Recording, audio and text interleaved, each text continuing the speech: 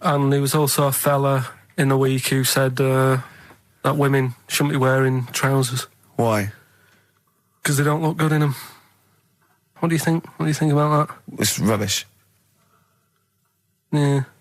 These are the only things that have caught your eye over the last couple of weeks. This is the entire news. Galileo did something with light. A French fella said women shouldn't wear trousers. See, that to me wouldn't pass as education. It's not education. I don't know where you could ever use that. I don't know when that would ever be applicable to life. I just like reading stuff that sort of reminds me of... Do you know what I mean? If I read it and it gets me thinking, I think that's a good little piece. But, I mean, but surely can't you just sort of like sit near something that vibrates to keep your brain going? Or shake your head every now and again?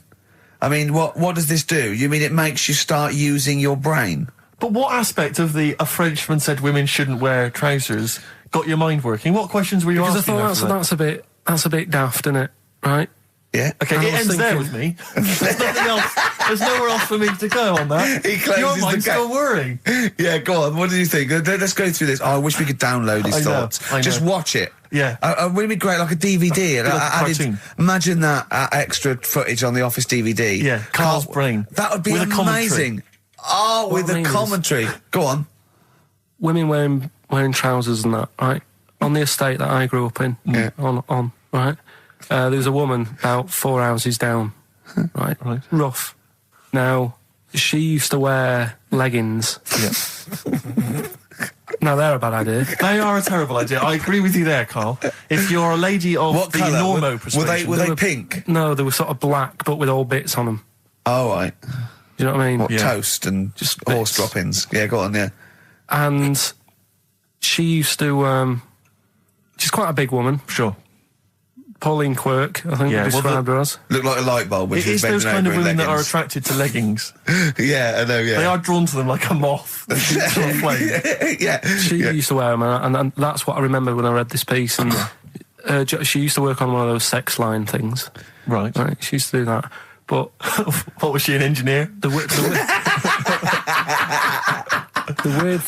weird thing with her was, she had big eyelids.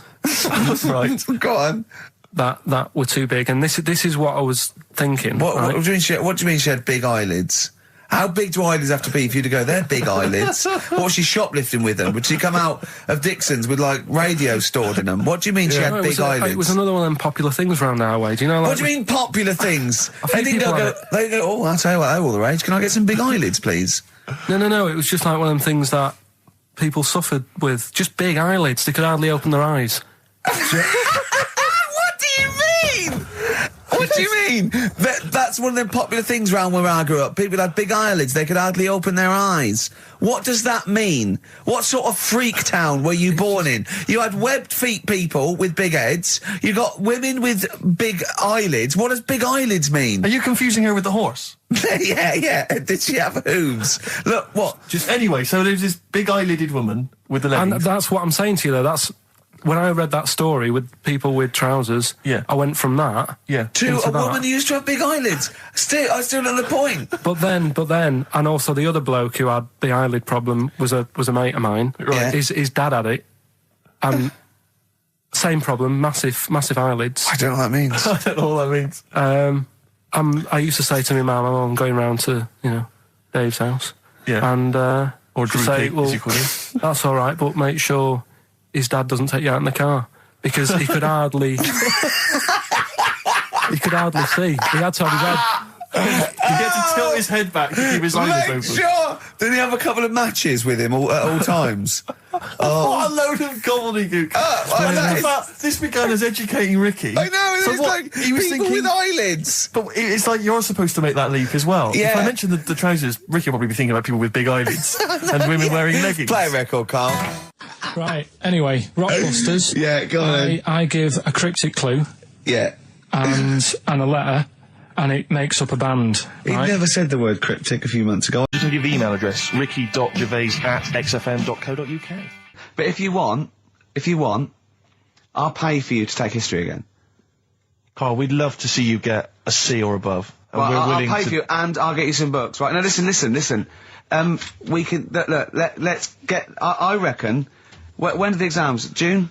Something like that, yeah. We're trying to register next week. and I reckon you can get an A or B. I'm history. Busy, I'm In busy. history. No, don't worry about it. It's just easy. Look at you, Brody's notes. If Heat magazine, they love you, Carl. They could probably sort something out. They could probably pay for a tutor. They got a lot of money. They sell a lot of magazines. I mean, it is always, almost always, and you found that out, I discovered this, it's always the Tudors and Stuarts. There's no fear for them not coming up. Now, what do you already know about them? You must already know stuff about Henry VIII and Elizabeth. No, because it's too long ago to even get interested in. Do you know what I mean? You can't. Is that why you relate to didn't? it. Okay. The Anderson thing, it was like, God, you know, I bet my mum and dad were in an Anderson shelter. You know, this is interesting. What, when they... Oh, my granddad would have, like, had something to do with this. But the Tudors, it's like, I don't know even if they had a family back then. Play a record. We come back. Hang on. Sorry. Just because I need to introduce the new feature. Yeah. For the I record. don't know if I had a family back then. Carl, listen, let me just ask you now, right? If you can finish this sentence, we've got a chance. Divorced, beheaded, died. Divorced, beheaded. Died. What is it? We just need to do a little bit of work, but otherwise I think you're going to be fine. It's how you remember what happened to Henry VIII's wives. They're little... Divorced, beheaded, died. Divorced, beheaded. It's like spam. Support... What's it? Support, protection, anchorage, movement. That's how You're going to... That's nothing to do with the Tudors No, and nothing to Stuarts. do with the skeleton. Yeah, see, no, we're not doing biology. Mnemonics and acronyms. What happened to Henry VIII's last wife? Did she die, or did she not die? Divorced, beheaded, died. Divorced, beheaded. Do you know that the only king that has got a moustache is... No. The only king that hasn't got a moustache is the King of Hearts on the playing cards. Carl is genuinely... I don't know if he's actually upset or embarrassed, but it doesn't matter. Why does it matter? You were 15 and didn't go to school. If you were my friends, I think you would have just said, oh, we can't find them. Why? But you just matter, What's though. to do with that? Well, what do you mean? What do you mean? It's ridiculous. Do it again because you want to learn, because there's great things in the world to learn about. Don't worry. Look, GCSE is vocational. Is vocationally for a 15, 16-year-old to go on to do A-levels or whatever, or to get results. But you don't need that because you've done very well. You don't care about the Tudors and the Stuarts. I mean, you know. I mean, I've had a couple of jobs, not this one, because you don't need qualifications to get a job. Obviously. In the radio. It's obviously a job. Absolutely right. But Yeah. the ones that I have got in the past, I did, because I didn't collect them, I had to lie. And I didn't like go mad. I didn't say I had A's and stuff. But I didn't put history down because I didn't even know I did it.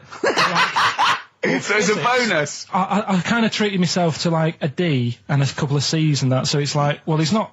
I love the fact that Carl even then was honourable. It's like, I'll at least put down the ones I think I took and lie, but the ones I didn't take, I won't lie about. Yeah, and don't give yourself a B. Exactly. If they're going to find out you lied, give yourself a B next time, It could Carl. backfire, couldn't it? I mean, my brother's a bit mental and he used to do things like go for jobs and say, oh yeah, I've done this before. Like being a mechanic, and he's never even picked up a spanner. And yet, he'd have the confidence to go and try and fix cars. Well, I'm not that daft, but... God, and he... Who do you blame for this? That's just an easy way out. I have to blame myself. Don't I? Yeah. What was the teacher like? Well, there's loads of different ones. I didn't like... I mean, the history teacher, it is my own fault, because with her, she's a bit mental. And I used to kind of stop the lesson by saying, oh, miss, tell us about your fireplace you've got that is made from a gravestone.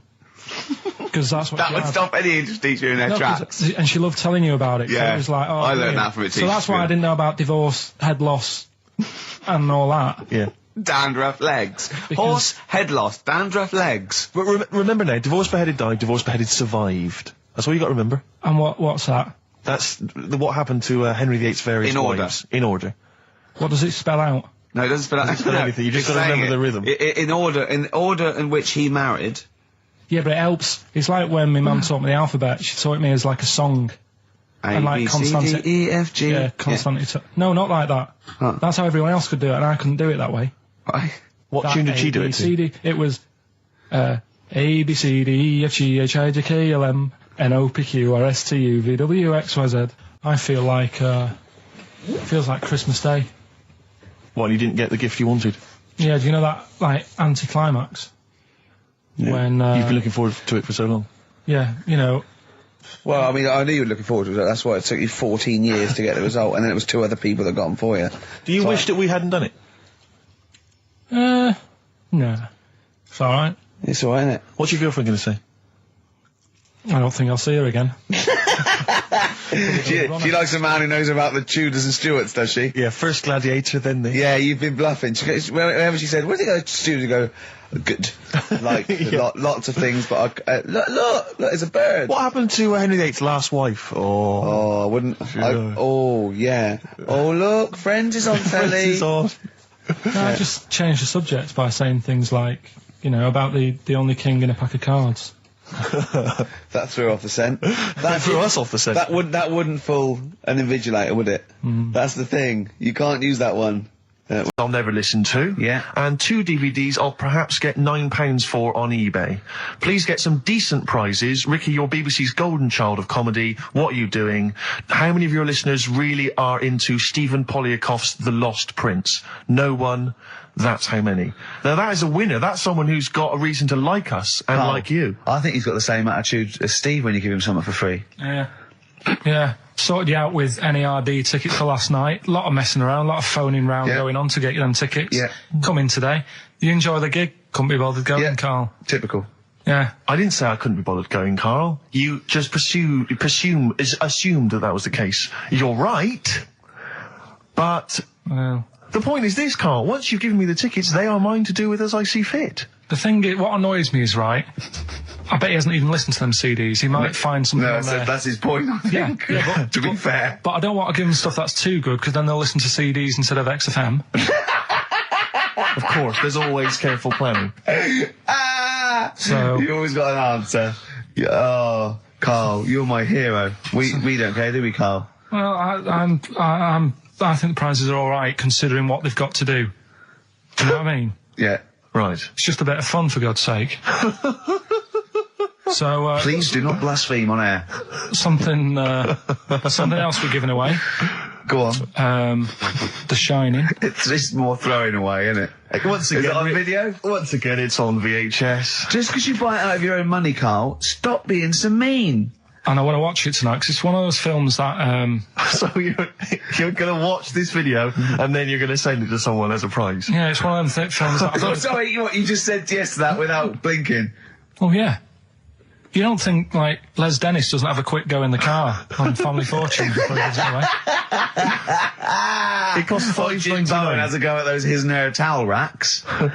It costs $5.99, Carl. Okay. Letter to Hermione by David Bowie. Well, we're all getting stressed here. We're going to run out of time again. We haven't had enough answers. We left it so late. We had so much rubbish to pack in. You did it on purpose. What? What do you mean? You did it on purpose. I love Rockbusters. I think it's the highlight of the week. But I remember again, in the early days of Rockbusters, we used to get reams of emails. Do you know how many we've had today? go on. 2. Yeah, because we've just done it in the last link, and people have to think about it and do research. They have to guess, because I don't think XFM Family Fortunes is going to be a success. Don't knock XFM Family Fortunes, Carl. It ran on ITV for years. Right, well... Yeah, so has anyone got anything right, Carl? What we'll have to just do as well, we haven't got any prizes to give away anyway, because he gave them away our next month. Yeah, we're coming through now. Let's see, just hang on a minute. Well, this isn't radio. You can't just sit here looking at a computer screen going, hold on, that isn't radio. Right, well, it'll have to be the one who got the closest, right? Joe Jackson. Is she really going out with him on XFM? Right, it's the time that most people, I imagine, have been waiting for. Monkey news. Play the jingle. Okay. Oh, chimpanzee that monkey news. Right. Come on. Come on. Should be ready, Carl. That's amazing, isn't it? It's like Nicholas Witchell.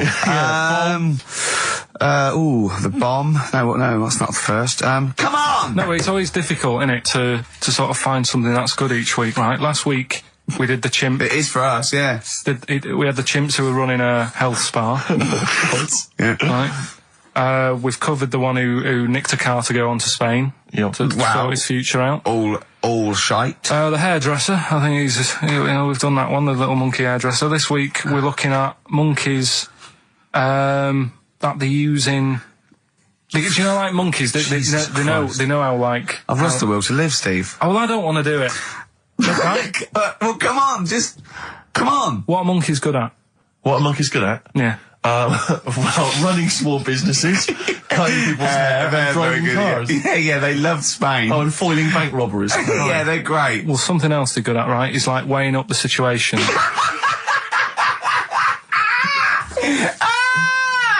Oh, God! If you stick them in a field with loads of like obstacles on it, right, they're good at sort of, I can get over that, and I climb over that, I'll swing from there to there, that sort of thing, right? Okay. So the people in charge of somewhere, I've thought... somewhere! Come on. I've thought we can use that skill, right? And what they've done is they've got a load of little monkeys, right? They've given an IQ test. Yeah. And the ones that score above 80, right? Get to produce this show next week. Join the army. Right. How do they join the army and what do they do? They just, what they do is they set little obstacle courses up for them. They do that. They do a cross-country run. They do, the IQ cross-country test. run? Yeah. Okay. And then once they've done all that, they make them a little uniform, made to measure little uniform. Slightly longer arms, shorter legs than usual, yeah. Yeah. And, basically then they taught how to use a gun and that sort of thing. Yeah, of course they are. You're talking rubbish again. This came through literally, pretty late on, so... So you've not had a chance to corroborate all the facts, as usual? Just have a look. Right. It's the bit I'm looking for is, well, A, why are they doing it? Why are they doing it? Yeah. Why do we need monkeys in the army? And secondly, why are we giving them guns? I'll just check to see if any of that... I love that we only let gays in recently. Yeah. Talk amongst yourselves. Yeah. Just have a look. I can't read it. There's too much pressure. Well, it's rubbish. But it's rubbish. They don't get. It's the way that there are things. There are animal cores, right? There are horses. There are dolphins, sea lions. There are lots and lots of animals in the army, but they don't have to pass an obstacle test as such, and they're not taught to fire guns. You straight away assumed that there's going to be loads of squads of men and then just one little monkey in the middle. Like, he came second on the test. He's in, boys. What do you think, Steve? You've read it? Well, as ever, Carl, this is an arbitrary email sent by one of our listeners. You know what Ricky and I think of them. and so we're not really basing this on hard evidence. We're basing it on the ramblings of one of our listeners. Rubbish. Once again, lazy, rubbish, uncorroborated, nonsense. The stupid test that you got wrong. Rick, that sounds like monkey news to me. I wanted to play those adverts for you on XFM 104.9. Well, that's about it. We've had some tears and laughter. I mean, the only real thing that we learned from today's show that's corroborated and is absolutely true is that, remember, Mancunians take off more sick days than any other area, 11 days per year, compared to sort of like 8 Liverpool. And from that we extrapolate, do not trust Mancunians. Well, I'm not saying that. I think that's a bit harsh. I'm saying, make sure you get in writing that they're not going to have more than sort of like the average number of days off per year. Yeah. Or if they start taking loads off, fire them. Yeah, do you know what I mean? All right, Carl, we've had a good day? We're going to end with a beautiful song, aren't we? Just to show we're all still friends. To Jimmy Webb and his version of Galveston. See you next week, I guess. Bye. Placebo in this picture on XFM 104.9. 8 minutes to go. Let's make it a good 8 minutes, and then we can all chill out. Yeah? Enjoy the rest. They did tests on the brain, and it worked out that they've got something smaller in the brain. The gay ones have got something in the brain that makes it smaller. And they said, right, well, that's probably how it's going to work on males, on like males and females and like humans. So you took from this that gays have smaller brains than straight people? No, there's something in the brain. Right, so if someone's saying, I'm a gay, or they're not sure or whatever, they will now be able to find out. So you can go to the doctor and to find out if you're straight or gay. Is there any gay in my brain? Let's have a look. Do. You've got a little bit of a gay in you, yes. A little bit of gay in there. Yes, you've got the, you've got a little bent cell there. Well, that's why they did it, anyway. I don't understand how they could differentiate which was straight and which were gay to begin with. before they then gave it to the scientist. Wasn't that what the scientists figured out? How did they tell? There's one theory that it's genetically determined. There is one. There is a theory that's genetically determined, but I don't think it's as easy as pulling a sheep's brain apart and finding a little pink sort of like blob in there, and going, right, we've taken the guy out, and now he's going to go and shag some ewes. I don't think it's that straightforward. Although homosexuality does occur at a similar sort of rate in animals, I think. Yeah. Yeah. So you knew that, didn't you? So that's that one. I mean, I just like the idea of the farmer figuring out which is straight and gay. Well, that one's wearing quite a camp-looking neckerchief. So I'm thinking maybe he's gay. Is that, yeah. I love the fact they can, that one's a big fan of Sophie Ellis-Bextor. They put on ABBA and see which ones dance. Exactly. That's how they... Which one, Put on like Barbara Streisand and see which ones sing along.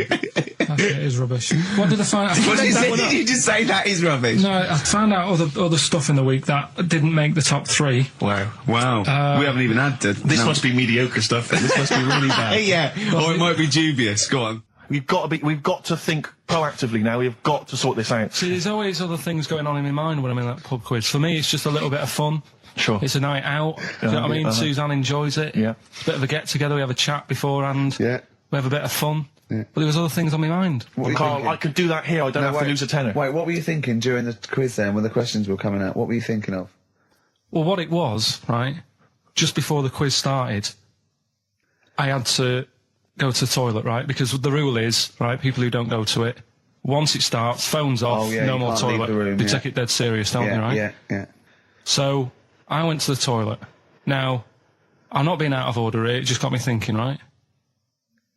I went to the toilet, the gay fella in there, right? There was a gay fella in there? Gay fella in the toilet. Now, how could you tell? How did you know? Just typical, everything about it, right? Everything about it, right, yeah. Oh. What, large handlebar moustache, leather cap. Butt plugs, amyl nitrate. Could I just say that these views do not reflect the views of the management of XFM or me and Steve. Or most of the people in this country. Go on, Carl. What's your problem? Yeah, but this is what I'm worried about, really. But this is why I only got Danny Minogue right. Right? Because this was floating around my mind. Went to the toilet. Big gay icon, now, isn't she?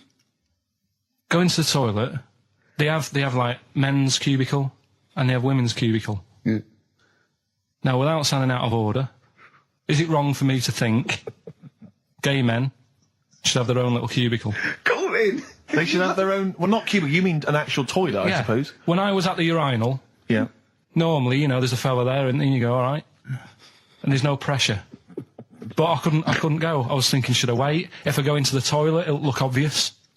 Yeah. I had loads of pressure and but this was going on. What were you worried about? I'm so sorry. What were you concerned about? Viewers? I'm so sorry. Well, it's like, right, listen, when I was a kid, right, and it's all right for you to go into women's toilets when you're a kid. It's like, oh, it's a bit cute, right? As long as you're not, like, over 15 or something, right? Right. But when I was a kid, I went into a toilet, and women, when they use their little cubicles, they don't shut the door. Some of them just sit down on the toilet, right? And you see everything. And, no, seriously, that's probably one of the first times I saw, like, a woman. Yeah. That, right?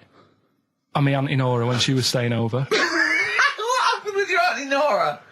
She was, she's into wearing caftans. Into wearing what? Caftans. Oh, yeah. What are caftans? Big, bellowy sort of dresses. Right. And, I used to sit on the floor at home in front of the telly. Sure. She was on the chair behind. Yeah. She did a bit of a sort of a Sharon Stone scene. Oh, God. Yeah. Did you see it? There was no underwear? No. What age were you? What was it like? What age were you? It was like a ripped tennis ball. What? Right, we're off air. We're off air. Either that or put us in for the Stoners. Iced tea. That's how I'm living. A bit of old school hip hop. Where's our tea? All right. Good point, yeah. Go make me a cup of coffee or something. Well, before you do that, can I just qualify something? I'm a little bit concerned about your toilet discussion. What exactly is your point again? I was just a bit bemused. You see, it's a tricky one. All I'm saying is, right, there I was at the pub quiz. I go to the toilet, not thinking about anything. I try to go, right? There's a little gay fella next to me. I love this little gay fella. Now, the weird thing is, there's nothing stopping him having a little glance, right? Because he's allowed in the fella's toilet. Yeah. Now I'm not allowed to go into the woman's toilet and have a little look round. Right. So all I'm saying is, should they have another toilet area? What, for gay people? Yeah. And so this would be gay men and lesbians?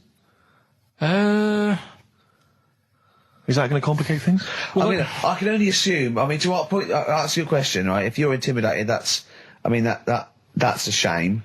But you know, most gay men aren't looking at your knob. You know that. What do you mean? I can only say that 99.9% of gay men who use a urinal standing next to what they assume is a heterosexual man aren't looking at his knob. And what they're doing then? They're emptying their bladder. No, but the thing is, I can't talk. You're saying like, you know, about would you have one toilet for lesbian women and gay fellas, right? What does that mean? Yeah, would it be mixed? Would it just be? Would it have a man on one? That's heterosexual man. One little picture of a woman, other, and then what? What would the little icon be? A man and a woman. A man and a woman. Just having a chat. Yeah. In pink and Doc Martens. But you couldn't mix them, because then what would happen is you'd get people who are going, oh, I'll play up to this a bit. What, pretend to be gay? And yeah, you know, sort of grow a moustache and shave their head. And pretend to be a lesbian. Right. Yeah. So, I see. So, you know, people pretending to be gay so they could go in and have a look at the lesbians. Yeah. Right. So that would mean that we need 4 cubicles now, would we? Yeah, no, this is fine. 4 cubicles. So every pub How now... many toilets do we need at Every the pub's moment? now got 4 toilets. Oh, Carl, bisexuals. Yeah. Now, interesting. Bisexuals. How many toilets do we need now? Call the council. Do you use any? Huh? No. No, because they're interested in everything, aren't they? Because a little bisexual fella will be looking at your knob. Right, with them, Yeah. what you do, you just have a door, you open it, and there's one urinal there, so you can't get a queue. They have to sort of wait. I just thought that, well, why can't there just be a thing between the urinals? So no one can look at anyone else's knob. Wait a minute. Just to go back to Ricky's point, what stops, even if we've got the toilet for gay men, what stops the gay men who want to have a look at your willy going in the regular toilet and pretending that they're straight? Most men don't wear gay across their No, head. exactly. They don't have a tattoo. There's no branding yet in the British house where they have to declare. So we're going to have to expand this. So we've all got to carry identity. Do you know cards. you can see a gay, can you? Coming a mile off. No? No, I'll just hold it in next time. No. Can you tell gay men? Do you know a gay man? I'd say probably if you did if you lined some people up and said point them out, I reckon I'd get. But hold on, we're not talking about people dressed in leather with the arse cut out and an handlebar moustache. Yeah. We're talking about the everyday non-seen. Of course. Yeah, but I mean, suppose I put you in a room and there was 10 naked men, right? Yeah. And there's 5 gay men and 5 hetero. Could you walk along that line looking at those gay... Am I naked? No, you don't have to be naked. Why would you have to be naked? To catch them out. Play a record! How would you catch them out? No, don't go into it. Don't go into it. Don't go into it. Play a record. I'm miserable now. Would you share a toilet with Morrissey? From Manchester, you'd have a lot to talk about, wouldn't you? Yeah. We've had an email, Rick, from Jim, and he's just simply said, what about a separate cubicle for bold Mancunians? Also, can I send a big shout out to my grandparents, who I believe might be listening on their new digital radio? They're pretty high tech. Very West Country. Yeah. Are they the merchants of Bristol? Merchants, yeah.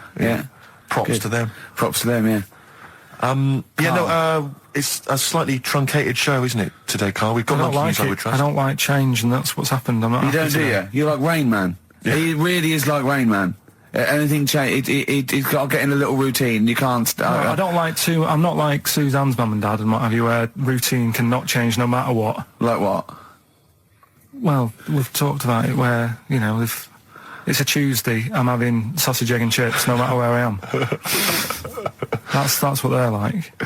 Right. That's what they'll remember, actually. When I'm saying about stuff about Live 8 and all that, you know, people will remember if people said to a dad, you know, you remember Live 8? Okay, what day was it on? Tuesday. Well, I had sausage and chips. Nothing changes. But the thing is, today, normally we have a bit of a, you know, I know what we're doing where and all that, and it's all sort of messed up. We don't usually know what we're doing where. We say, what should we do next? No, You go, what? but I know, like, Rockbusters has been done early. Right. So that's normally done at That's about really 5 throwing you. I minutes. think, I just I don't like all this change and that. It's messing about, isn't it? Rain Man. So what do you want now? Well, what about song with a story? See, right, well, last week... Look at him, he's in a genuinely foul mood. No, he's actually rocking. Yeah. He's actually rocking like Rain Man as well. Last week we did, like you say, Eric Clapton. This is the section where we play a song with a story. I think every song, if it's a good song, it's got a story. You've got to listen to it, sort of, you know, from the start. You get in the middle, you're going, oh, how's it going to end and all that. Yeah. You wait another minute, you know the ending, you're happy. But the thing is, as Steve said, you know, sometimes you're disappointed with it, so it's just not a good story. And as Steve said, I'm not sure you're finding what you need in a song for a story. Why don't you read a book, a novel? If you want a really good story that engrosses you, why don't you read a book? You're not going to get it from a pop I haven't song. got time for a book. Song's 3.5 minutes. And that's it, is it? And that satisfied you? Well, yeah, it gets you thinking for a few minutes, then you move on. This Then you one, stop thinking. 2 minutes 50, this one, right? It's brilliant. Go on then. It's about, last week we talked about the little crippled fella, right? This one... As I say, I don't think we say cripple anymore, but go on. Alright, this one, someone emailed in saying, if you want a song about that, this is a song you want to listen to, right? Right. It's about this fella who, basically something happened. I think he's in a wheelchair, right, for some reason. You thought that last time. His wife, you know, likes going out. She doesn't take him with her when she goes out. Right. Is it Ruby, Don't Take Your Love to Town? Yeah. Brilliant song. Well, just play it then. Yeah, great song. Alright. What do you mean? Oh, just, it's a good story. It starts off well and that. You're feeling sorry for him, but then he says, where's my gun? Yeah. Because she's a slut. Why? Because she's going off. Yeah, but what does he expect her to do? What? Just because he paralysed his legs fighting for his country, presumably in the Vietnam War, says that crazy Asian war. So he's gone, he's fought for his country, he's taken a bullet, he's come home, he can't walk, he should be a hero, and then his wife's going out putting it about downtown. Why do I never meet women like Ruby? XFM. Forever Lost, the magic numbers on XFM 104.9. Well, the concert's kicked off, Steve. Yeah, I'm a bit annoyed that we're still here, really. Let's try and wrap this up quite quickly and then shoot No off. one's listening anyway. Nah, we could talk about anything. Well, we do. Yeah, true. It makes no difference to We us. could do a lot more swearing than we normally do. We could do even more. Oh, right. And I wasn't going to you wouldn't appreciate it. That's just sparkling wine. Oh, brilliant. Oh, I love that. Yeah, he doesn't know any different. I'm seeing Carl on Christmas Day, because he's around Christmas Day in London, so I'll get a little gift then, Carl. Alright. That'd be good, wouldn't it? It'd be a nice little... Okay, answers. We must give the answers. You would have to go to bed at 6, though, so we can play. Right, here's the last clues of the year. You had, there's a load of letters there asking for advice. Put them on Claire's desk. Go that on, was no idea. F. That was for foreigner. Foreigner. I don't know what you mean. Claire Rayner. She took advice. She gave people advice. So that's a foreigner. That is shit. Right. I'm sorry. That may be Christmas. That is absolute A garbage. lot of people got the right answer. I know. Yeah, well, that well, annoys right, me even well, more. Number The 2. second one, ask your mum. Foreigner. Yeah. Foreigner. Second one, ask your mum if you should. That was S. That was Shalimar. Shalimar? Shalimar. Right? No, bizarrely, what was the clue there? Ask your mum if you should. No, we got a lot of people saying Smashing Pumpkins as the answer to that. I don't know who's saying that today, Mum. Smashing Pumpkins. Merry Christmas, Mum. Smashing Thanks Pumpkins. very much. Nice bollocks. Oh, that's great. That's great. Right. Smashing Pumpkins. Your dad bought them for me for Christmas. Yeah. And the last one, Lovely plums. What, my Victorias? Oh, God. right, we've got to wrap it up. We've got to wrap it up. Come on, then. A couple of people were arguing in the supermarket at the fruit and veg counter. That was B. That was banana drama. They were like having an argument. What do you mean banana drama? What, no, wait. What group is banana drama? What group is Banana Drama? You're a fool. You're a twat. Well, you say that, but you accuse Carl of that. You're also accusing lots of the listeners, including the winner, Nicola Rogers, of London, and she wins those great prizes, and she got them bang on, so... Banana Drama. So, can we finish there now? Yeah. What do you mean? What do you mean, can we finish there now? Just play the ads and go. What? No, what are you talking about? We're going to play Jerry River all Play that then. Goodness me, Carl, look at you. We haven't got time. Merry Christmas, Carl. Merry Christmas, Carl. Enjoy the show. Let's give him a little kiss. Oh, a little kiss. no, with tongues, it's Christmas. No, don't. Stop messing about.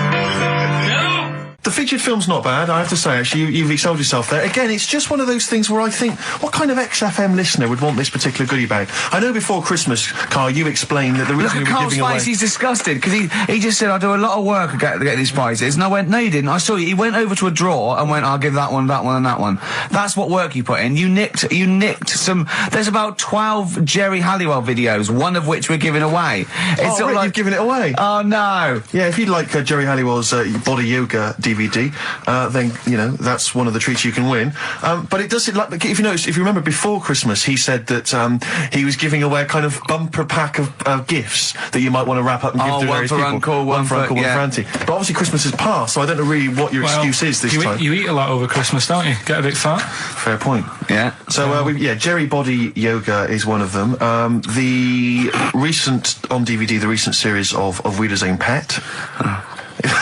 Yeah, reaction. Could you give me that reaction again? Well, Rick? no, just give me that reaction again. No, yeah, brilliant. And actually, I have to say, this isn't bad at all. This is the very best of the Stone Roses CD. Well, you can't knock that. You can't knock that. In fact, I'll tell you what, we should play Elephant Stone at some point. Yeah, we'll have that. Go on. Madness. I think this is actually tunes from them and not from the musical, although it is tied into the musical. He went to see that musical. Really? Yeah, on New Year's, you know what it's like on New Year's Day, there's nothing to do. Sure. So you go and see some people doing Madness songs? No, I took Suzanne out for a walk, right? Yeah. Went round Covent Garden. Right. Past the place where it was on. The stage door was open, you snuck in. Well, I said Madness are alright. And because when you think about it, Madness songs are quite sort of musical anyway, aren't they? So you can't... They're quite musical. Do you know what I mean? They sort he of... means they're like a musical, like a musical. Knees Up Mother Brown. I thought it was alright, enjoyed it. Blur the musical would be good, wouldn't it? Blur the musical would be excellent. Yeah, little Cockney Sparrow. So what, you bought tickets there and then and just went in? They're not selling, are they? It was fairly quiet, because we only paid the lower price and we got upgraded for free. Nice. So you enjoyed it, did you? I'd loved it. And would anyone like to come on stage with us? Yeah. The little bald fella. Yeah, go on, I'll give it a go. And what home are you from? Where are you? What are you doing tomorrow? Well, I'm going. No, you're coming here tomorrow. Come here tomorrow. Is he not doing well? That's a disappointment. I don't know. I mean, it was New Year's Day, so maybe that's why it was quiet. Okay, well, if anyone hasn't seen this or didn't receive it for Christmas, Bono said, all is quiet on New Year's Day, Carl. Yeah. Also, we've got to give away Minority Report by I like that. Steven I enjoyed Spielberg that. with Tom Cruise, which is on VHS. A good rip-roaring sort of film. It's not bad. That's probably the best thing we're giving away, but as I say, we can always leave some out if you don't want. I'm arresting you for the future murder of Sarah Marks. Brilliant. That's the sort of excitement and drama you'll be getting in it. It's not brand new. Taste there. I got that off Paul Anderson. He said here's something to watch over Christmas. So you've actually watched this already? Yeah. All right. I've rewound it. That's probably added to it, though, isn't it? It's touched by the great man himself, Karl Pilkington. And it's alright, I'd say. It's worth a watch. Can I just ask Carl how he got on over Christmas? Because the last time I spoke to him, you hadn't bought a present for your girlfriend. I have to say, I was on tenterhooks all Christmas. Well, you changed it. After that show, I felt bad, even though I shouldn't have done, because... Because you hadn't bought your girlfriend a Christmas present? Yeah, but I said to you, I booked a table at a hotel in Covent Garden, had Christmas dinner there, which was nice, right? It's good food and everything. Didn't feel like enough to me. Well, then I went out and treated some stuff, and then... No. A couple of days before Christmas, he went... I took Suzanne to that hotel we're going to go to for Christmas dinner. We had tea and cakes. And I went, oh, you treated her? He went, no, she paid for it, but I was just showing her what it was going to be like. That was her extra treat. She paid for it. I love that. Brilliant.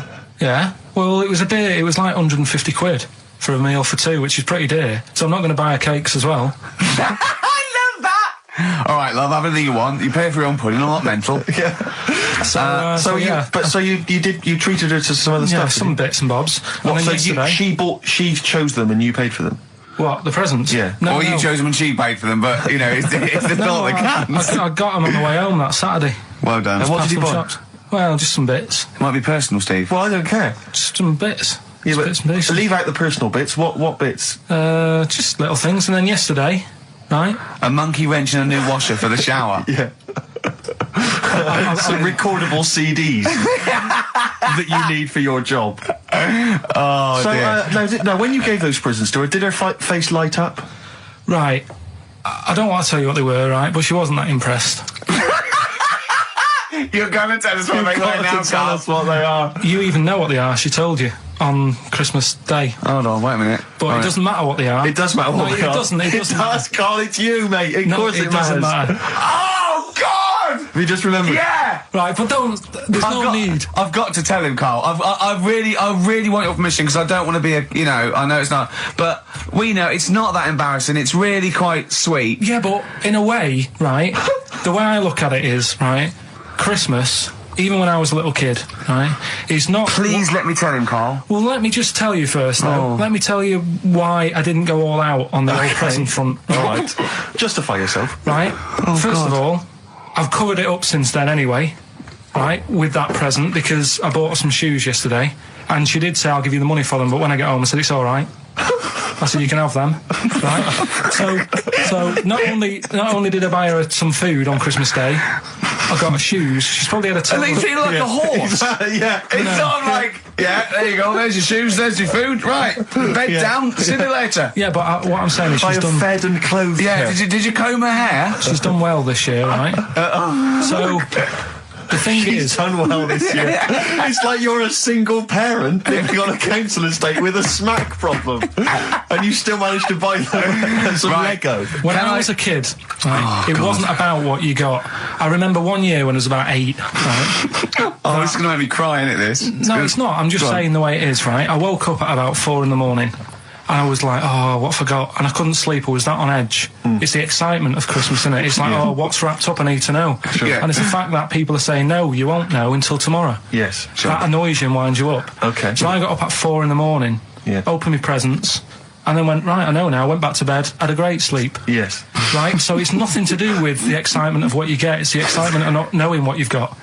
And then what happened when you got up to go down with the So presents? hang on. So what you're saying to me is that you could wrap up a brick because the thrill of Christmas is in hoping and being excited about what it is, not the actual gift itself.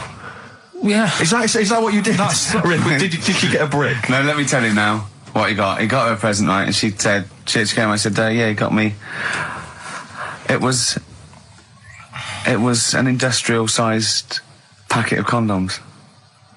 It was a joke gift. No, it No, it wasn't a wasn't joke. a joke. It wasn't even a joke. I went home that Saturday after the year, past Boots, thought, might have something in here. They were on, like, some value. Right, you passed the Were they makeup. used? Right, but Passed the anyway, makeup. You passed all the other. Past the Feminine makeup, stuff. past the lovely vanity cases, Yeah. the foot spas, Exactly, yeah, the bathroom Oh, products. hold on. How much are these, love? For 100? Yeah. $4.99. Yeah. Do I get them reduced if I buy in bulk? So how many did you buy? What was it? I don't know, probably about 100. Right. Okay. And is she allowed to use those with anyone? Did you wrap them? Can she just go out and have a wild Well, time you don't with need them? to. They're already wrapped, aren't they? Oh. And then what did she say when she opened them? I No, just- wait. Carl, what did she say? Right, play a record and we'll come back to this. Oh, you're worse than my father, that's genius. Made famous, of course, by Jimi Hendrix. Yeah. That's All Along the Watchtower, as originally done by Mr. Bob Dylan. On XFM 104.9. So, Carl, just take us through the moment where you gave this gift. Firstly, So you went into Boots, right? You thought, all right, 100 condoms, brilliant. Okay, did you wrap it I up? don't know if it was 100, probably 80. Right, okay, yeah. Right? You don't want to go mad, do you? Wrap them up. I'm just resting easy knowing that he's not trying to breed. Right? No. Yeah. So, I got her them. I got her Grease on DVD, because she's Okay. always watching that. Yeah. Right? Yeah. So just think of when her mum said, what did Carl get you? Some condoms and grease. I was going to say, I'm glad he said on DVD. And, she was surprised anyway, right? Because Yeah, I bet she was. no, when she got she was thinking like jewellery. no, So right? that showed her. That surprised you, hasn't it? Alright? So hang on, wait a minute. You thought it was a holiday, didn't you? Yeah, look at your face. You don't know me at all. So hang on, so did you give these on Christmas Day? Right, what happened is... Have you ever read the, Carl, over to you. This is the time where we play, well, the world-famous quiz, isn't it? Rockbusters, isn't it? Yeah. Which is Blockbusters, but with music. See you later.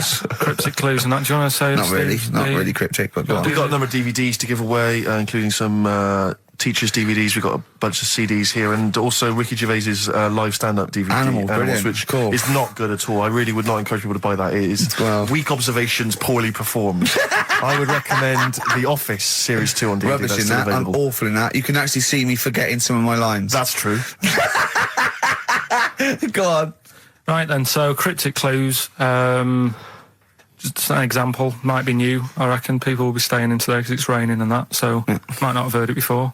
So, like... Or they have and they're not listening. yeah. Well, whatever. Oh, good. You gave up on that, did you? Well, give us an example of the sort of thing. Jesus. All right, maybe don't. Listen, Don't say that long. I'm a broadcaster. Yeah, words are my tool. Go on. All right, forget that. Come on, Baldy. Right, three clues then. Here's the first one. It's a band or an artist. Yeah. Right? I'm going to the northeast. What are you going there for? Good point. Good question. Right? Yeah, if it had been why you're going to the northwest, that's a different matter. Go Going on. to the northeast. What are you going there for? Right. Yeah. S is the initial, so it's a band or an artist who starts with... Talking of money, Steve, look at this, right? It's in the paper. A wife has had her beauty insured for £100,000 in case she grows ugly and her husband walks out. Nicole Jones, 26, of Chipping Sodbury, Gloucestershire, says £200 a year, pays £200 a year for a policy. She arranged it as a present for her husband Richard. Her beauty will be judged by a panel of builders. So... Have they been selected beforehand, do you think? Do the insurance company know who they are? I assume they're complete strangers. So suppose, like, in 30 years' time, he looks at her and goes, oh, you've lost your looks. She goes, well, have I? Yeah. He goes, well, yeah. Well, have I? They're calling the panel. Some girls go in. Yeah. All right, get him out for that. Well, never mind that. It's yeah, she's lost it. Right, Well, 100 grand. well, 100 grand coming your way. They stand on some scaffolding. Yeah. She walks by. Yeah. And if they wolf whistle... That is amazing. Do you think they give her a quote first? Yeah, what if they say, actually, love, you've got nothing to lose. You're not oil painting anyway. Yeah. We can't come round and judge your beauty for at least I mean, that is just open to abuse, isn't it? £100,000. Because I remember, in Japan, they're mad on golf, right? And if you get a hole in one, you buy everyone, you throw a party. And it was costing them like thousands and thousands of pounds. So they were insuring themselves against getting a hole in one. And so miraculously, everyone was going, I got a hole in one. Did he? Yep. Yeah, yeah. Paying out insurance. I mean, they could be in that together, couldn't they? They're bizarre. not. I'm sure they're not. Well, They're probably more honest than you two that would take 20 quid out of a cash point. But, you know... No, 30. 30. Yeah, 30. I like the wording, though. A wife. Yeah, a wife. The word wife. The word wife. It's a... I don't know why I just find it's just an odd word. This is my wife. Hello, the wife. Yeah, the wife. My wife. It just seems a word that you have to say if you're 60. You can Yeah, go, I know. Have you met the wife? And even then, ironically, unless someone, you don't know exactly, are you married? Yeah, my wife is from, you know what I mean? that makes sense, but it's still wife. People go, oh, better get back, I'm meeting the wife for dinner. But especially when you know them. I remember bumping into friends of mine somewhere at a party, a couple that I knew, and I'd known both of them before they got married. In fact, I'd known her, I think, longer. And I said, where's so-and-so? And he went, the wife will be along in a minute.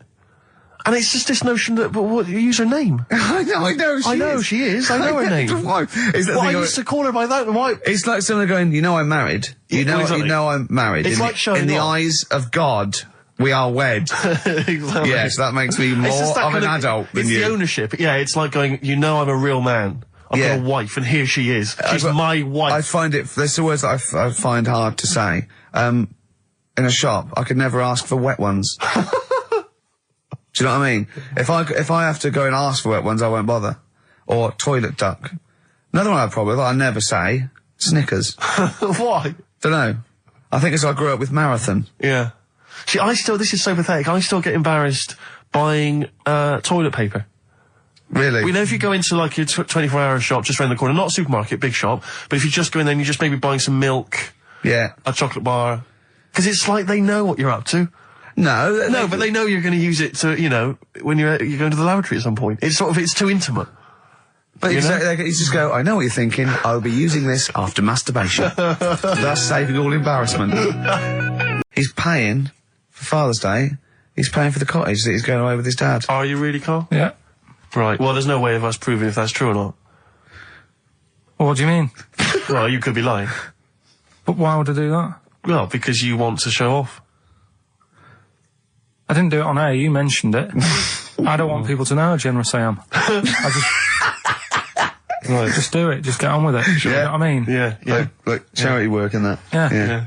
Exactly. But I'd have thought that you wouldn't have fallen for Father's Day. I'd have thought you'd have known it was like... Well, we don't. I mean, to be honest, there's a bit of a coincidence, because I paid for it anyway, and it just happens to fall on Father's Day. Right? But don't I mean, buy a Dad's card. not normally that bothered. Don't fall for it. I mean, obviously that and Mother's Day and a plethora of other things were, I mean, literally invented by card companies to make more money. I know. Yeah. That's, I mean, my dad always says don't get him a card or anything. Because he hates it. With all these things that I'd like, you know, rip-off times, really, just ripping people off. Yeah. It sounds a bit stingy, that. But fair enough. Well, no, I mean, he's right. Yeah. He's right. It's just, because fellas aren't bothered about getting cards anyway, are they? But the other thing that he noticed, you know, helping out the flower companies, the Princess Diana thing, when she... Oh, sorry. Yeah. Jesus. God. So when... Carl, what do you mean? What do you mean? That's what he said. He said, oh... I nearly swore then because I was... you surprise me all the time. No, I'm but just... that is incredible. Sorry, what? I don't understand. What are you talking all about? the flowers that were sort of sold that day... Right. Or for people to leave as a commemoration or... Yeah, they made a mint, didn't they?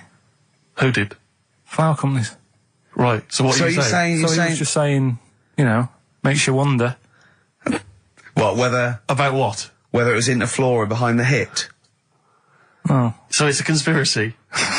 It's a conspiracy by the flower companies. I would love to see you and your dad just sitting at home watching a bit of Channel 5 when apes go mental, right? With your roast dinner. When's that on? And then talk like, well, yeah, you know, Kildana, don't you? Flower company's son. Right, quite right, Dad, you're not wrong. What are you talking about? No, I'm not, you know, I'm just saying, it's like you were saying about the cards, you know, on Father's Day and that. It's just a bit, too much of a bit weird. Too much of a coincidence. I'd be interested to see sort of, you know, like the business graph. Sure. On how the companies were doing, then suddenly. Yeah. Yeah. But then by the same token, Elton John, you know, he had the biggest selling hit record, didn't he, off the back of that? I mean, so, is he incriminated as well? If you want, I mean...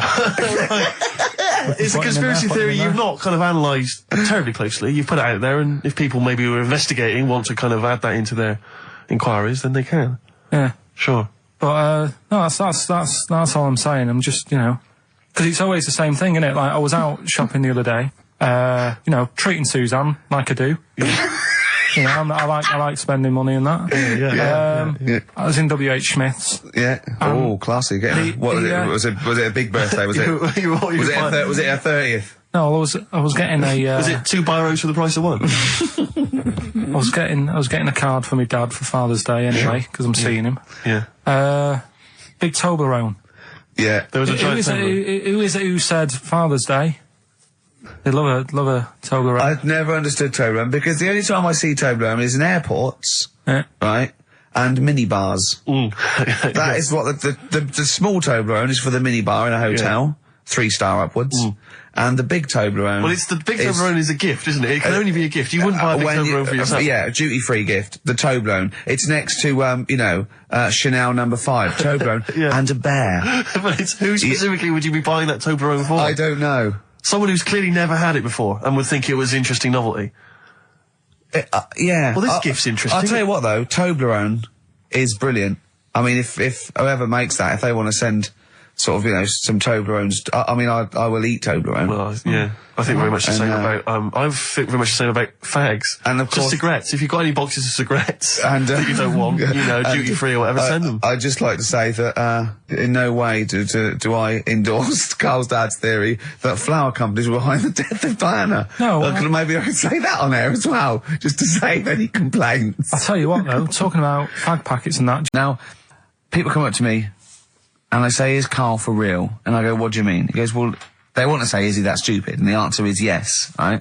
Some people think that he's putting it on. Some people think that he's a character that we've invented, like we've got an actor in, like he's a Gareth Keenan or a Tim or something. And I go, that we've scripted. Exactly, yeah. No, he's absolutely real, aren't you, Karl? I go, where did he come from? Well, just to tell the story, we came here and, I was much too important to run the desk myself this time round.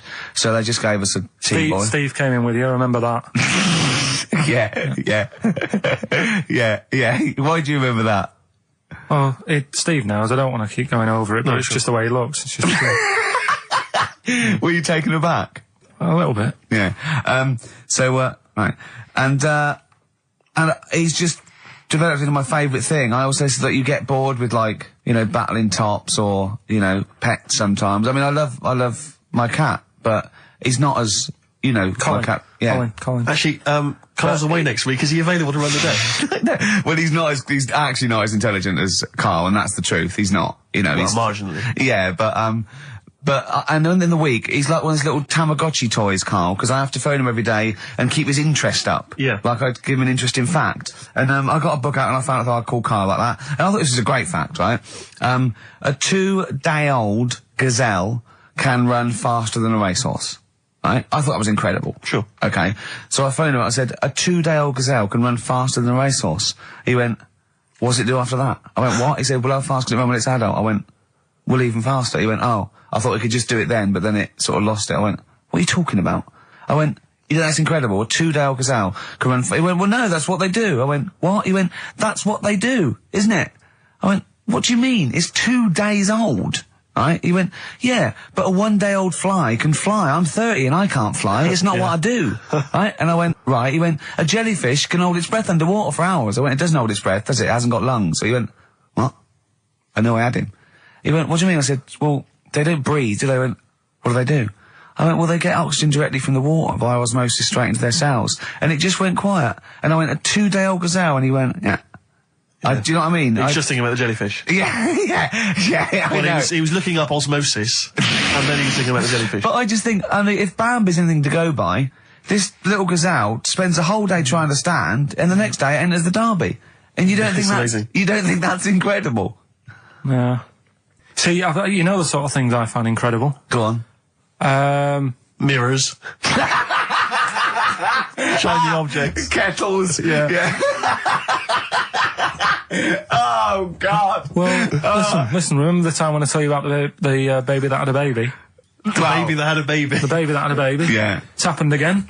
No, it hasn't. Well, it didn't happen the first time. It was in the papers, I think, on Monday, in all the tabloids. So it's a twin where one has grown and the other one is still at a fetal level. No, it wasn't, though. It had grown.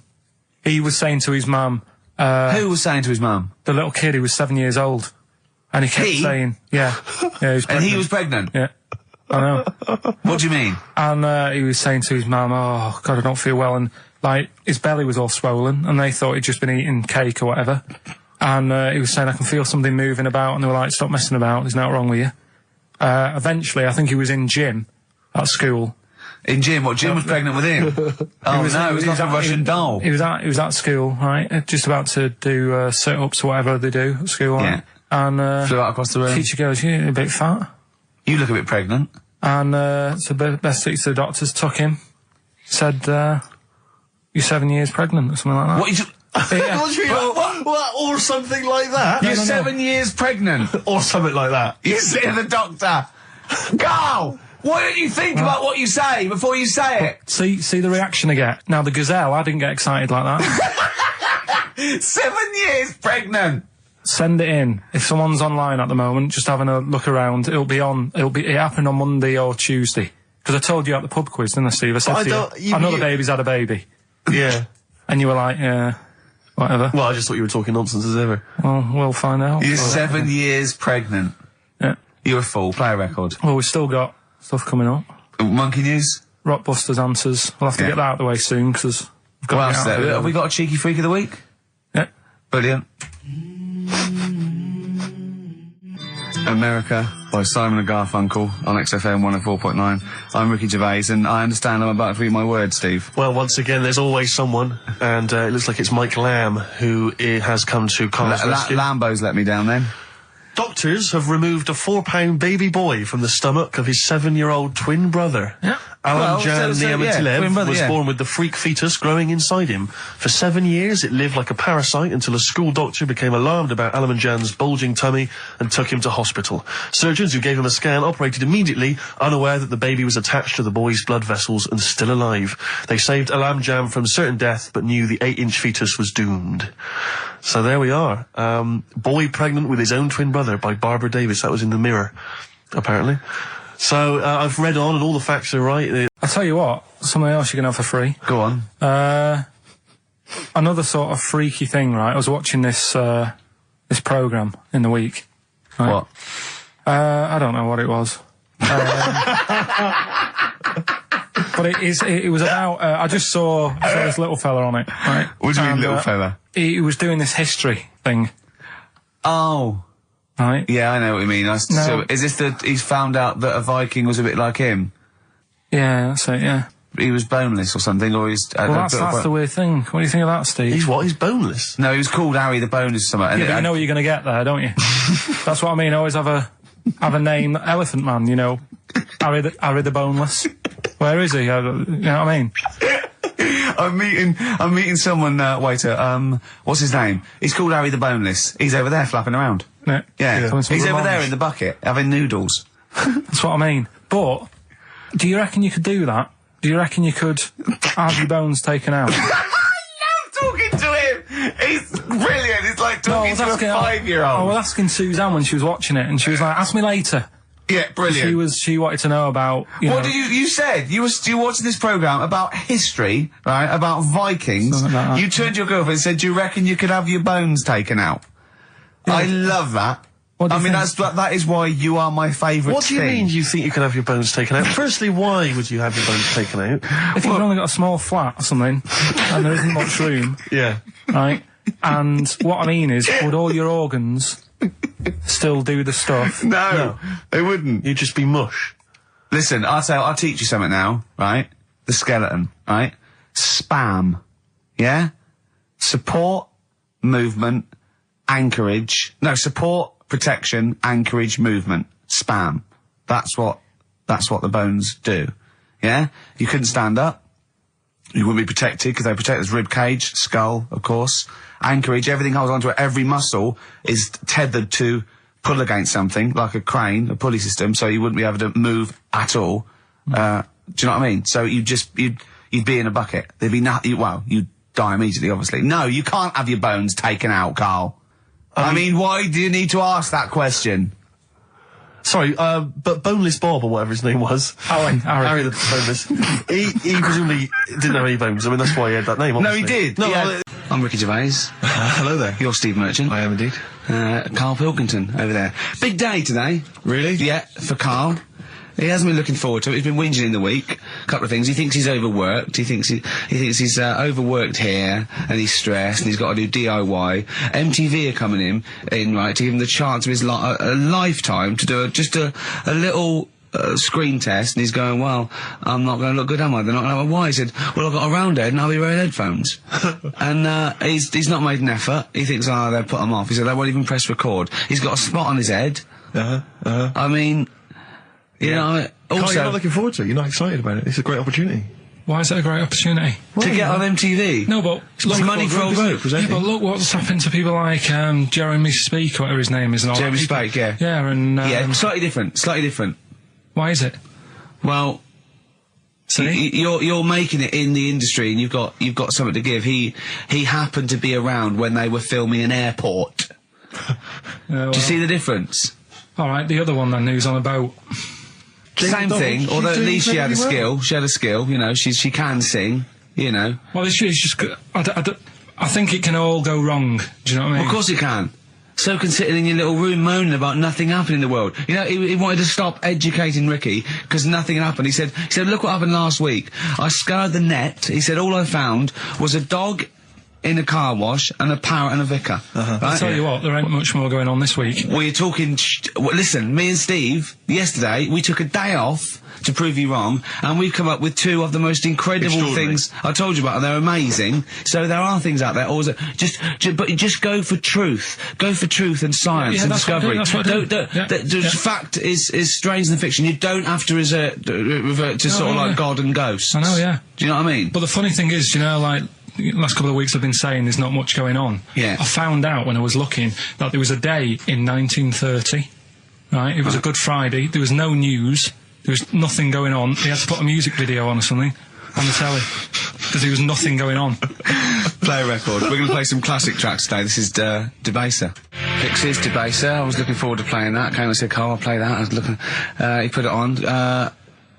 Lauren just called through and said we played that in the last half hour. Embarrassing. Yeah. So what is the point of having a producer if he doesn't check things out? So, I mean, it's a good track. I mean, I'm sorry if you heard that twice in the last hour. Go on, so what I'm going to listen to everything all the time. I've been running around. I get in early on a Saturday. You got in about the same time as me? I went out and bought you some biscuits, so you're happy. I put the coffee on. Yeah. I've sorted what prizes we're going to give away. I've been running to the library getting you certain tracks. Yeah. I can't listen all the time. I'm doing my best. Well, I'm not sure it's good enough, Tom. I mean, I'm worried when MTV come in, if they've heard this kind of shoddy production, they're going to start to wonder what MTV you're... play the same songs every 5 minutes anyway. Sorry, are you sort of overworked because you were on Zoe Ball show talking? Oh, hello, what's going on here? Well, I thought he was exclusively on our show. No, I was in the car. I seem to remember, Rick, he was a nobody Yeah. that got a chance to come on air and talk about that. And guess now what he's getting auditions for MTV? Guess what he was talking about on Zoe's show? Oh, hello. All the jellyfish stuff and all that. About getting Believe it. Recycling material that you've done on this show. I phoned in, right, and I went, stop doing material Zoe's boy. He just hung up on me. Well, I had a job to do. Who do you think you are? Your ego has just gone through the roof. Hang on a minute. What? I had a job to do in the week. They asked me to drive the desk for Zoe, right? They didn't say talk. Zoe, if she talks to you, you can't just ignore her. Yes, you can. Well, you Who can't. is she? Who does she think she is? You made a promise to us, a pact, that you were our kind of monkey. Yeah. What can I do? If someone takes time off, I've got to do it. It's my job. Yeah, but you don't have not to your talk. job. You don't have to use... You're the head of production. We've given you this special gig. This is like taking you out weekends. Yeah, And exactly. you know, if we find out you're getting too much excitement in the week, we'll have to just calm it down. Well, Get another little... that's it now anyway. It was only last week. I feel like kind of solid. I feel betrayed. It's like you were having an affair behind our back. Yeah. And you rumbled He it. was doing all the stuff. He was doing all this like, oh yeah, jellyfish and this, jellyfish Yeah, because that. she was asking, and I thought it was a good way of promoting this show, actually. Oh, did you mention the show? Yeah, I did at some point. Did you? What did you say? I just said more about that on Saturday afternoons. So you talked twice. I only heard you talk once. So you're talking all the time. Well, about 5 times in the week. In the full week, 5 times. Deary me. And one, it was just stuff. You that could they never be did. a monk, could you? Chatting away all the time. Right, what have we got? I blame Ball as well, to be honest. I feel Ball's slightly responsible for it. Yeah. She can't find her own, Gibbon to get on the show. She can't find her own kind of, loser, then don't start stealing ours. Outrageous. Well, coming up, right, Yeah, we've got maybe all- we'll get Fatboy Slim in. Indeed. Next. Yeah. Saturday, if you're listening, Slim, Yeah. come in on the show. What's his name? Ernie or something? What's his name? Norman. Norman. Oh, yeah. Right.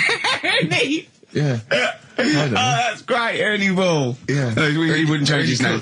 I'll tell you what, though, talking Genius. about ghosts and that, do you know how I'm into them? Yeah. Right? How weird do you think this is, right? Well, it's not true. Before you say it, play a record. No, go on. Go on. Right, it's this woman. I don't even know if it's ghost, really. It's just a bit weird. Yeah, sure. There's this woman, Yeah. and she's not a woman, she's a kid. Sure. Okay.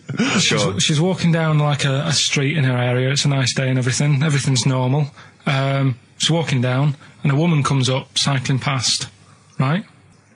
The woman on the bike looks at the kid, absolutely terrified, right? Got a really scary face on her. Yeah. The kid's thinking, why is she doing that? Yeah. Right? So anyway, she thinks nothing of it, goes, I think she was playing in the park or whatever, goes and has a nice day. About 15 years later, Oh, right, yeah. she's I don't know, I think she was going to work, right, on a bike. She was riding her own bike? Riding her own bike, cycling down the road. Oh, yeah. Looks at the kid. That's the thing that happened, like, 15, 20 years ago. Right. It's her on the bike looking at her as a kid. Right. Not another child. No. So it's her, she's seen herself. Carl? I mean, I don't know where to start. Firstly, where's this information come from? But I mean, why do you ever? I mean, I don't know what part of that you think can be true. I mean, honest. I'm speechless. I don't know what to say. What are you talking about? Bit weird, though, isn't it? But it's not true. It didn't happen. Nothing happened like that. She said it did. Well, she's wrong. She said she saw herself. She saw herself as a kid, didn't she? Did she carry on riding and as an adult when she was a kid. Did she stop and talk to herself, or did she ride on by and think, that's a bit weird, there's me as an 8-year-old. I won't stop, I'll be late for work. Yeah, if I'm late again, the boss said he'd be in trouble. Yeah.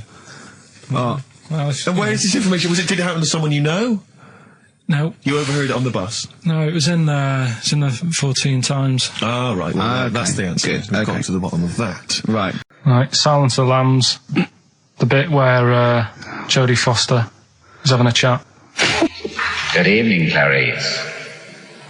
Right. Just thought I'd come and see you. How very thoughtful. Don't mind me popping in though, do you? It's just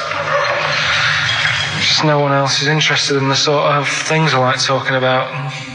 People will say we're in love. Well, say what they want. Did you hear the show last week? We were talking about gay people, if they should have their own toilets or not, and stuff. That was good. Yeah, it's alright, wasn't it? Got a good debate going. Enjoy doing the show. It's a favourite part of my week, really, just talking about weird stuff and that. Oh, Clarice, your problem is you need to get more fun out of life. I have a lot of fun in my life. You know, come and see you, and spend a lot of time on the internet looking up weird stuff. Reading something about a hairy Chinese kid. There's another thing, there's a fella who, no arms and legs, is known as a pillar man. Everything you need to find him is right there in those pages. Bizarre magazine. Yeah, I get this. The hairy Chinese kid, what annoys me is he could sort it out. He could just have a shave, couldn't he? Do you know what I mean? No, he cuts. Does he? Well, he used some like Emacs stuff. Yeah, don't be getting funny with me, just because you're in a bit of a mood, right? You know you shouldn't eat people. Your eyes are bigger than your belly, I've always said that, so I'll see you later.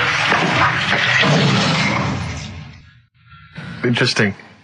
Atmospheric, moody, and the question is... okay, here, how about this? How many films have been made featuring the character Hannibal Lecter? How many films have been made? They haven't got time to phone in now, have they? No, they can email in, they'll have time. Do you care? I don't care. No, exactly. Ricky.Gervais, XFM.co.uk, if you can be bothered. If you're interested in what, and you want a $4.99 copy on VHS of Silence of the Lambs. He's dissing that as well, Carl. Wasn't it that? Bit annoying, but that's it for this week. Huh? But remember what happened when... No, it's not. It's 9 minutes to 3. How can that... Tell him, Steve. No. How can that be it? It's 9 minutes to 3. What's he doing? Is he playing a record? Carl, what can I do to get back on your quiz team? You're not. Right. Songbird Oasis, right. Send Carl a little present. Send him some essential oils or something, or, a little lavender pillow, or just a little message. Send him a little message. Tell him it's all worth it. He's getting all grumpy, aren't you? I just get sick of it, that's all. It's not worth it going through the stress for 30 quid every Saturday. You lying little... You'd get more than 30 quid. Oh, not much more. Anyway, Steve, who's the winner? The winner is Mike McNulty. He correctly answered the fact that there were 4 films featuring Hannibal Lecter. There's a downer now, isn't there? There's a downer. I think it was you, actually. I mean, I don't know, Carl. It's not like I'm just trying to win myself a place on your team, but I actually felt that Ricky was really out of order. I gave him grapes. I thought Ricky was discourteous, if that's a word. I thought he was rude, aggressive, unpleasant. As one person emailed in, a dickhead. So, someone also said you were fat and talentless. I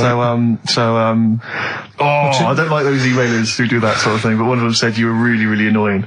Well, cheers for that, but you're still not on the they didn't like what you were wearing.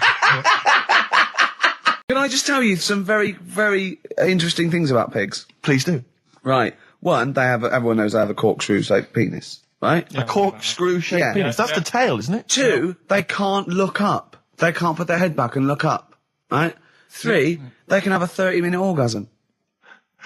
Rick, is it only pigs that have got a corkscrew-shaped penis? No, and landlords. Okay. Very handy.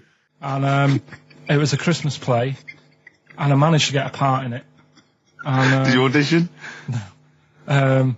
Got a part in it, and I should have been playing the drums to the one about Kings. We Three Kings. Yeah. I was meant to be doing that, but Little Donkey came on, and it was one of those. What do you mean came on? That was like next up on the next song. Right. And it's one of them songs that you can't help sort of tapping along to. Yeah. Do you know like if I was to go yeah, you'd have to finish it with. Yeah. Do you know that they actually send that into space? Do they? And what, hoping that aliens will respond with that? Yeah. They do that because apparently it is one of them things that you can't help. What, even if you're an alien life form? Yeah. They know that, do they? Yeah. But anyway, what, because they watch Star Trek or something? Hello. Knock knock. Yeah. No, seriously. Is it true? Like if you send out knock knock into space, yeah, they have to say. Oggy, oggy. Oh, that is great. Seriously. Oh, hold on, what's something out there? Was a little green fellow? That is great. Yeah. So anyway, that is Little Donkey is like one of them tunes that you can't. And I was there, and I had the drumstick, and I thought, oh god, the drumstick. I could feel myself. And anyway, just wanting to do it, yeah. I started going along and playing Little Donkey, which I wasn't meant to do, but it went down such a storm. Okay. Does it worry you? I mean, you sort of joke about it now, and we're talking about it in the office, you know, like, oh, is Steve really touchy about the way he looks? And what's this? Where's that come from? He's done it again. He's done you again. I was walking home the other night, and I was thinking about it. And do you worry that when you're old, you will be on your own? You did start it, though, didn't you? Well, Carl, I'm glad you brought this up. because I mean, for me, you know, a lightweight, frothy entertainment show on XFM on a Saturday afternoon is exactly the place where I want to discuss the desperate, lonely future that's inevitably coming my way. Oh, God. I'll tell you what will cheer you up and forget all that. A bit of Embrace. Oh, one of the most hated bands. What are these fellas doing? There's a couple It's quite noisy, it's just distracting. Yeah, there's a couple of fellas behind us taking pictures. I don't know why it takes two of them. I think one of them just got, a couple of hours out of the office. Yeah. They're from the, what are you from, X-Mag? X-Ray. X-Ray. What's X-Ray? It's the XFM magazine, Steve. The XFM what? Magazine. And where's that go then? Is this available in shops? Is it just a giveaway thing? It's kind of giveaway, bit of information on bands. Right. Gigs are coming up. How is it available? Who gets it? It's in top magazines. You're really selling it, Carl. You're obviously a fan of the magazine. It's all right. Yeah. I don't want to make it... This seems now like you've said, let's pretend we don't know what it is. You sell it on air, make it sound... I don't know what it is. Well, I'll show you later. Okay, cool. And if people want a copy of it, they can go to the website and subscribe and you get it for free. That's all right. Yeah. Cool. And you're going to be in it. And we're going to be in it. Centre pages. I don't look my best. I don't dress for radio. And, Well, it's okay, because I'm photogenic, so I'll make up for whatever you I'll push lack. you forward.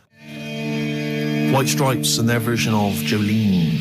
What did you make of it, I Rick? loved it. Loved it. I want to ask Carl a question, though, because Carl sometimes in awe of this newfangled world that we live in. What do you think of the scenario? What do you think is going on there? Because it's a bloke singing to a woman, begging her not to take his man. What do you think is going on there? Say again. Well, that's a bloke there singing. Yeah, to his wife Jolene. Right. Were you listening to the lyrics, or? You see, I got mixed What up do you mean? anyway. I thought it was about that one about the person who chucks himself off a bridge. So I was thinking more about that than listening to that one. Right, listen. Well, go on it. Right. Jolene, I'm begging of you, please don't take my man.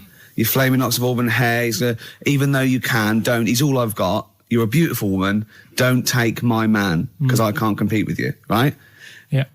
What do you think's going on there, though? Because, you know, it's Dolly Parton singing it. We know what's going on. They're fighting over the same man, aren't we? Yeah. What do you think's going on when a bloke singing it to Jolene? What do you think of the scenario there? That's one of them names, isn't it? That could be a bloke's name. It's like Leslie. Oh, Christ. Okay, sorry, it was a... I wish you'd not asked him that question. It's so exhausting. I love him. Do love Carl. ants sleep, Carl? Which bird's got a cock? Swan. Swan. Okay, nice one. Listen, I want to play that song for various people who've emailed and phoned in saying they want requests. We don't really play requests on the show. We'd like to mention them anyway. Matt Barr, Magic Thighs. That's not Matt Barr's Magic Thighs. No. That's Matt Barr and Magic Thighs. Yeah. Kieran in Dublin, Stuart in Hackney, Lisa and Alison in Crouch End, and Glenn in Crystal Palace, who was phoning up with a nice message earlier. All of you, thanks for listening and thanks for enjoying it. Sorry we didn't play your requests, but tune in next time. It'll be fun. Anyway, I just all I wanted to say, really. Here's tragic. What's tragic? What did you want me to say about that song? Just your opinion. Your own opinion was fine. It's in fact, your own opinion is better than anything I could really hope for. Without doubt. Whenever I ask you a question, you constantly surprise us. Yeah, it's wonderful. So only ever carry on telling the truth, carry on saying exactly what's on your mind, and I think this could become a great... You're like a man who was frozen in Victorian era and has been reawoken and he's kind of discovering the world. Some things make sense, other things don't. It's beautiful. As opposed to one that was made in a castle in Victorian times like Steve. Oh, am I going to have to thump you? Yeah. Do you know the saying, shut your face? Yeah, I've heard the well-known Shakespeare, isn't it? Yeah. Do you know how it came about? No, Joe Dolce. No, go on. It's ages ago. Oh yeah, literally. Like knights who wore armour. Okay.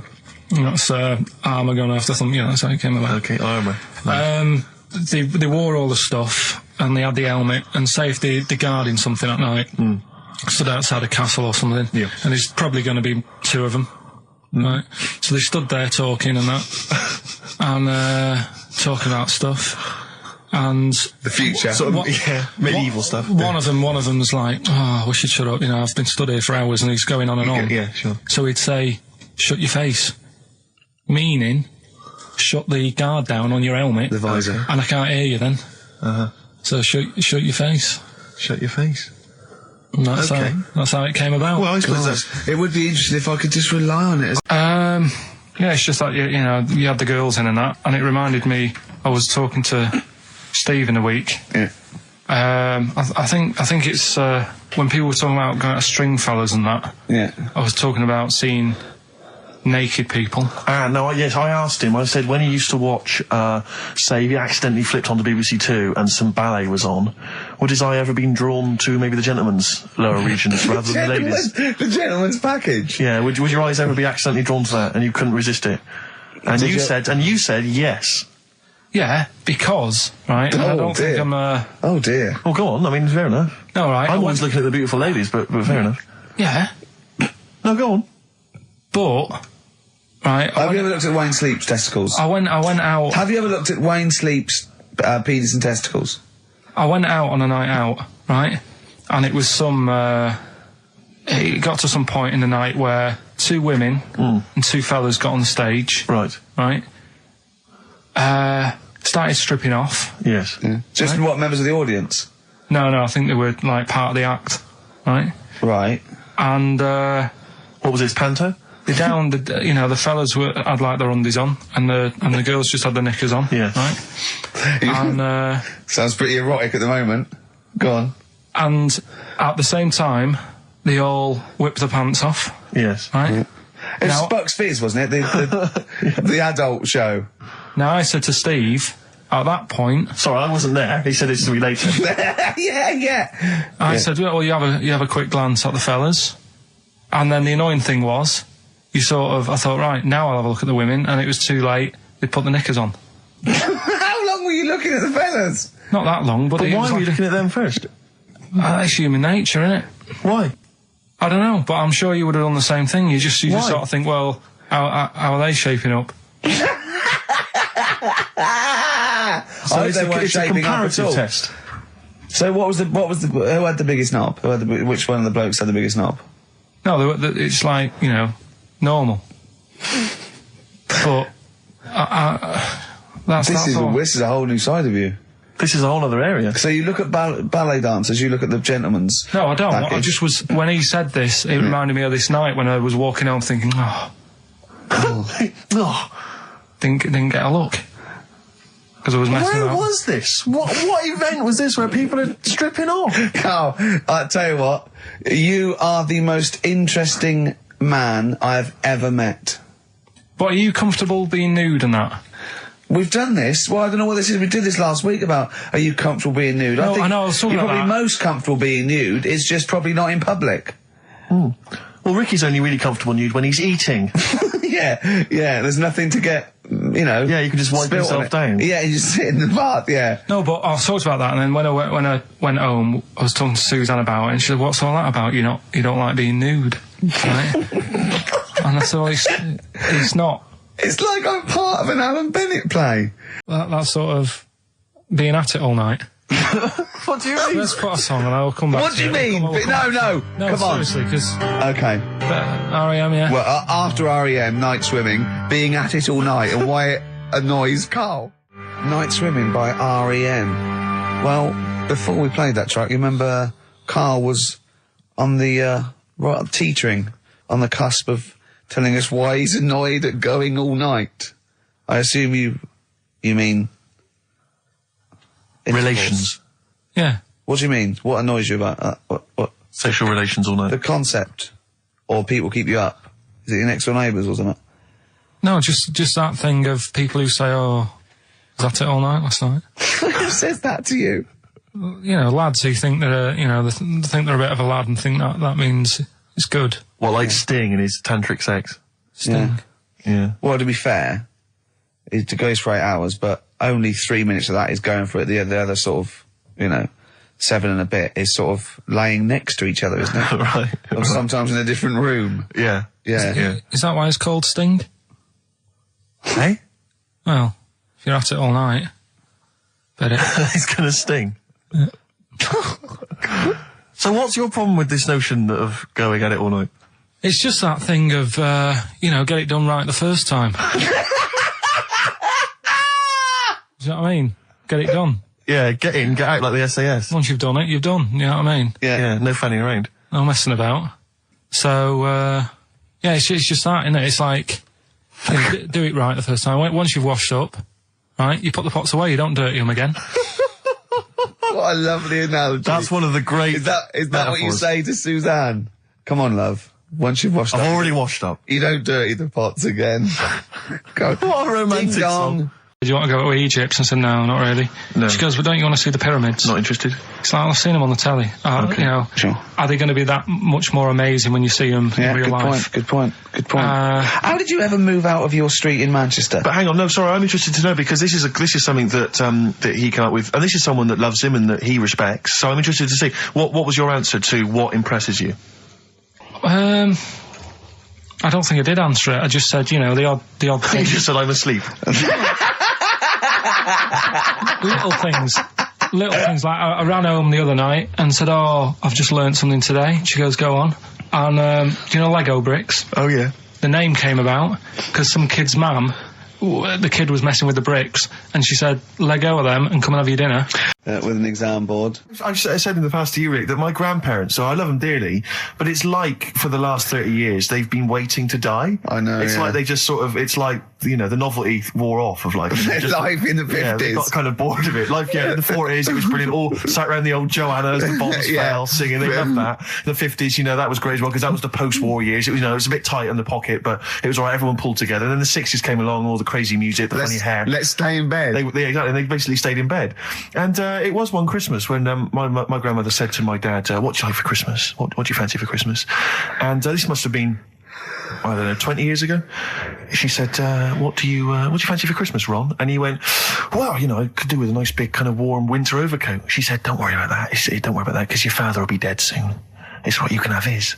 Meaning my granddad. Well, to be honest with you, my father's still waiting which is good news. Good news for my grandfather. Less good news for my dad. He's freezing. He's freezing. He finds out, how is he today? He's fine. Oh, okay. Oh, I'm freezing. It is such a weird mindset, that. I think that, to me, is what sums up people from that older generation, the 40s and 50s. And it seems to me that you've got that kind of mindset. It's like you were born in the 30s. And whenever you talk of your childhood, it's like you had like a baked potato to take to school.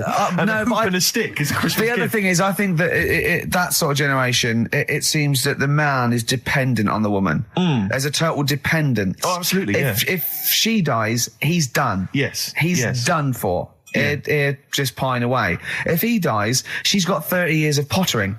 Absolutely. Now, again, I broke the rules in the week. I met up with Karl. I had lunch with him. And we were chatting and having a cup of tea. And it got onto one of Karl's favourite programmes, was the Tales of the Unexpected. Ah, of course. And all I can think is that he's probably the only person in Britain where they were unexpected. I mean, to him, when that twist came in, he'd go, gee, I can't... Yeah. Oh, God. Can't believe so it was the tree that did it. I mean, he was probably the only... And we were telling all these stories of horror, and he liked horror stories. And I told him this story. And I don't know if this will come across the way, but I told him this story. It was a short. It was a horror short. This was a film you saw, was it? Yeah. And what it was, it started off, just there'd been a car crash. You see, it's a horrendous wreck. And you saw it from the point of view of the person in the car. And he was calling for his mate, and he was going, Dave... And he sort of looked over and saw a body without a head that had been thrown at. He goes, oh no, Dave. And then into the field of view came Dave, his mate, and looked at him with a look of horror. And then it sort of went black, and you realised that he was just a head, and it had been his body. Oh, wow. Right? Yeah. And I said, then it came up at the end, at the executions in the French Revolution, people experience consciousness for, and he went, oh, no, he said, it wouldn't be for that long. And then he went, if it was a chicken, it would work. Imagine remaking that film, but it's two chickens in a horrendous car crash. Their own fault for driving. It would work. No, he wasn't having that. Yeah. No, it was too long. I think he said, how long was this film? I went, 5 minutes. He went, no. It would work if it was a chicken. I like the way that Karl is something like, when you relate an incident like that, he's appalled and offended and annoyed by the people that made it, even though he's never seen it. Oh, he's annoyed, yeah. Do you have a favourite Tales of the Unexpected, one that you remember particularly that shook you up? Yeah, we were talking about the one on where there's some woman in prison. Have you seen that one? I can't remember them all. Right. This woman's in prison. Yeah. And she gets a bit friendly with the guy who takes the dead bodies out. Right. And he said, I can get you out of here. He said, what you've got to do, right? You've got to, I don't know, at midnight... When you hear the bell toll, that means there's been a dead body. Yeah, there's been a dead body. So what you've got to do is go into, like, the place where all the dead bodies are, get in the first coffin on the right, and then I'll come along and carry you out, and you can run away and escape, right? So she goes, yeah, all right, then. So she hears the bell go. I'll bury you, right?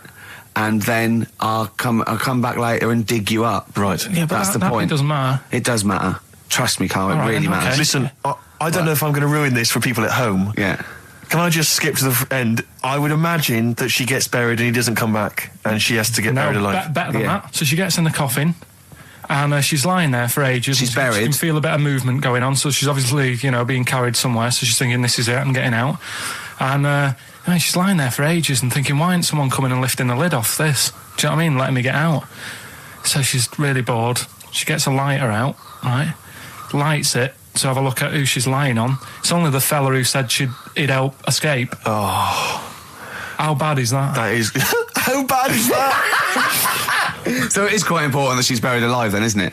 In retrospect, you realise that the jeopardy is that she's buried alive and can't get out. Yeah. It makes it so much worse, doesn't it, than just like lying in the morgue and going, actually, I'm getting out of here. Yeah. This isn't going to work. Look at Karl's face. Having told that, he's so pleased. His face is lit up. He's beaming like a child. I was looking in the Guinness Book of Records, right, because I thought they'll have something in there about monkeys or something, right? Mm-hmm. And there's a little monkey, I think it lives in Asia, right? There's loads of them. Live in Asia. Might just be travelling, but yeah. And something they found out, I don't know if they've got it right, and that's why I want to bring it up. apparently, it's the mammal, right, that's got sort of the pointiest eyes that pop out of their head. Steve.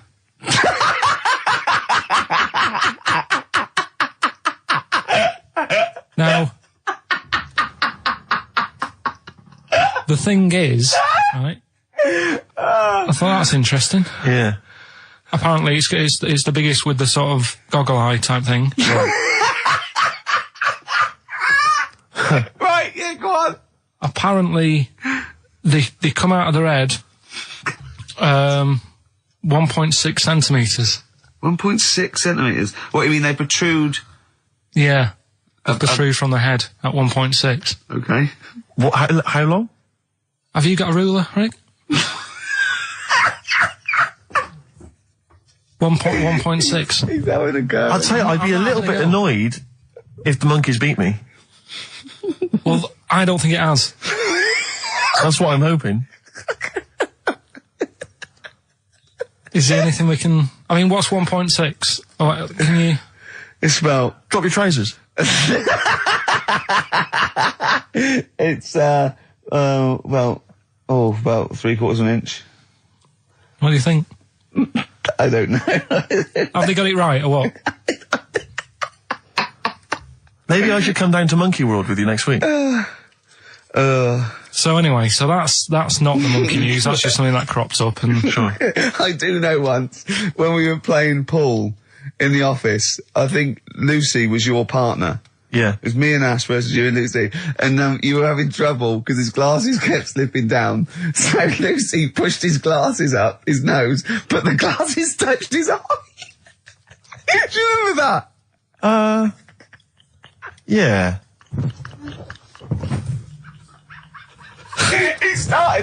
He started it. Well, you're the one who joined in. No, I know, and I feel bad now. Yeah. He makes me nervous when he goes, yeah. It's like, play a record. No, I'm just trying to think about which part of your fat, middle-aged physique I can pick on. The tits would be a good Yeah, start. yeah. Oh, the belly. Sure. Oh, what do you think of that? Oh, that's... What is that? Play a record. Is that monkey news for this week? Have we not got What's that? any Is other that the monkey news? monkey news? Well, it's just, it hasn't been that good. I mean, the one that I found out here, because we've covered so much in the monkey world, right? The fact that we've done a monkey that was a sort of half man, we've done a monkey that got a decent job in a train station. Can you think of any of the other? Well, that's just some of the great monkey news from the past. That's what I mean. So that's what you got to compete with. So even though this is quite amazing, Just tell us. another monkey's got married. Oh, not another monkey getting married. What do you mean? It's got another one. You know, it was knocking about with some woman monkey for a bit. A woman monkey. They decided to, you know, get married. Yeah. They did. What do you mean they decided to get married? Was it pressure from her parents? They had a good do, and Good too. I love the spread. I love that. Peanut vol-au-vents. Yeah. celebrated in a pub, and then they both went off to the cage that night. That's what I mean. Even though that is quite impressive, But because it's not true. Or it's a joke. It's nothing. It's not. on an Nova website, official sort of news website. 2 monkeys have married in Romania after a whirlwind romance. Well, that's... After a whirlwind romance. God, yeah. Yeah, a quick one hanging onto the rope. Yeah. She was in the tyre. Yeah. He saw it. Yeah. He went, have a go at that. They go, we got to marry her now. Yeah. Her parents came in and said, did you just shut my He was in door a at zoo the tyre?" knocking one off. She went, I can do that for you. Yeah. Guests say the monkey bridegroom was scared by the number of people attending the wedding and refused to get out of his cage. So his bride was, Not bloody Hello Magazine again. No, it was no. I think it was like last minute nerves. Right, like right, you know, legit, I'm yeah, single second now. thoughts. It's like you know, it's the big step. Yeah. But his bride enjoyed every minute of it. She was loving it. Yeah, she sure, looked lovely, by sure. the way. She looked lovely. Yeah. Did she? Oh, good. Reports she only appeared to have problems with her veil and dress. Do you see? You know, this is. The guests I hope they didn't ruin it like Anthea Turner and maybe get sort of sponsorship PG tips or something. Totally, with strong plum brandy, so they got them drunk as well. So they carried on the celebrations at the pub, and the bride was taken to her new husband's cage at night. I apologise. Play a record. We're going to have really people wanna make just it- killing themselves. What? Because my auntie Nora, she same thing, pumped her with loads of drugs. She used to have a cabinet next to the bed is like boots. She's got loads of stuff, right, for all sorts of stuff.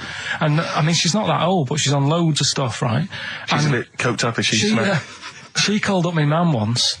And, Yeah, you told us this. Go on, tell it again. And she said, "Oh, how are you doing?" And that. She's all right. Bit worried though. My mum said, "Why? What's up?" She said, "I've been breaking wind." So she goes, "Well, you know." She says, "No, but this one is going on and on and on." And she was like, she was like, what do you say? What's like passing wind, farting for 5 minutes. one thing, not like, you know, trumping and then nothing. Yeah. Continuous drone of a fart. Yeah. I don't think she had. How big was she? She must be the size of a barn. No, she's not that big. She's good for her age. No, but I mean, quite slim. No, It's but just- fine for 5 minutes. Where's all the gas? Was she circular breathing? Was she sucking it in with her mouth? It was just, I don't know that much about it. But she called up my mum. About 2.5 minutes in. Could you hear it in the background? 2.5 minutes in! 2.5 minutes in, she called my mum up, and it went on for a further 2.5 minutes. Oh. And she just stayed on the phone, did she? Where The whole was- time going, well- can you hear that? Well, Did she hold the phone next to her arse? Listen to that. She was off the ground. I'm trying to work a tune down. she was actually hovering. She was 4 Yeah. foot off the ground Yeah. when they found her, the ambulance Yeah, men. the cat's dead. Don't light a match! Don't light that cigarette! Yeah, it's like that advert. The kids come home from school, switch on the light. Yeah. Then they see Granny hovering, turn the light on. Be careful if you have an elderly woman at home. Yeah. Drugs make you fart. so that's what I'm saying, you know, just let these people... What are you saying? No, wait a minute, what are you saying? I'm saying let people enjoy the life they've got left. No, you're not. You're saying don't put them in hospital, leave them at home to die. No, I'm not. Give them a Rubik's Cube and let them die. What do you reckon you can do then without an head? How many steps? There'd be muscular spasm, right? Yeah. It would twitch a bit. It would, yeah. You could not distinctly take 32 steps. The body... Well, don't... Yeah. Is the doctor still on the line? Yeah. The fella that bought 6 parrots. Yeah. And, you know, you could have got 32 steps. Right, so A you don't beheaded believe man that. doing a bit of line dancing. Right, you don't believe that, but something that you do believe that a cockroach can live a week without an head. It can. Slightly different kettle of fish there. Why? Wow, insect to human is what I'm thinking. Yeah, that but- difference. There's not that much difference in Well, of some course there insects. Do you know that a snake has a heart and lungs and kidneys and stuff? Go on. No, well, I'm just saying. So? You're making out as if like they're a totally different, like... Species. I am making out. I mean, call me old-fashioned. Do you know what you're talking about, mate? I don't want you embarrassing yourself, Rick. Yeah, I am suggesting they're totally different beings. Yeah, that is. Yeah.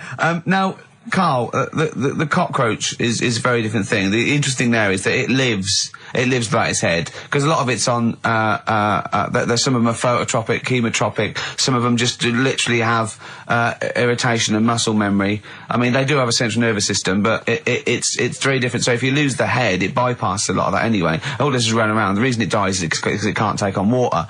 But it's very different to a man, right, having consciousness and then losing that, and the body still going, no, I think I remember what I was going to do here. Yeah, so I'm going to carefully walk line. 32 steps along this white line. Imagine just looking down going, oh, missed a bit. Yeah. Maybe the head was in the corner going, left, Yeah. left, left, oh, he's now, Well, let's just put it out. I mean, if anyone listening has maybe had a relative beheaded, maybe in a horrendous car accident, but they got up, maybe they went for a walk, they had a little chat before they passed dear on. Carl. Get in touch. Carl, you are my favourite being. You are my favourite species. Now, you, Carl, may not be particularly different genetically from a cockroach. You are, Why can generally cockroaches speaking. do that? Why whoever made them went... Let's play a record. Do you know what? When I told him this fact, I send him little facts on text message just to inflame his, interest. I just sent him a cockroach can live 9 days without its head. He texted back, "What's the point of that? Yeah. What's the point of They're that?" not doing experiments, these cockroaches. It's a boring last week to have. And he went, and on top of all that, you're thirsty. So it's the worst week of your life, isn't it? That week without your head. Play a record. Play a record, Carl. Competition time next. Oh. Look at his little face. Look at his little You've not heard face. Carl's competition. Oh, he can deal with that, Ed. Strokes. Someday. I'm already annoyed. I've been I'm in here a bad 3 mood. minutes and I'm already annoyed. Yeah. I'll bring back Claire, I'll tell you. No, it's not his fault. It It's the whole is. place. The library's shite. I tried to get. Oh God! I had to go to Capital Library. Chill. Fancy that. I had to go to Capital Library to get a couple of records I wanted. Right? Place is falling apart. The email's not working. It's so shoddy. He's had 2 weeks off. I'm on holiday. I mean, they might as well bulldoze this, honestly, because for all the, It is ludicrous. and we get paid peanuts. You get paid, do you? Oh, and it really annoys me to have to fight. Oh, anyway. Anyway, just calm down. 104.9, I'm Ricky Gervais, with me Steve Merchant and Karl Pilkington. Carl, you're back. All right. How was it? What, the holiday? Yeah. Well, it wasn't all fun, was it? Because my dad was in hospital. Oh, but he wasn't during the holiday. Not during the holiday, though, was he? You came back from holiday and then found that out, didn't you? Yeah, but it happened when I was on holiday. Did you know that, though, when you're on holiday? No, because I didn't take my phone with me. Well, that's the our weird question. thing is, Yeah. I got a feeling when I was sat there, because it normally happens. It wasn't a nudie speech, was it? When I first went away, You saw that old fellow with his packet out. when I went to Ibiza, right, I had a feeling, and I called home. My dad had punctured a lung. When And you this say you had time- a feeling, what do you mean, a feeling? Just like, I should call home. There's something not right. But this time, very I thought, specific feeling. How did that manifest itself? How does that, how did you get that? What kind of feeling? Is that tingling thing? I'm getting a bit of a lung feeling. Yeah. A bit of a dad lung. just doing some research, right? I'm sort of working my way through different creatures and insects and stuff that's on the planet, Yeah, right? And finding out if we need them or not, right? yeah. Do you know much about snails? Well, sea snails, Well, yeah. snails in general. Don't know much about snails, land snails. I know a bit about sea snails, like whelks, top shells, that sort of thing. Would you say they're important? What sort of sense do you mean by important? Say if we had to sort of get rid of some animals and insects and that because we're running out of room. Right. Do you know what I mean? Because I'll tell you what I know about some snails. I don't know if this applies to sea snails as well. I mean, I called you today because a lot of other places are shut. Yeah. Right? So, I know they like to eat stamps, apparently. The glue on stamps. They love it, right? Right. Apparently a lot of letters and stuff aren't getting to where they're meant to be getting because snails are crawling into letterboxes and eating the stamps. That obviously doesn't apply to the sea ones, but that's a problem they're causing. All right. Were you aware of that? No, I didn't know that. Bet you're glad you answered the phone today. Right? They love beer, Beer, yeah, who doesn't? and also, I don't know if this is right, but I heard that they sleep for 13 years, or can do. Right, I wouldn't know if they can sleep for 13 years or not, but... I mean, sea snails are pretty important. Yeah, they do quite a good job in the sea. They graze on algae and But they provide food for other animals. I mean, you can say that about any fish, or any animal. Why do they exist? would you be upset if, someone said, we're getting rid of them? Oh, yeah. You would be. They're an animal, I wouldn't... Forget being like favouritism and all that I get for them, right? There'll be other things knocking around you can sort of spend your time looking after. You'll still have a job. Don't be worrying about that. Because I'm not going to get rid of all the fish. Jellyfish need looking after, so you're safe. Yeah. But do we need them? Come on, there's loads of people saying, come on, we've got to move on through the animals, and you're holding them up saying, well, I want to keep them. Well, who's saying we need to...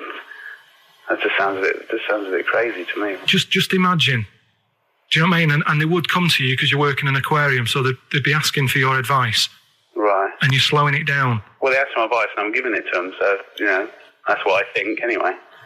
Yeah, but snails, like I say, they drink beer and that, What did they do apart from some food for a whelk? They were around, their descendants were around a lot longer than we have been. Yeah, they've been around a long time, but what have they done? Well, they've survived that long, so they must be doing something pretty good. Well, apparently they sleep for 13 years, so really, even though they've been around for ages... I think that sounds a bit... But I don't think they sleep for 13 years. Not all of them, just the tired ones. So, snails, do we need them? Well, yeah, I just think they've got to, just as, it's not for us to say, do we need them or not? We can't. So you think we should keep them? Yeah, definitely. Right, listen. Right, so they're making this documentary, right? And stumble across a little gang of Come on,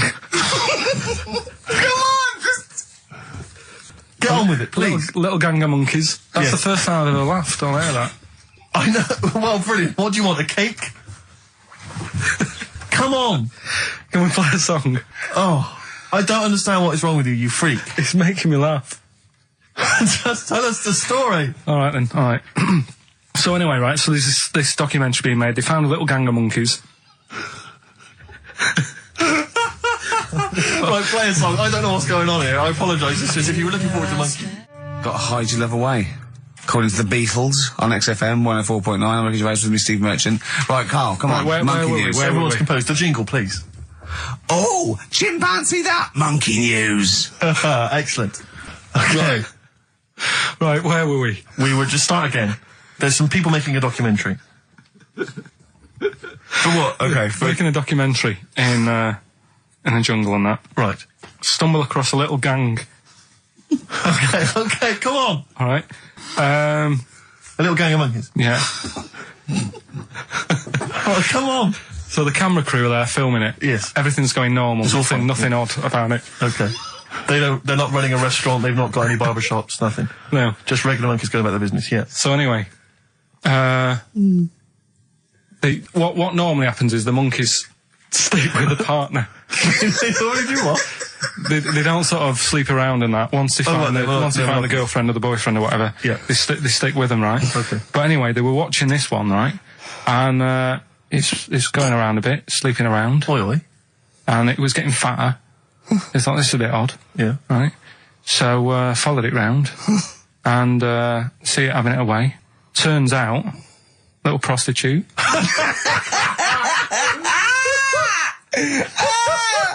Oh, God! It's a little monkey prostitute. And it was getting fatter because it was charging them bananas. What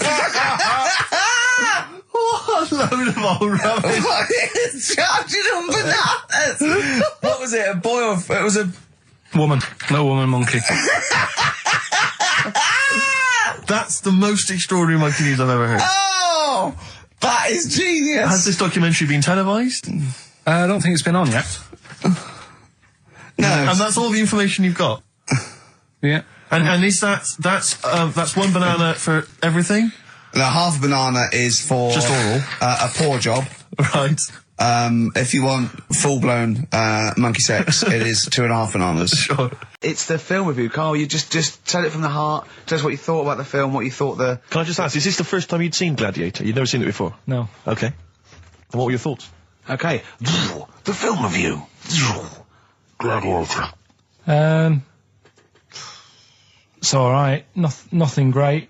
It's like an old, sort of an old version of Rocky done in the olden days, really. Right. A bloke fighting other people. Sure. How sort of well known is the story? Do you reckon people know the basics? Well, just very quickly, just do the plot. Quickly. There's a guy called Max. Maximus, yeah. Yeah. There's Caesar, and there's Caesar's kid, and Max goes to war, sort of wins it, comes back. Caesar says, you're good at what you do. I wish my son was as good as you. So I want you to be in charge when I die. His kid finds out, a bit annoyed about it, kills his dad, because he don't want anyone to hear that he said that, he wants him to be in charge. Yeah. So his kid gets in charge and thinks, I'll show you. You're not going to be king, I am. You're going to be a slave or something. And then, next thing you see is... Sorry, can I just stop there? My only thought is the film's 3 hours long, so maybe we shouldn't go through the whole plot. We've done the first 10 minutes, but Yeah. go on. So, yeah, he's a slave and then... Yeah, but then, that was an interesting bit that I thought, right? I mean, I was watching this with a girlfriend, she was already annoyed because she wanted to watch Friends on E4. Okay. Yeah. It was a good episode as well this week. Was it? Yeah. Don't tell her that. Okay. Right, so she was annoyed and she said, come on then, put it on. And I got it wrong straight away because it says on the back 149, so I thought that was an hour and 49 minutes. It turned out it was 149 No, I thought it was 1 hour 49. Yeah. But it was 149 minutes. Sure. So it overran anyway. By 40 minutes. Yeah. So anyway, the interesting bit was where he was going across the desert on a horse. And I think to show you how long he'd been going across the desert on his horse, he's showing you a shot of the horse's knees and they were bleeding. And I just wondered whether that's what horses do if they run for a long time. Do you know? I don't. Good. Right, so anyway, so he goes on, he keeps going on like this. He's a slave, and then he has a fight at the end with the Caesar's kid, and he kills him. And that's how it ended. Okay, good. What did you think of it? Just generally, what bits... What do you think was wrong with it? Right, well, I've read up on it, and there's already a fact that is wrong. Right. Caesar's kid, he didn't actually kill his dad. His dad died of a natural death. Right, in real life, you mean? Yeah. Okay. And what's Caesar's kid's name? Comedian or something? I think it's comedian, yeah. Yeah. That's where the name comes from. When a funny person is called a comedian. He didn't actually get killed in real life by Max. No. He died by his sister poisoning him, and he didn't die. No. Are you saying that this is not a historical document? It's wrong. All over the place. Yeah. Well, next week I'm giving you Braveheart, and that is actually true. That is factually accurate. I can't handle it. It is. It was a little Australian fella that helped him out. Just for people who watched it, you know that the guy, Caesar's kid. Yeah. He died. His sister tried to poison him. That didn't work. Apparently, he was a gay fella, and his boyfriend, who was a wrestler, strangled him. Where did you get this information? On the internet. I thought I'd look it up to see how much of it I actually got right. Yes. And that's what I read. Okay, so out of 10? 5. Really? Yeah. Okay. It's no good. I wouldn't get it out. And it's annoying the way it says, like, this film's got to be seen at the cinema, because I saw it at home and I don't think I missed out on anything. Very good point. I think that's probably the point they're making, but yours is valid too. We'll play a record, and after that I'm going to ask you about Rasputin, the Mad Monk. Go on then. When things like that happen, right, you've been told not to mention it. Yeah. And you're like a little kid. Yeah. And once things are in your head, yeah, it's difficult not to mention it. I mean, when I was a kid, yeah, right, my mum's sister Hazel, right, was seeing another bloke. It's weird because she's a lesbian now. That's really weird. That must have been an interesting Christmas. But anyway, she was seeing this bloke, and he looked like Ken Dodd, apparently. He looked like Ken Dodd. Looked like Ken Dodd. So people said, don't mention it because it gets on his nerves when you like meet him and you go, oh god, you look like Ken Dodd. So I said, all right, his name's Will or whatever. And I was introduced to him. First thing I said, nice to meet you, Ken. Did you do it as a joke, or did you? No, because when you know that it's like, I'm not allowed to say that. I can't say that. I mustn't say that. Can't. And then I saw him. I thought, Jesus, does look like him. It just came out. Was it Doddy who turned her into a lesbo? Do you think?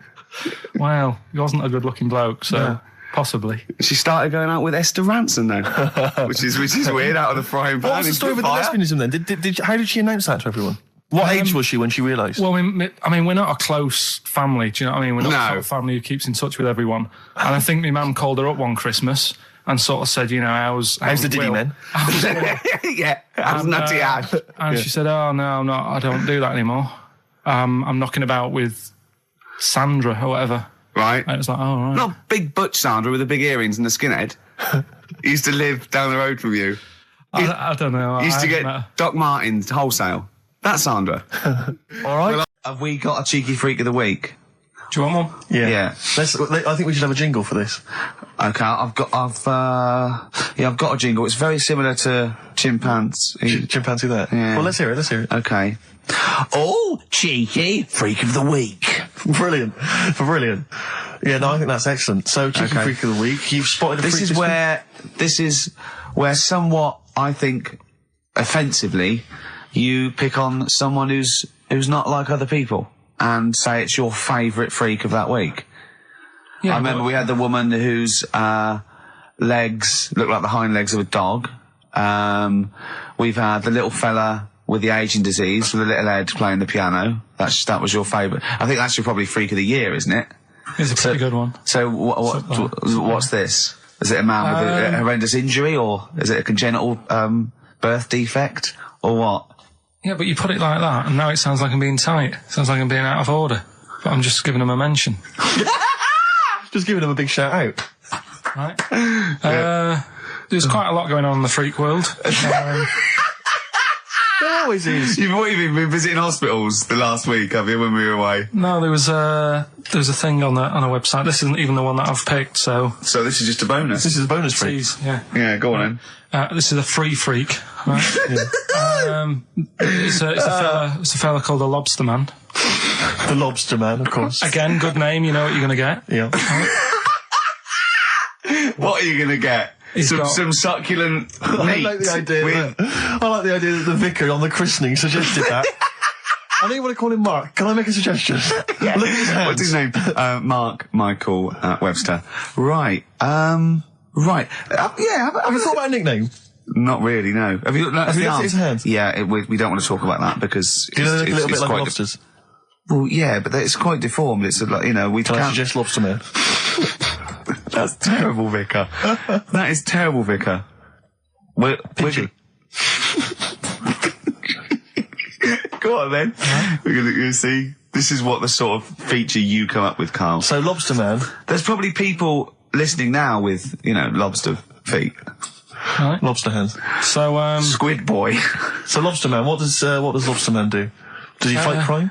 Not that much. Okay. Apparently he got into a bit of trouble. He was in a restaurant, and this was years ago, by the way. And someone picked him to eat him. No, so apparently the waiter said, "Oh, you shouldn't be sat here. You should be in my pan," or something. Oh dear. And they had a fight, got out of hand. Yeah. Got out of claw.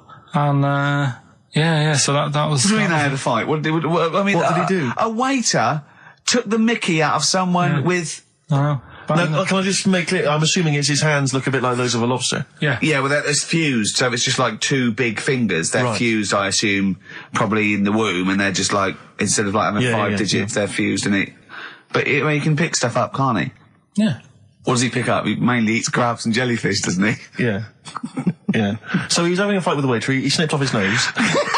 Right, so anyway, he just held on to the waiter's bib. Yeah, and the waiter was screaming, "Go and get him off me." Yeah. So anyway, does he eat other lobsters? Does he typically he would eat lobster, or is it kind of? Would he feel bad about eating lobster? Right. The little cheek of the freak that we've gone for anyway. The what? The little freak of the week, cheeky freak of the week. We've gone for this Siamese lad. Okay. Right.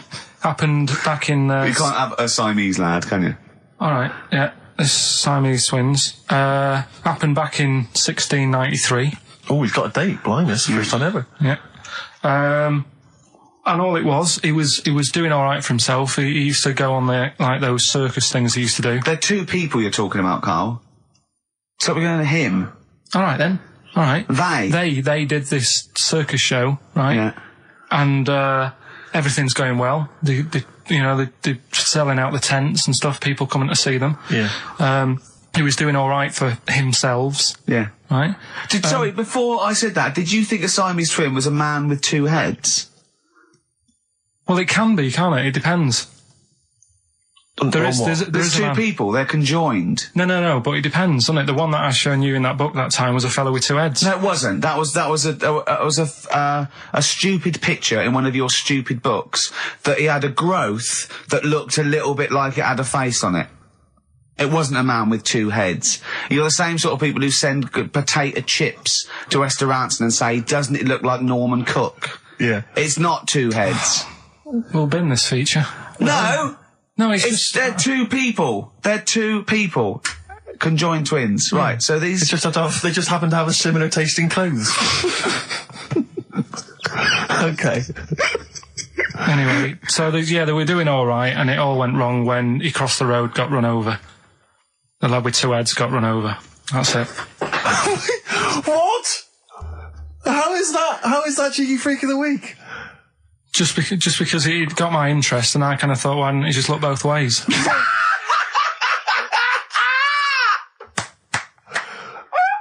I'm intrigued to know. Why wasn't he looking both ways? I'm intrigued to know how you get run over. What was it, 1629? Yeah. Well, it's horses and that, wasn't it? Yeah. Oh, why wasn't he looking both ways? Karl Pilkington, you are a genius. Play a record, you fool. Cheeky Freak of the Week, do you want to... Oh, definitely. Should we do Cheeky Freak of the Week? Cheeky Freak of the Week? I can't wait. I'll always do these. I'd start off with these. All right, well, let's have the jingle for Cheeky Freak of the Week. Oh, no. Do you remember it? No. I remember it. Oh, Cheeky Freak of the Week. Brilliant. Something like that? I want some more, though, because that was slightly half-high. Oh, Cheeky Freak of the Week. Excellent. Right. This, we're going back again. Yeah, 17th century?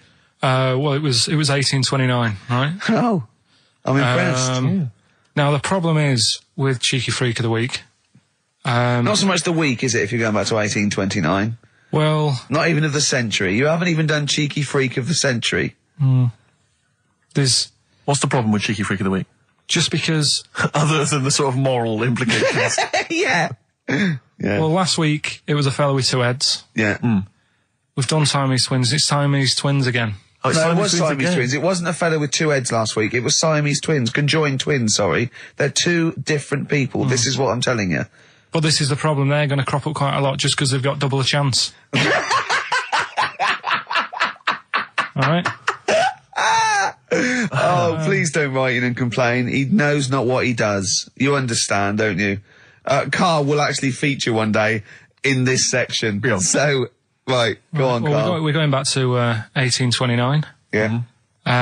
All the way back there to It's a 1829. retro conjoined twin link.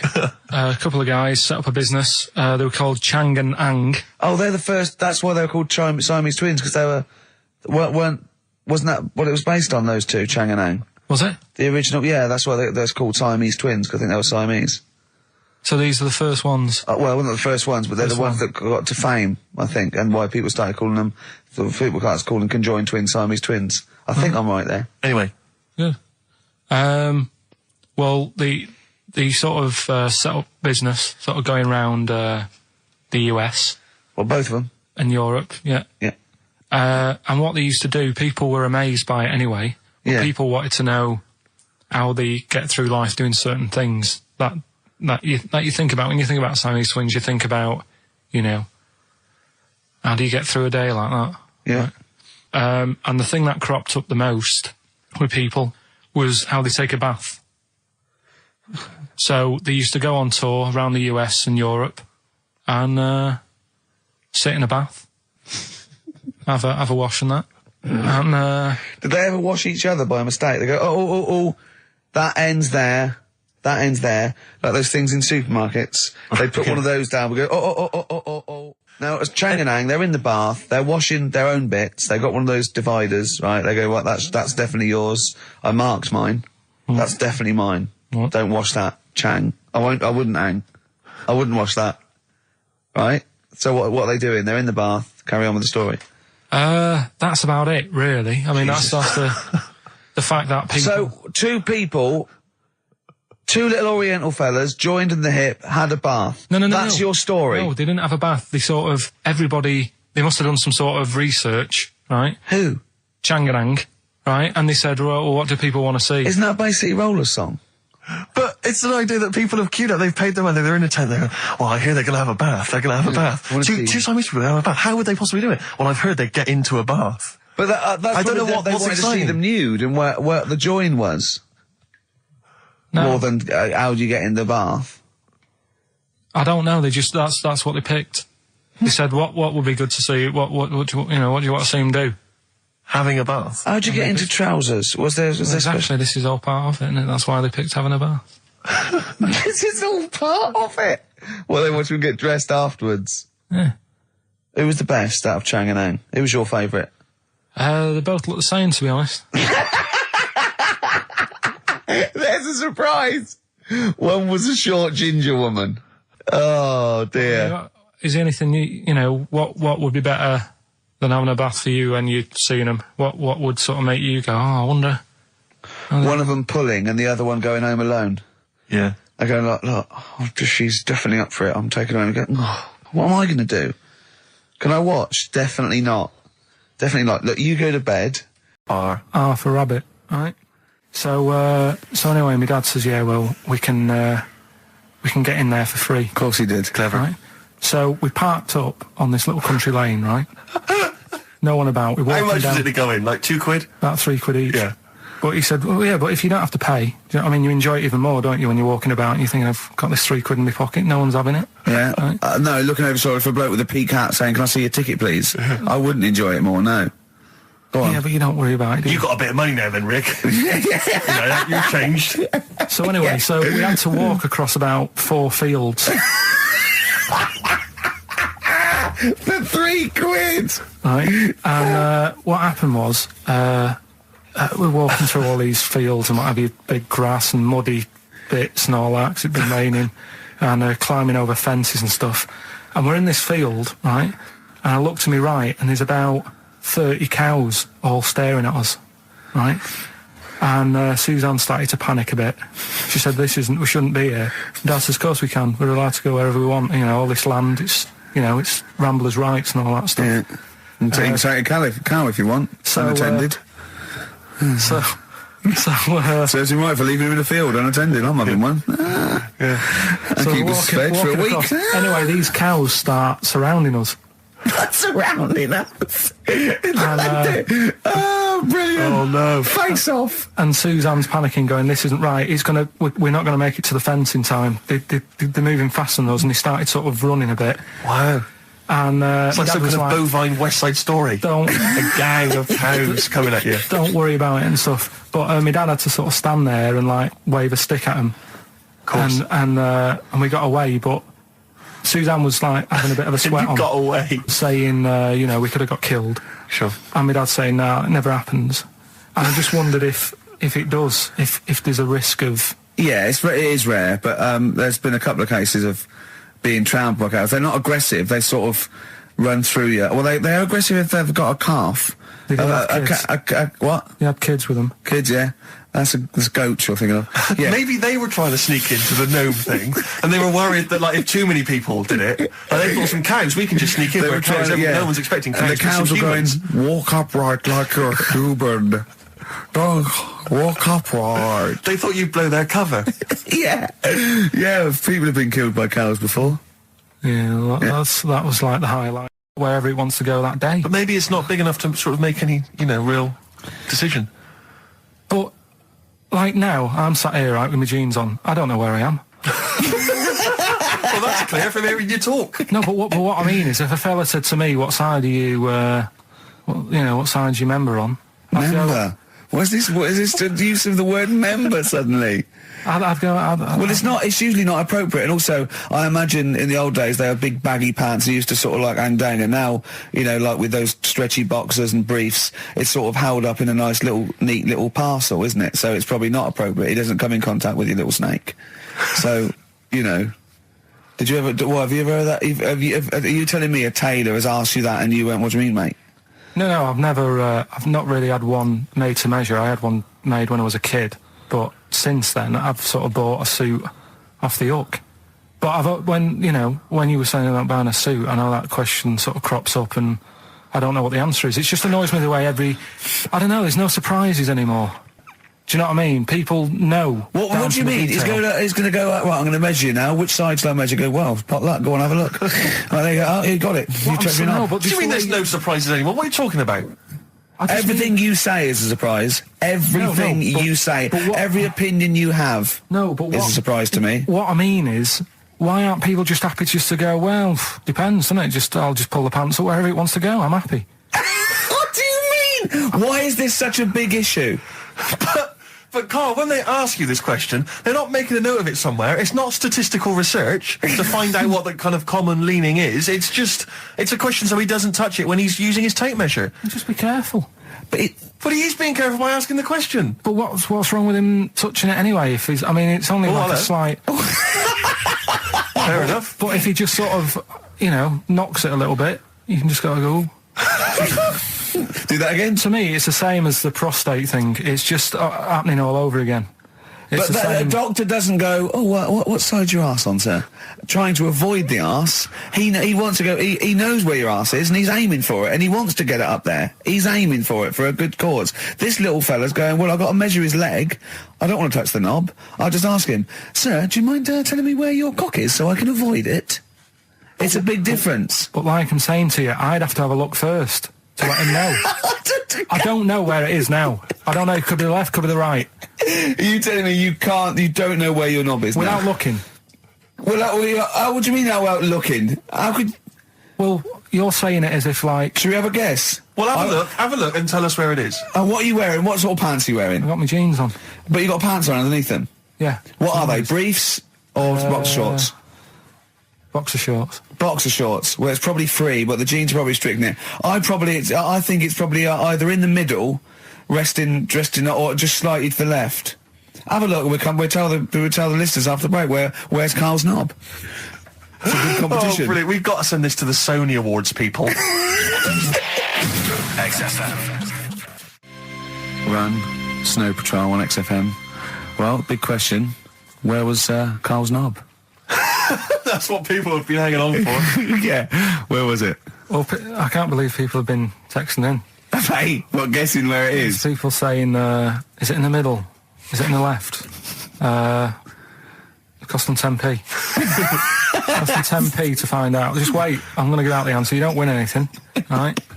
Like, strike it lucky. Right? Bottom or middle? Right. It was to the left. Oh! Yeah. I went with the right. That's annoying. See, I thought it would be to the left. If not, maybe if it was all scrunched up, sitting down on your lap, right, it might just pop up to the middle. Just pop out. Like, you know. Well, next week we'll be finding out where yours is. Where's Ricky's bollocks? Right then, which leads us nicely into... Knob news. Oh, let's play a record. Let's play a record and come back to this, because it's always going to just unravel and unravel. It's going to go on for hours. Let's play a track, deeper Carl. and deeper. It's like an onion, isn't it? We've created a whole world here where there's a man living with a horse. Just walking around the lounge. I come from the West Country. I've never heard anything like that. I just think of a big sort of like orange carpet and it's got a rediffusion telly and this horse going, I'm fed up in here. Exactly. This is really... I am not taking the rubbish out again. Yeah. Right, play a record. Let's have Velvet Underground. We've got that lined up. Oh, yeah, the God. classic from the first album. I'm waiting for the man. Let's come back to the horse in a second. Little flowers in pots. What do you mean? Well, that bootleg's going under the name of Nothing, Miss Jackson, I think, by Meats and Poultry. So there you go. I do love these bootleg things because they're so pointless, but they're so enjoyable. Yeah, it's great. It's fun to do. Yeah, exactly. Yeah, really good they're fun. Great. But not as much fun as White Van Carl. White Van Carl, absolutely. Do you want to explain the premise? Well, we take the Sun asks someone else and asks Carl. It's simple as that. The Sun have just taken a normal person. We flipped it. We're going to ask Carl the same questions about the week's news. Yeah, just basically your opinions, Carl, as ever. What do you make of, well, obviously the big news, David Beckham's broken foot? Is this a big concern for you? No, I mean, he's sad. You know, it's sadder for him more than anyone because, you know, to like be in the World Cup is like the main thing for him, isn't it? Yeah. But he's still a young lad, and I don't think he'll give up. I reckon he'll still turn up. He'll be all right, and yeah, good luck to the lad. You know, I like David. I'm not going to slag him off. Wise words. Yeah. He says that like he knows him, like he's popping round for drinks later. Yeah, like we tried to stitch you up. Go on. But obviously yesterday, was it yesterday? I think maybe Thursday. The Sun printed a big picture of David's foot and encouraged everyone to touch it at midday, because hoping that this would somehow, if we all thought and prayed together, somehow that would help his foot heal. Do you believe in that? No. Any belief in that? No, you're going down the old like Yora Geller route, aren't you? Sure. And it's stupid. Yeah. I'm sure. I mean, it's nice effort and everything. It sort of cheers everyone up. Hold on. You believe in ghosts and warlocks and licking toads. Why is that any more stupid and all those things? It's not going to work, is it? All right. Fine. It's rubbish. Okay. Okay, what about this then? There's apparently now available £1.5 million apartments available on an exclusive ship which sails around the world. Yeah, it's like What do you make of that? it's a huge thing, and you live on it, and it's.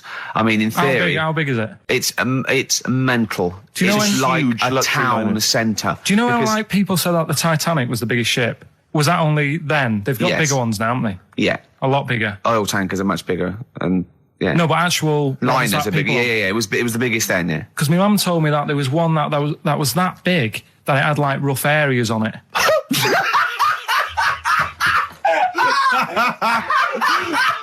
Oh, God. Don't go starboard. Oh, God. No, but do you know what I mean? Great. It was like we're thinking of moving. We're seeing the captain. We're thinking of moving to a nicer area. Oh, yeah. I've heard they're very rough in aft. Oh, God. Oh, that's They steal your tyres. A ship's so big that was rough areas. Oh. How big is this one that you're talking about? Well, I don't know. It doesn't give me the specifications here, but They're huge. They're huge. In theory, I mean, it's that thing with it's obviously marketing, but they're going to solve the overpopulation crisis, where soon we'll all just be floating around the sea. Yeah, but yeah, I can see that. The Shining, on XFM 104.9. We're doing White Van Karl. Got another one there? Well, it's just your thoughts really on the Queen Mum's very British send-off that she was given this week. Yeah. What do you make of all those people queuing up to see her? Did you think that was incredible? Right. Well, what we said last week, there was I don't quite understand why there was so many people there who were like getting really upset. Do you know what I mean? Really upset, crying and stuff. And you can lose someone who's like related to you, and you don't cry like that. You sort of sit there and you think back to what you did with them and stuff, and then that's it. But the queue thing, wasn't it like miles long and stuff? Yeah. It was, yeah. Right. I was sat watching this with Susan. 12 hours queuing. Yeah. It never got to 12 hours. It did, but that was the estimated time. No, but how long is a queue when they're just like, walking along? Think how far you can sort of like, stagger in 12 hours. Incredible. It's been ridiculous. God. Yeah. But again, if they want to do that, it's their time and that, innit? And it was at the weekend, so they could have, it's not as if they got out of work to do it. No. You know what I mean? They used their own time, so good on them. But I thought, right, what they could have done, remember when I studied Che Guevara? Yep. Yeah. Right? And don't be offended by this, it was just an idea, because they did it with Che Guevara. Remember when they cut him up? Yes, they cut him up, yeah. What was the reason for cutting him up? Well, they cut up Che in order to try and... you told us that they were going to send bits of his body to Fidel Castro and various other people, wasn't that right? As a warning, wasn't it, though, to all the people, like, one to... Yeah, my understanding was that they cut him up in order to... so they could bury him in different places, so that there'd be no shrine. There'd be not one place that you could go to in order to sort of make him into a martyr. A little bit like that. I've like... I can vaguely see where this is going. 6 queues, and it's like, number 1, you can, go and pay respect to her head, or whatever. Oh, God. No, but I just was thinking the way of speeding it up. I'm not having a go, I'm not, because they haven't done it, so it doesn't matter. But they did it with Che Guevara. Yeah. Everybody would have felt like they've got close to her, and it would have speeded it up. No, I mean, but I can understand... Can I just say that genuinely, Karl is not being disrespectful here. This is his best idea to cut down the queues. So don't phone in. He's not suggesting we should have done this. He genuinely is. But I mean, he's not doing it to be nasty or wacky or he thinks this is a good idea. So can I just throw a thought at Che Guevara, who was like a powerful man, he did a lot for the world and what have you. Yeah. And are you aware that I feel slightly responsible for this, because have you heard of the quote, a little knowledge is a dangerous thing? Yeah. Okay. Steve, next one? No, just a very quick question. I can understand those that have queued for 12 hours to see the head. I'd be a little bit annoyed if I got there to find a toe. I'll tell you what, though. I'll tell you what they could do without chopping her up. They could put about 9 queues. Each could see each hip she had. That's true enough. Because she'd had about 9 of them. Yeah. So it'd just be, if you want to see the whole body, it's a 12-hour queue. If you just want to see a couple of the hips. Here's another suggestion for you, I just thought, right? What? Instead of everyone queuing to see her, why not put her on a trolley and wheel her past everyone else? Running. So you could have some students on Rag Week. They could combine it, like when they're always pushing a bed. They could just run it along the queue. No, that'd be fantastic. That'd be disrespectful. Right, as opposed to the chopping up. So sure. Right. But just an idea. Just I apologise now. Anyone's offended. Anyone offended, I'm sorry. But Yeah. No, okay, we just do White Van Karl then. This is your opinions. You can't be wrong on this, can you? There's no right or wrong answer here. Okay. Right. But so this is where we ask Karl his views on the big news stories of the week. Basically, we've stolen an idea from the Sun newspaper, and So this isn't cruel, this programme, is it? I don't think so. picking on me. It's not, is it? It's weird because a few people have said, "Oh, you're picking on me." It depends how you look at things, isn't Sure. it? Yeah. But you do like it? we could look at it like it's a laugh. So it's not a problem for us. You know, we like you. You know, you're our favourite. Yeah. I'm going to say thing in the world, but I don't mean that, you know, in a derogatory way. No, I'm cool with it. Yeah? Yeah. Right. Okay. So your views, please, on the fact that attitudes are changing to the possible marriage of Charles and Camilla. Oh, what do you think of that? The roars at the moment, because the recent tragedies are apparently high in the polls, and people are coming around to the idea of Charles and Camilla getting hitched. What's your thought? Whatever, really. I mean, if they're happy with it. The thing that comes out of it most is it just goes to show, right, that there is someone for everyone. Just because, I mean, no disrespect to Camilla, I'm not a good-looking person either. But she isn't a stunner, and yet she's gone and picked up a royal. Right? Yeah. So I think it's good for things like that to happen, because it cheers you up. Do you know what I mean? Gives you a bit of hope. Thanks, Carl. So yeah, it's good. You know, if they're happy, if anyone's happy, it's a good story, isn't it? Yeah. You know what I mean? Yeah. You know, he's had a bit of bad luck. And now he's got someone else in his life. So. While he's doing this, I'm just doing a list of questions to ask him what he thinks of things in the world. Okay. Is that all right? Yeah, no problem. No problem. Okay, what about this then? Are you disappointed by the nation that a third of us are apparently unaware of St. George's Day? 23rd. Is St. George's Day the one with the snakes that we've talked about? No, that's... Are you one of that third, do you think? St. George is the patron saint of England who killed the dragon. Yeah, I mean, there's too many of these days, isn't there? That's the problem. If you make it a bit more special, like Christmas, so you buy presents and that for each other, then people will remember it. But there's so many of these days with Easter and Pancake Tuesday and all that.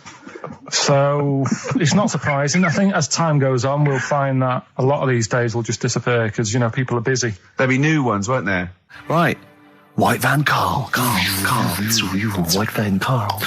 Yeah, this is where we steal the White Van Man column from The Sun and basically fire those questions at Karl, getting his opinions on the week's news. Okay, Karl. Okay, what do you make of this? David Beckham apparently was driving despite having an injured foot and just further threatening his World Cup chances. And obviously you're a big football fan. Well, I'm not that big. I like the odd game. Sure. Would that hurt him? Would that hurt his foot? It can't be good. Is it in a plaster? It's not It's in a big cast, sure, is it's it? better to drive than it is to walk on it. Good point. Fair enough, yeah. Go on. Can't argue with Can't that. get the bus, can he? Okay, and what do you make of this fascist leader who's having a lot of success in the French presidential elections? What's he doing? Have you not come across this story? No. Right, this is one of the big political So stories. he's got far right that got nearly 20%. He's a far-right fascist leader and he's having considerable success in the French elections. I don't think we should be asking Carl questions like this. Not something you've got an opinion on? I'm getting scared. There's all sorts of bad stuff going on in the world that we don't know about. Yeah. But we know about this. Yeah, but you're better off not knowing because there's nothing I can do about it. You're absolutely right, Carl. Fair enough. I can't argue with that. Oh, God, that's man alive. fantastic. That is brilliant. White Van Karl. Yeah, White Van Karl. I mean, for those that don't know, we do this... We ask week. Karl the questions that the Sun asked someone else. That's right, the Sun every day asks some, average Joe, his views on the week's big stories. Karl, let me ask you now, what do you make of Prince Harry smoking openly at a polo club? Are you aware of this story? No. Was it? Go on. Prince Harry, you know that he's one of the royals. Yeah. And he was seen smoking openly, a fag, a cigarette, a polo Third in line to the throne. Something like that, yeah. Imagine that. Someone smoking a cigarette who's third in line to the throne. A cigarette, Karl. Is it a non-smoking polo club? Do you know, I don't know, but if it were, would that make things even worse for you? Well, no, yeah. seriously, what do you make of it? This is, the whole, the furore is he's a role model, he's a royal, should he be seen puffing away in a public place? I don't think it matters, does it? Not a concern for you? How old is he? Is he old enough to smoke? I think he probably is, yes. Right, yeah. Well, I think the trouble with this role model thing, with anything that's legal, it should either be illegal or not. Yeah. I just don't think you can impose things like that, because you could say that it is bad for you, and it is bad to start smoking, and it really is bad for you, it causes cancer and everything. But everyone knows that, don't they? Well, yeah, but you should either make it illegal or shut up about it.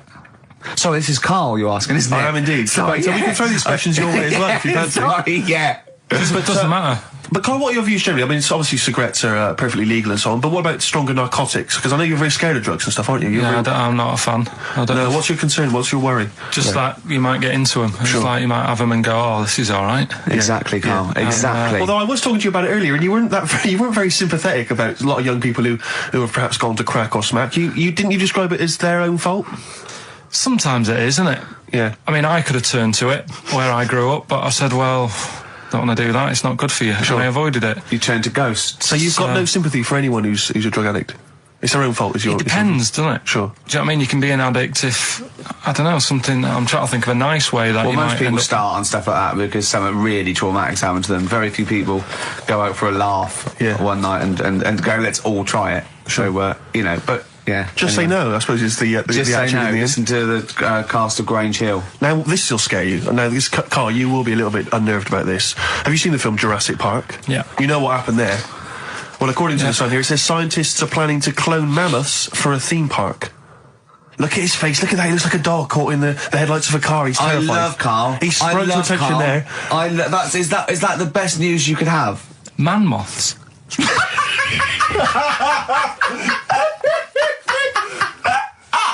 Right, yeah, moths. I love the fact that that's why he was so excited that they bred a man moth.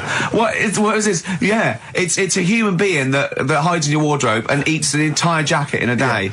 Yeah. What do you mean, man moths? Mammoths. Mammoth, the big hairy cow from the Ice Age. I mean, elephant. You're not so excited about that, then? You can take or leave bringing back mammoths to life, but a man moth... A man moth is a different matter. Oh. If we'd have never brought that up, he'd have gone and told someone now, you know, they've bred an half man, half moth. This is how things start. This is what we mean when you hear these ghost stories. Are you slightly deaf? Is that it? When you hear these stories, you're slightly deaf, and his head was in the basket, and he went, count how many times I blink. Is it... Carl, is English your first language? Are you actually foreign? Is that the thing? Yeah. Should we speak when we say foreign, we mean not of this planet. Yeah. Should we speak slower? Would that be a help to you? No. Go on. Next what do you make of that? Do you think that's good? Do you think that's good to bring back mammoths? Prehistoric animals. These giant elephants. They're slow, aren't they? It's not as if they're going to, like, get out and run fast and they can't capture them. They'll probably be a fence, to be honest, Carl. They'll probably be a fence. No, but you're asking it as if, like, oh, it could all go wrong, but it couldn't, could it? Well, really? but the point was about Jurassic Park is they thought it wouldn't go wrong. They thought they had it all under control. Have you learned nothing from Jurassic Park, Carl? Dinosaurs would say, "Oh, think about it before you do it." But with a hairy elephant, it's not going to. Not a concern for you. Would you go along to see him? Would you be interested in that? If it was in the area. He's great, isn't he? I'd love a queue, Nothing right? impresses no, him. but what I'd like to do is Carl sitting like Yoda in a little cave, and I'd just like to see people like Tony Blair and Stephen Hawking in a queue, and they go and say, "Carl, got a bit of a problem." And thinking of cloning a man and a moth. Problem? Not an issue. No, if I'm in the area, I might cruise around and have a look at it. Otherwise, just don't send it near my clothes. Oh, that's fantastic. So it's just for a second. As the words "man moth" came into your head, how excited were you? I mean, were you both terrified and excited? For the moment when you thought that they'd cloned a man and a moth? I pictured... what kind of face did he have? Did he have the moth's head, or was it a man's head? Just a little man head. Right, what was his face? What did it look like? He just was like a bit shocked. Perplexed, yeah. So it was like he'd been grafted onto the body of a moth without his consent. And when he was asleep, he'd woken up. He just went in to have a goiter removed, and they said, "We've replaced your goiter with the body of a giant moth." Yeah. Is that all right, Mr. Jenkins? So he had the head of a little. Was it a little boy or a man? Little man. Right. Okay.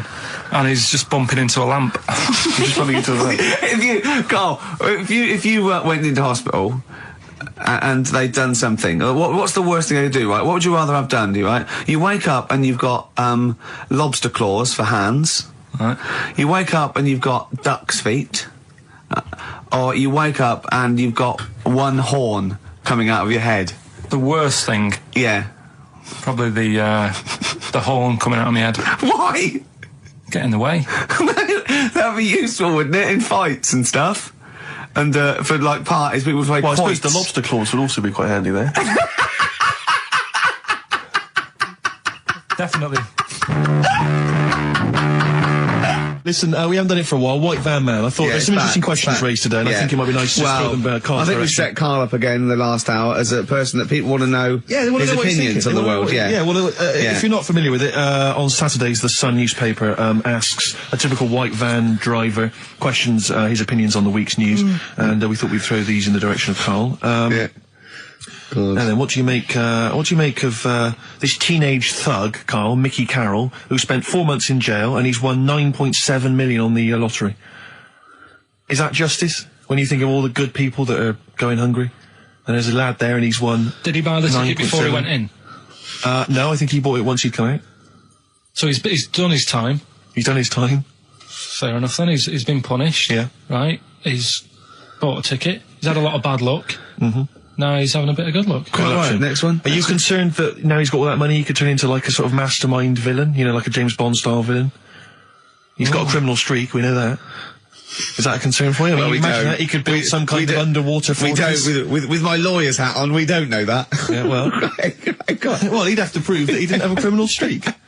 I'd say you've been in jail for 4 months. Yeah. Sometimes people are bad because they haven't got any money, so he might be an angel of gold now. Or whatever it is. It's a long time since we've had any white van, Karl. For those that don't remember this particular hot feature, we basically ask Karl some of the questions that are asked of a white van driver in the Sun. They always have this on Saturday afternoons. Anyway, here's the first one. They're not fascinating, Karl, but I'm just interested on your take, really. Yeah. What do you make of Cilla Black quitting Blind Date after her husband sent a message from beyond the grave? Are you familiar with this story? I didn't know that. What's that? She went to see a medium, and supposedly her husband passed on information through the medium, which was incredibly vague, but persuaded her to quit live on air. Well, it's about time, isn't it? If even dead people are saying, I'm not enough.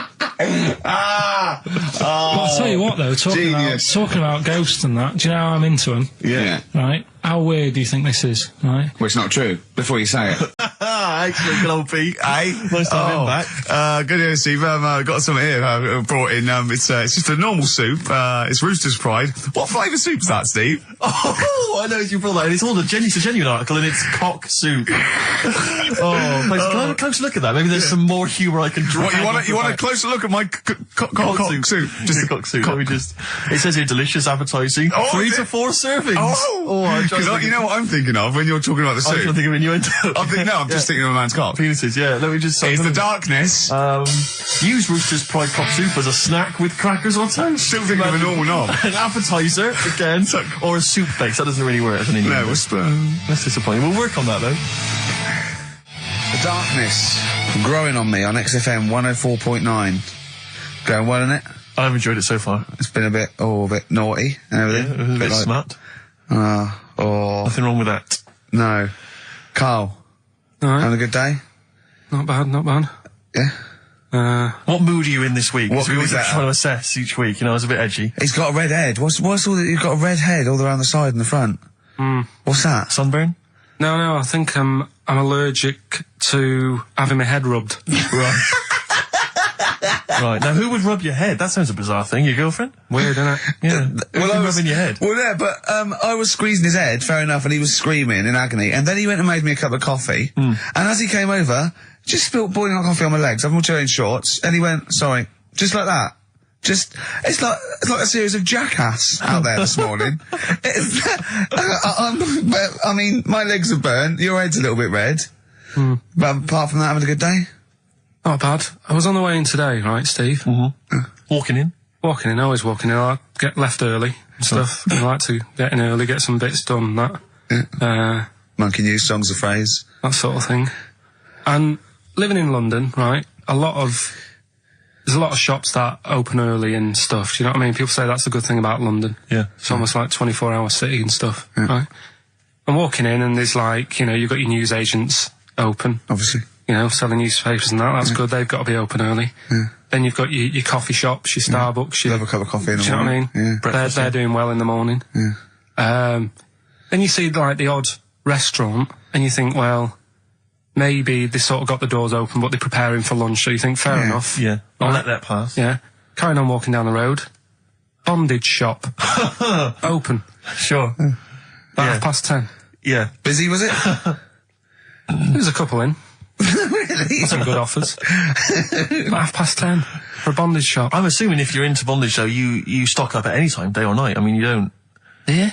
Well, I assume it... I suppose you get up and you go, oh, I've got nothing on, I need to be a bit tied down. Yeah. I need some rope. These clothes are too baggy, I need more belts. Oh, God. I need more straps. Yeah, get some rubber on my face. Weird, though, isn't it? What were you doing in there? So, just having a browse. But, so a bit worried, really, because the things that I've noticed this week like that's probably a little bit smutty. You've brought your soup in. I just found it out there. Sorry, yeah. It is Rooster's Pride, cock soup, noodle soup mix, chicken flavour. But, I mean, do they not know that is obviously just going to be used on the Graham Norton show and Chris Tarrant when he's doing his show abroad? Yeah. I mean, do you know what I mean? How could they call it cock soup in this day and age? I don't keep saying it. Well, no, it's fine, because you can say cock as long as it means the male, we've done this. Oh, do you mean a chicken? Yeah, look, it's a picture of a chicken. Yeah, sorry. What did you think it meant? No, I don't know, I had it in my head. Okay. Sorry. Yeah. But, there's something else that's a bit sort of... A bit blue? A little bit blue, but then it's real as well, do you know what I mean? Well, it's a that problem. excuses it. Johnny, I don't think he's mine. So he did all this... I don't even know why I'm telling you about tattoos. No, nor do I, Carl. Hey, to be honest. Donald Blitzen from the About a Boy soundtrack by Badly Drawn Boys. Christmas theme there. You spotted the Christmas theme? Yeah. Carl's not really in festive mood, but, I can't imagine Christmas is your time of year, is it, Carl? Well, I'm not sure any time of the year is, really. I liked it when I was about... I think when I was about 7, I enjoyed it. Was that the one? Was that the year, the big year for you? You get loads of stuff, you don't have to worry about anyone else, but once you've, got a job... What did you get when were you doing your paper round? How old were you then? I was about 13, 14. Well, that was then you were a man, weren't you? I had to buy stuff. Oh. But you're still not You're having quite a good selfish, time. man, aren't you? I didn't realise this. No, it's just that Christmas... And that's coming from him, Carl. My dad always said... All right, steady on. Dad said Christmas morning was for, for me, so he used to stay in bed. So he never... That's brilliant. That's a great thing to say, isn't it? Yeah. Christmas morning's for you. Run wild. Do what you want. Just don't bother me. I'm going to Honolulu for 2 weeks. That's great. Dad, it's Christmas. Do I have to do anything? No. So my mum used to get up, because she used to like to see my face light up, when I opened the presents. And then, to keep the fireworks. And then, then I'd have to go to my bedroom from about 6 o'clock onwards, because, my mum and dad were into having big Christmas parties, and I wasn't, old enough to go. Right. So they'd say, right, you've had your fun there, you go up to your bedroom, stay in there. Really? Yeah, I remember one year, right, I got a train set, that's what I wanted. Yeah. Right? It's brilliant. Playing with it all day. I thought, I don't mind about the party, I'm happy staying up here, playing with this. Brother comes in, he's had a few, right, he's going, yeah, give us a go on your train. How old is he? He's a bit older than me, so he might have been let's see. Well, let him be 18. Yeah, probably about 18, 19, and how old something were you? like that. I had a train set, so, I don't know, about 14. something like that. Yeah. Right, so I'm playing on that, loving it and stuff, and then he comes in and goes, oh, give us a go. He turns the transformer up to 14. He went really fast for about 5 seconds, broke it, and then he went back downstairs. Wow. So Christmas, I hadn't even got to Sounds Christmas like Day. the Conservative government with British Rail. Satire, that is. Satire, Rick, I just thought that there's satire. If there's any satirical shows listening or it doesn't work in any way, because there's the analogy falls down apart from there being a train. Think it through, though. British Rail was trains. Yeah. And the government broke the trains in many ways. They didn't break them, not officially breaking them, but they kind of... It does work, it's perfect. Oh, I'm very pleased with that. And I can't, and no one's asked him to be on Have I Got News For You. It's weird, isn't it? Because it's strange, that, when you've got a satirical mind that's as quick as that. Yeah. Right. And he's broke your little train set. So what did you do? I just watched telly and had some sausages. I bet you were happy with that, though, weren't you? It's a bit annoying, though, isn't it, when your main present of the year has been broke. And did it ever get it fixed? No, that was it. Put away. I'm intrigued why your parents wouldn't let you come and join in the festive fun. Was it like really debauched down there? Was it like eggnog everywhere? Well, no, but I mean, that's fair enough. 6 is a little bit early, but I just think, if you're a kid, he had his fun, put him to bed at 8, maybe. And you think so on Christmas Day? I thought that was a day for family. Well, not if there's a party going on. Well, don't have the party on to Christmas Day. Well, that's another option. Yeah. Your parents are weird, aren't they? A strange breed. Well, I think that was the year, right? You're talking about buying presents and stuff. I think I did treat my mum to... I didn't buy my dad anything. I think that was when I got a bit older, I used to get my dad something because he wasn't that bothered anyway. No. So, got me mum there was a cheap shop, right? Of course. Thank God for that. Called Snips. Right? So I went in there and I thought, let's see what I can get her. And remember Victoria Plum? I don't think so. Well, it's like a fairy character. Right. Right? I mean, Mum's into gnomes and stuff, right? So I thought, right. She must be pleased with you then. Victoria Plum. I was thinking, is that one of the neighbours? Is it like a brandy Do you liqueur? remember Victoria Plum? Victoria Plum. Victoria Plum, yeah, it's like a little fictional sort of character, right? Okay. So I saw her, I thought, yeah, she'll love that, right? So I did my paper round, saved up for 2 weeks, right? Aw. Got that sorted, went to Snips, bought the Victoria Plum. Next day, I'm in town with her, right? So I think, I know what I'll do. I said, come in here a minute, right? So we go in, and we're looking around, and I tested her, right? I went, look at that there, that's alright, innit? And she goes, oh, it's bloody awful. Oh, Carl. Oh, Carl. Oh, God. So then, Christmas Day comes, I said, don't bother opening it. She said, no, why? I said, Oh, "Don't." no! Why did you still give it to her? So, well, it's too late, I'd already bought it. Oh, Carl. So she opened it, and I was like, and she said, oh, that's nice. I said, why are you saying that? I said, the other day, you said it's bloody awful. She said, oh, no, I thought you were pointing at something else. Oh, no. So that's why I don't get anyone anything anymore. Oh, God. Play record. Oh, God. Oh. That's good, isn't it? Not bad. Gold Rush. Let you down. I'm actually quite affected by Carl's Victoria Plum scenario. Just the fact that, like, that eagerness, he wants to make sure it's a great present. He's saved up his paper round. He thinks it's like a gnome, but modern. I'm worried that you're using it as an excuse now, and that's why you're not buying anyone any gifts, because you've had your fingers burned once. I mean, you were 6, 7 years old. To be fair. No, you weren't. You were about 13, weren't you, if you're doing your paper round? Yeah, it must have been, 11 or 12 then. All right. Yeah, so I'd saved up. Oh, no, I'm not using it as a thing. It's just that. What did you get your mum this year? I've sent them some money so they can get a passport. So they can get a passport? What do you, where are they? Immigrants? Are they trapped No, somewhere? Well, they're in a holding bay somewhere in Dover. Yeah, I got What a do you friend mean? who's a truck driver who's going to sneak them across. For New Year. What do you mean? So they can buy a passport. What do they do? Sell it when they were a bit down in their luck? No, they haven't got that much money, right? They've never been abroad, and the mate said they might take them next year, and they said, oh, we haven't got a passport, so You've I got thought... to buy a passport, have you? Isn't that your God-given right as an Englishman? No, you've got to pay for them. They're 30 quid each, so you better add do, otherwise they're conning me. Right. So you sent them 60 You don't quid? get born with a passport, of You course you sent them don't. 60 quid in an envelope, have you? Well, check. Right. I love that. He'll be watching telly and France will come on and he'll go, oh, what do you think of that? She goes, it looks bloody awful. I go, Yeah, oh, you- don't oh, open it. no. Don't open it. Yeah. Don't open it. So you've not paid for a holiday for them. You've No, I've you've just given sorted them- out the... Well, it's the better prize, isn't it? Because they can't go anywhere without it. Well, the passport keeps on giving. Yeah, It's perfect. 10 years. That is, yeah. So, but no, I never used to... I mean, I can't think of other things. I used to get me dad once I started getting him stuff, it sort of used to be a dressing gown, Yeah. and then... But as an extra surprise, I used to put like a cigar in the pocket, so he'd think that was it. Yeah. Then he'd put it on and put his hand in the pocket. Right. And then he what's just this? hit you because he thought you'd nicked it. Yeah.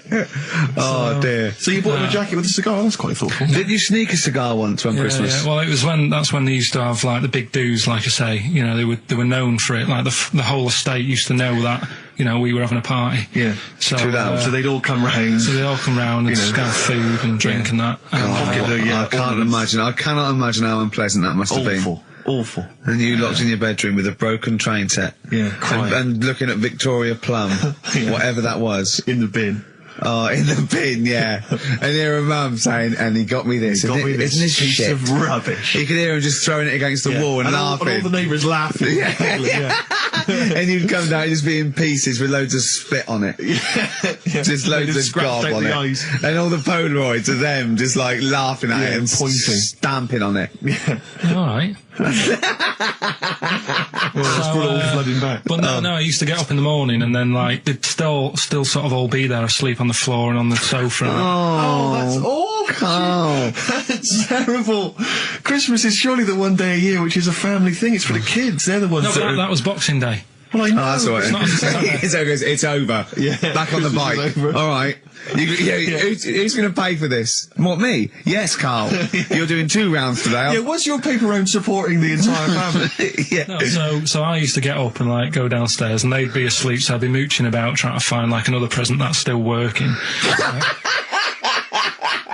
I love the idea that these people from the estate had like squashed his presents. So I found a cigar that had been sort of lit up and then put out, so I thought, I'll have a go at that. I went outside and had a go, and that's the last time I smoked. Right. I tried it, I thought, I don't like that. I love the fact that he does everything once. Yeah. In his life, it's a line of, I've done everything once. I don't need to do it again. Teenage Fan Club from the XFM Christmas album, and that's Christmas Eve. Their guitar sounds are just brilliant. They're just always so nice. All right, Carl, would you like that? Is that Teenage Fan Club? Yeah, they're good. Carl, I feel like you've never kind of enjoyed the wonder of Christmas. I can't ever get the sense, maybe except when you were very, very young, you know, that kind of bright-eyed, you know, thinking of Santa, you know, kind of landing on the roof and coming down the chimney and drinking the sherry or whatever. So I like the idea of it, right? Sure. The sort of, you know, I used to get a couple of annuals every year, you know. Yeah, so did I, yeah. And I was allowed to open one. There was this. This is what it's like about getting presents and stuff, right? With my mum and dad. Go on. My mate Colin, right? Colin Bailey. Oh, right? yeah. He had a little Sinclair Spectrum, right? Computer, which was like the thing to have at that time, right? Yeah. Used to always go round to his house. The deal was Not the one you had to play through the window because you weren't allowed. No, that's another lad. Oh, right? yeah. This is a different lad, and the deal was he came to our house and my mum gave him a pie, and then I'd go round to his and I'd stay there for a few hours playing, you know, Hungry Horace and stuff like that on it. Sure. Right? Now, my mum and dad knew that I really wanted one of these computers, right? So I waited about a year. Came round to Christmas Day. I thought, I reckon might have one. Turned out they bought me the wrong one. They bought me a ZX81 instead of a Spectrum, right? And Christmas Day, I'm there trying to load the games up. It's not working. I'm thinking, what's wrong, right? And the thing with me when I was a kid, I used to get quite sort of agitated. This is the moment. Right? I found out that it needed a RAM pack to make it work, right? Looking in the thing and it's saying, and make sure you put your RAM pack in the back. And I was like, oh, where's the RAM pack? And my dad's going, I don't know, I've got you the main bit. That's it. So I was that wound up, I just was sick, right? Just sick. I didn't feel sick or anything, I just was like, oh God. Went to the sink, just sick. Because I was that on edge about it. I said, come on, we've got to get one. And my dad's like, Tandy's shut. We're not gonna get anything today. Ruined again, Christmas Day. That was after the year when my train set got blown up by our kid. The following year, no RAM pack. And now you ask me why don't I get good presents? He's scarred. He just I'm gonna die. Honestly, I'm gonna die. He's just screaming sick. Yeah. There's no RAM pack. What? Did you get to the bottom of it? Why wasn't there a RAM pack? You have to buy them separate. Oh, It's one of them okay. cons. What do you mean I can't play Frogger? Oh no. So, wasn't there another incident when you threw up? Spontaneously threw up?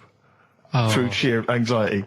I do get it. It's not so much now because I've relaxed a bit, but as a kid I used to be quite on edge all the time with certain things. Do you think that's what happened to your The cat wind. that kept being sick? That it didn't get the food it wanted? And it just threw up? Do you remember that? Yeah. God, so they shaved it. No, like, again, I spoke to you in the week, and I had much better things, like when I tell you about Brian Blessed climbing Everest, and for some reason it made him, it played havoc with his belly, and he followed through, and he had to clean up. Shut himself? Yeah, using ice and snow. Why are you telling me that Brian Blessed... in what way is telling me that Brian Blessed shit himself once in any way educational? Because I was saying how he was climbing Everest, right? Right. I give it to him, he's an actor and that, but he gave that a go. Yeah. Right? It played... What's the point of that, you'd say, wouldn't you? You'd say, God, he's you know... So he's alright. Me doing a boxing match for no reason is rubbish, but him climbing Everest and shitting himself... Yeah, he did that. Is commendable. Right, and he's only going to, like, go and do it again. He's going to climb it again. Yeah, but he might not shit himself this time.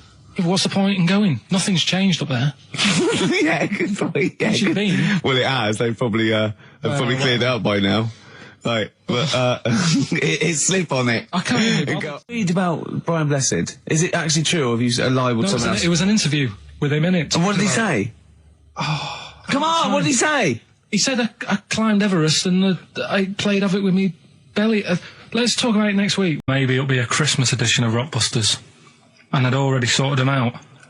I wouldn't worry, Carl. Well, what I've done, I've cleverly tweaked them to make them Christmassy. So the Christmas bit in it has got nothing to do with it whatsoever, but I just thought... So you mean the clues have a Christmas element? Well, yeah. But it's nothing to do with the answer. It's nothing to do with the answer. Right.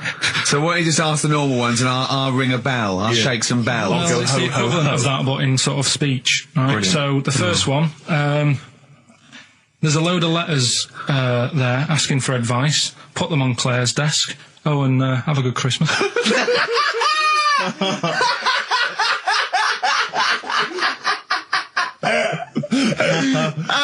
No, give it to us again. Oh, God. Right, so there's a load of letters asking for advice.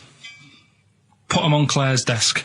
Oh, and have a good Christmas. Right, but bear in mind, people, that the Christmas element may not be relevant to No, these that's got clips. nothing to do with it. I don't want to, Okay. And the initial there is F, right? That's F. All right. Right, the second one.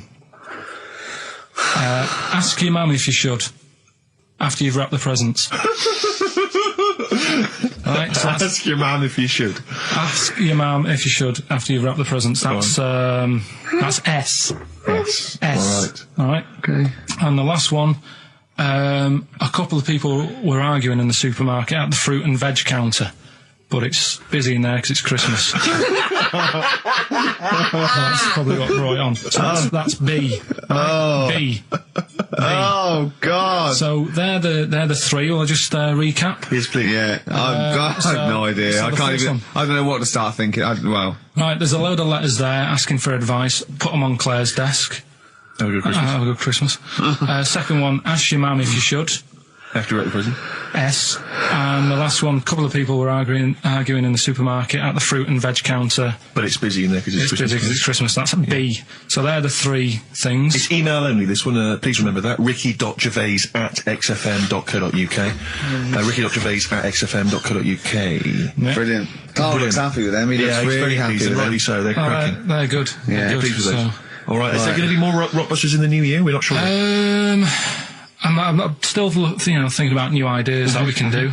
Okay. Are we starting Ridiculous today? Have you done Couldn't be anything? bothered. Couldn't be Right, bothered. couldn't be hard. Look Right. forward to Ricky Dickless. in the new He's year. worried about. He nearly said asked, and he just stopped because he's worried because he's the producer. Yeah, well, I've got to set a standard. Oh dear.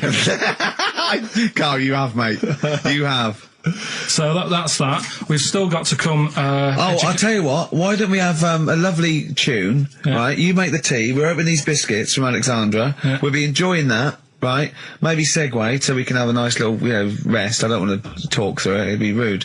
And then we're coming back, and as part of like Parkinson, and Do We Need Them? Do We Need Them? Yeah. Carl has interviewed an expert on jellyfish. Brilliant. So we've got that. Plus, of course, we've got a two-part Educating Ricky. You've got Educating Ricky still to come. With a Christmas theme or not? And we've still got No. things like the Pogues, John Lennon, Joni Mitchell, just David Bowie. Are you suggesting there's going to be some great music and some Great fun music chat? and some fun chat. Lovely. Let's do a classic. Let's do a big stomp in one of the best Christmas songs of all time, shall we? What are you thinking? Fairy Tale in New York. Excellent. Fairy Tale in New York. Oh, it's always amazing. Pogues featuring Christian McCall on XFM 104.9, the Christmas edition. Indeed. David Bowie, Everyone Says Hi. It's quite a melancholy feeling about today's show, isn't it, that Christmas? I think there's often... Carl with his Victoria Plum. I want to see a Victoria Plum. I want to know what it is. Does it look like a little gnome? It's a woman gnome. A female gnome? Yeah. A little gnome. Well, And yeah. Did your mum collect gnomes? She likes anything gnomes. She likes fairies. She likes Indians. She collects all that stuff. Yeah, and it doesn't matter what it is. What do you mean? Like a proper Indian with all the headgear on. Oh, Native American. American, She likes anything with them on. Like, it can be a fridge magnet. It can be just A anything. lot of But- Native American wisdom is around the fridge magnet because they think it has special powers of adhesion. Yeah. Yeah, I that's you read some of their great writings, works, the great works.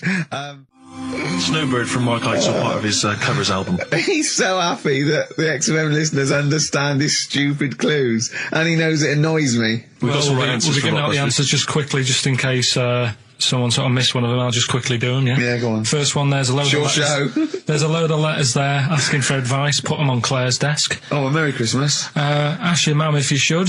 Oh, a Merry Christmas. And a couple of people were arguing in the supermarket. It was at the fruit Christmas, and that's veg why. counter.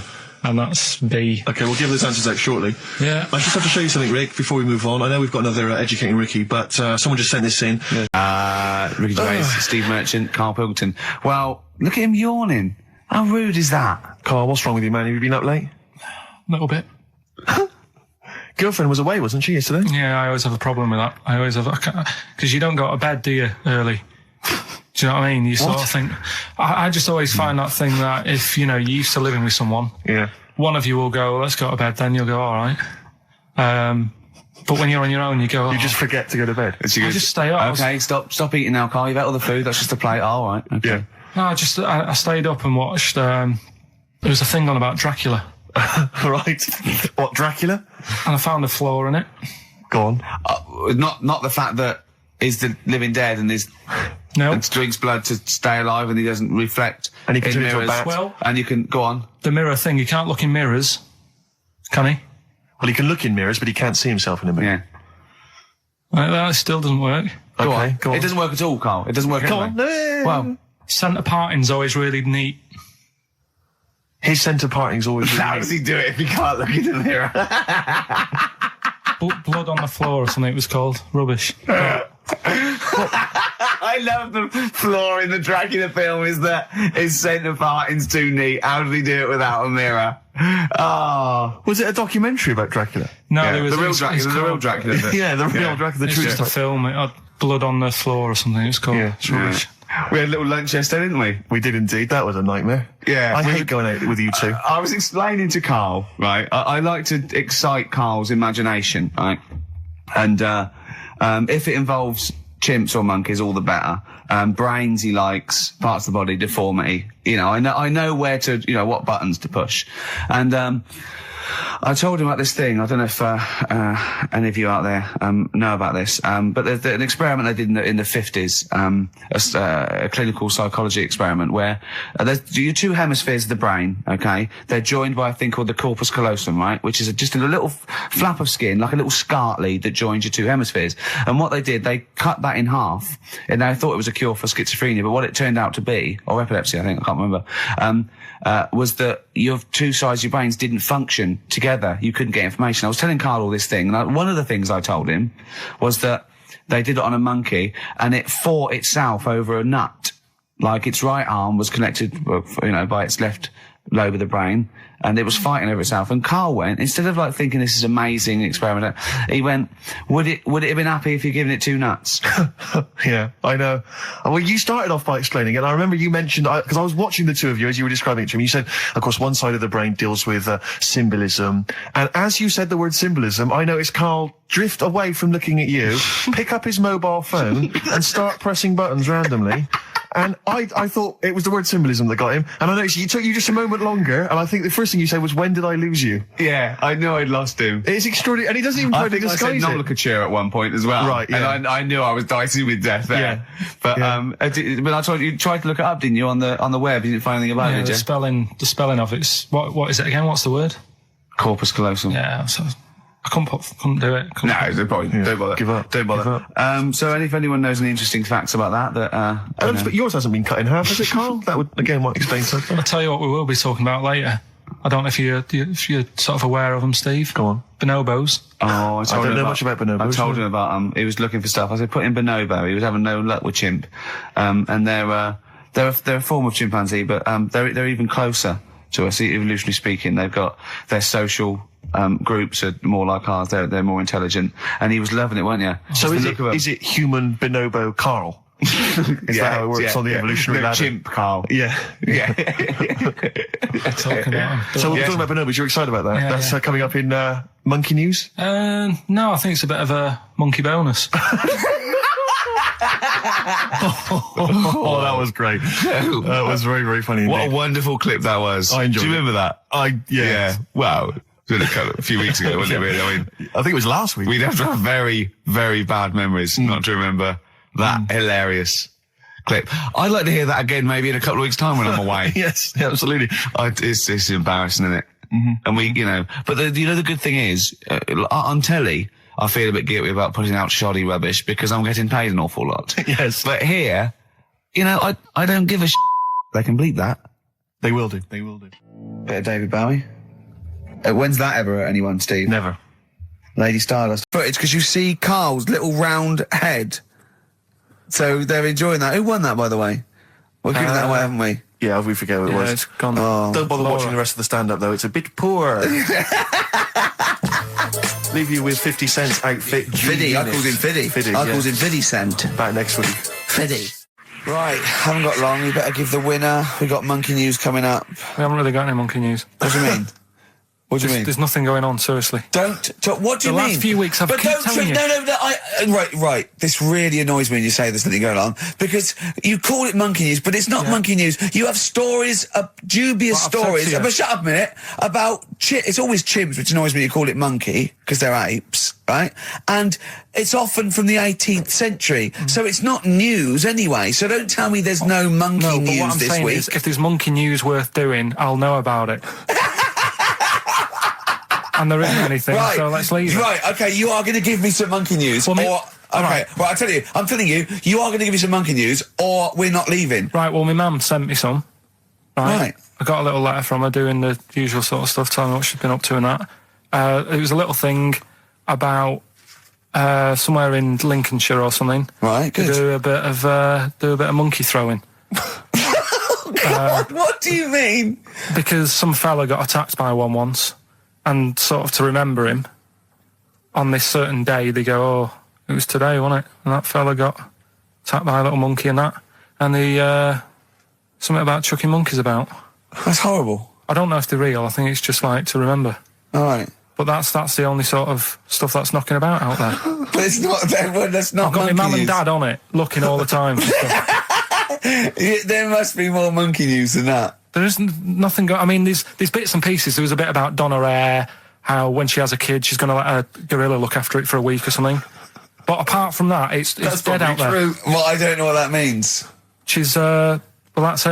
Well, it's Apparently, not true. She's not going to let a gorilla look after a No, child. it is. Apparently, a fella works with them or something, and This is rubbish. it's not rubbish. How can she let a gorilla look after a baby for a week? Well, forget it. Sorry, have you ever heard her speak? Lou Reed, with a little help from David Bowie there in the background.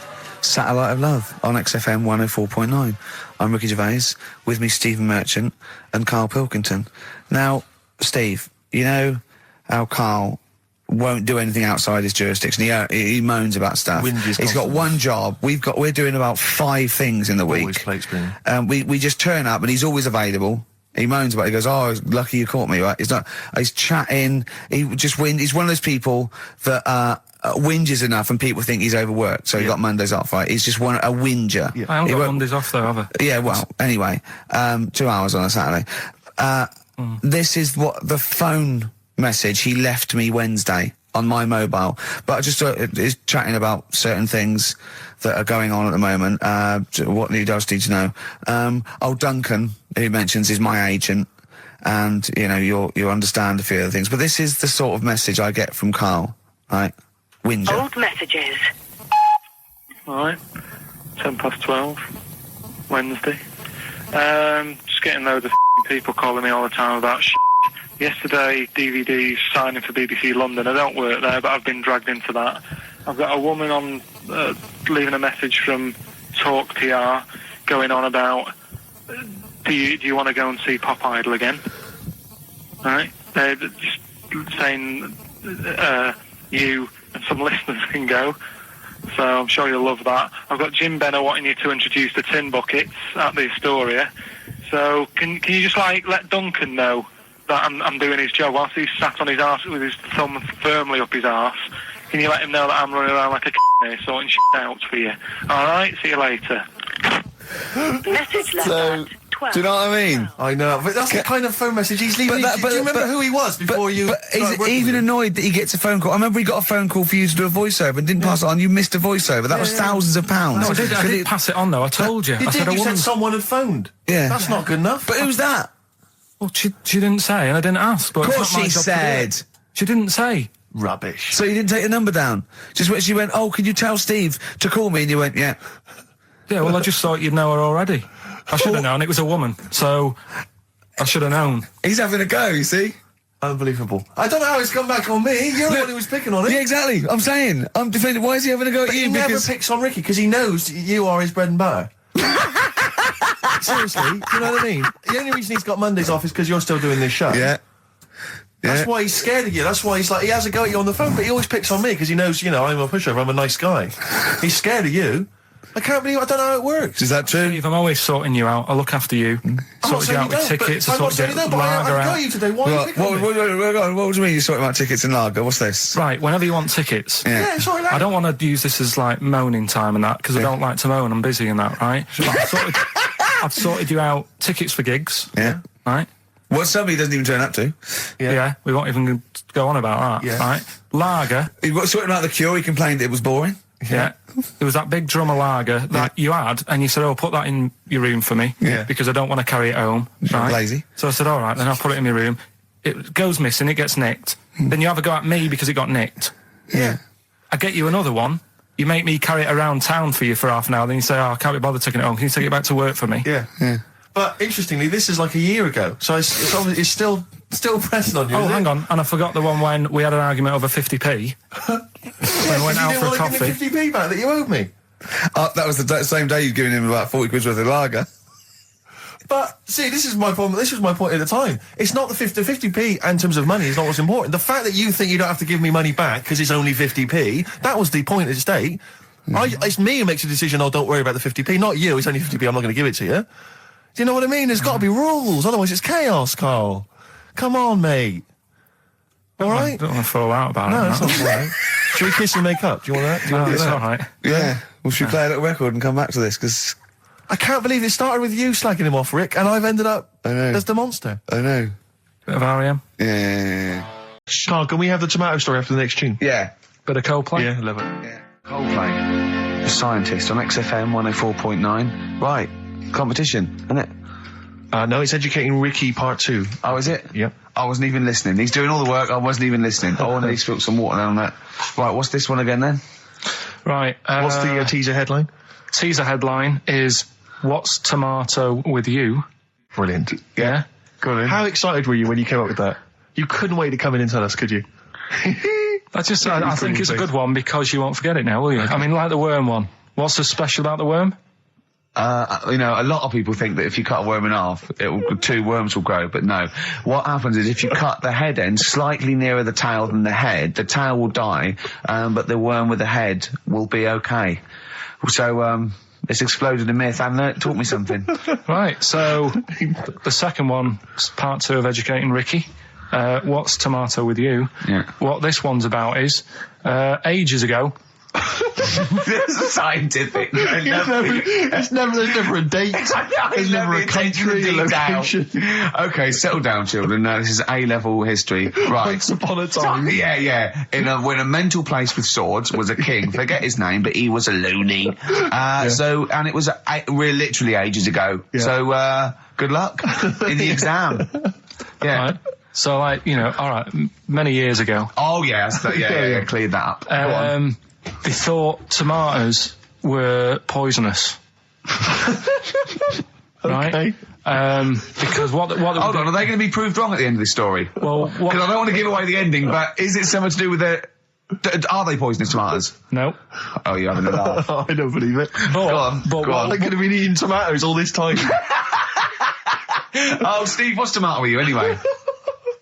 Okay, so hang on a minute. What's Let's just tomato with recap quickly. Many years ago, when people thought tomatoes were poisonous. Yeah. Go on, yeah. Well, they didn't know they were poisonous then because they were still eating them. But what was happening? Well, they're not. But they're not poisonous. But hang on a minute. All right, and it's not. I'm just going to listen. I'm not even going to talk. I'm not going to tackle So, if you remember, years ago, they didn't have, like, pottery plates. they had lead plates, right? What are you talking? Just let him talk. Sorry, what year is this? Let him talk. Come on. Plates made out of lead, and what they'd end up doing, they'd say, right, do you want a tomato? And they go, yeah, all right. And they'd put the tomato on the lead plate and cut it, and because of the acid in the tomato, right, it would sort of make the lead runny, and the lead would go into the tomato, and they'd say, oh, it's lovely this, and they'd be eating it. They'd get food poisoning, lead poisoning, what have you, and they'd be really ill. So they thought tomatoes were poisonous, so they didn't eat them for many years. And when you say they, do you mean the people of Narnia? Yeah, this didn't happen. Where was this happening?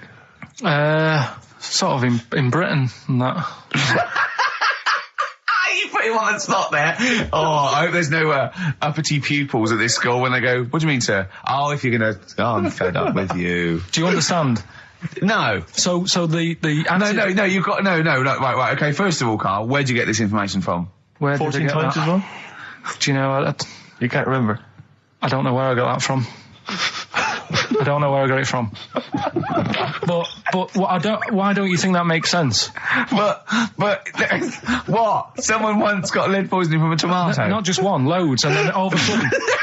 No. Why is this educating me? Because I'm telling you that tomatoes... I can't take anything away from this. Yeah. I don't know what to take away from this. What have I learned? What have I learned? Don't mix lead with tomatoes.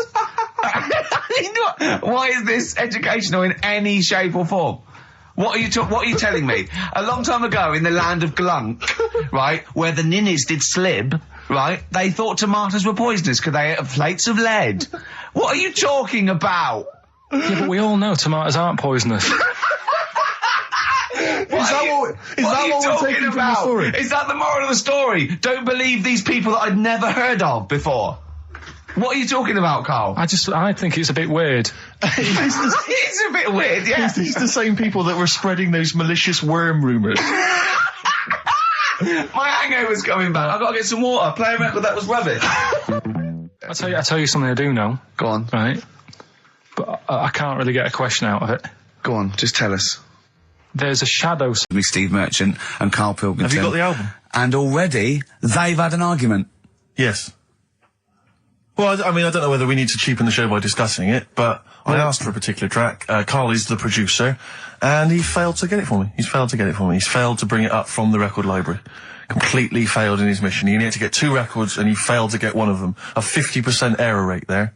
Yeah, but like I said, I looked in the system, it told me what album it's on, I brought that album up. I'm busy. But, okay, so fine, you're absolutely fine then, that's no problem. You know, once again, that's a great excuse, Karl, brilliant. The show has been ruined, it's been partially ruined, but you've got a bit of an excuse. Alright, I didn't make a big deal out of it when you said, oh, and whilst you're down there, get us a new 50 Cent single. I never said, why don't I get this new 50 Cent single? I asked you if 50 Cent single was lying around. If it hadn't been here, I wouldn't have worried. So I get it, yeah, I did that for you. Right. And when I come up, you say, has it got swearing in it? Well, I don't know, it's 5 to 1, Steve. You're the I haven't got time, I've been whizzing around. You're the producer, it's the brand new single. I'd have thought it had been lying around in the XFM office anyway. But I don't have time to sit around listening to music. Sure, well, yeah. Right? I know that you have. Now you've got an iPod that can hold 7,500 songs. I don't know when you're going to get round to loading all them on, but I haven't got the time. Sure. Busy. Yeah. Fine, okay. No, that's a perfect excuse, Karl. Well done, mate. Right. I just hope that I never have to depend on you in a real emergency. I had a bit of bad luck as well. I wanted to play REM, and maybe the listener can help me here. Can you email in ricky.gervais@xfm.co.uk if you know what song I'm thinking of? It's an REM song. I think it's on the album of the last one before. And he says Mulholland Drive and I'm Steve McQueen. That's all I know. I'm sorry, I can't think of the title, so I need the title to look it up, if you know what I mean. I can't put in like that. I can't put in Mulholland Drive. The system goes, what are you talking about? So I need the actual title of the song to look it up to find it down in the library. Oh, well, I'd go down yourself if you're going to go down to the library and get that. I wouldn't send Karl, because... Ricky.gervais@xfm.co.uk. But if he wanted to, he did have time, because he came in at 12:20 rather than 5 to 1. Yeah. No, I told you about that record that I wanted it yesterday, didn't I? So you had 24 hours notice. So that's not really an excuse, is it? But I did find one of my favourite songs of all time, which is Bones off the Benz album, and it is Radiohead on XFM 104.9. And here it is, because you gave me lots of time to find it. So. Sure. Yeah. Could have brought it in himself. No swearing in it. Bones. Radiohead. The Bend on XFM 104.9. And thanks to Paul, who's emailed in. There's a whole bunch of other people. Oh, Nick, lots of people. We've got Davey, Steve, Ashley. It's Electrolyte. You know, it all comes flooding back now. We've got that. I've got it out of the library. We're going to play that. That's done. It's interactive. I've used the listener. I've shown the listener, right? I've helped them to help themselves. Sure. I've said, if you want to hear it, tell me what it is. They tell me what it is. They're going to hear it. Yeah. Do you know what I mean? Perfect. Saves going down the library and, well, we don't... Yeah, well, we know mistakes can happen if that, you know, if they go down the library. Yeah, and I mean, I checked it, though, to make sure it was the right one, you see. It's just a little bit of... Well, it's a good rule that, generally, if you pick something up, a CD, That's you know, right, we want to play on a radio Sort show, it a out live radio show, yourself. you normally check at the back. Oh, right, yeah, that's right, yeah, if you want a job done, do it yourself. You're absolutely right, Carl. So... But anyway, look, let's all make friends, let's kiss and make up. Yeah, touch and make up. Yeah. Let's just... Well, I'm up on Carl at the moment because it was my birthday in the week, and not only has he bought me a little vibrating thing to put on the chair, because I've got a bad back, so that vibrates, that. Actually, we can hear it. Yeah, I'm gonna do it between records, though. Right, and what's that doing to you as you It's do just, that? it sort of like sends a little pulse into your sort of muscles, relax you, doesn't it? I've got to relax on air. If I'm relaxed, the listeners relax, we're all happy. Sure. He's also got me this little electronic bongos, and I thought we could do like...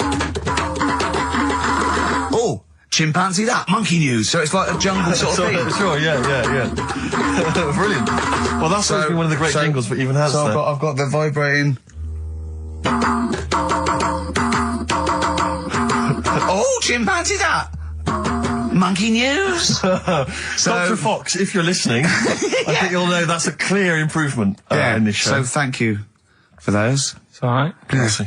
What did you get him? What did I get him? I couldn't get him anything, I was too busy buying myself an iPod.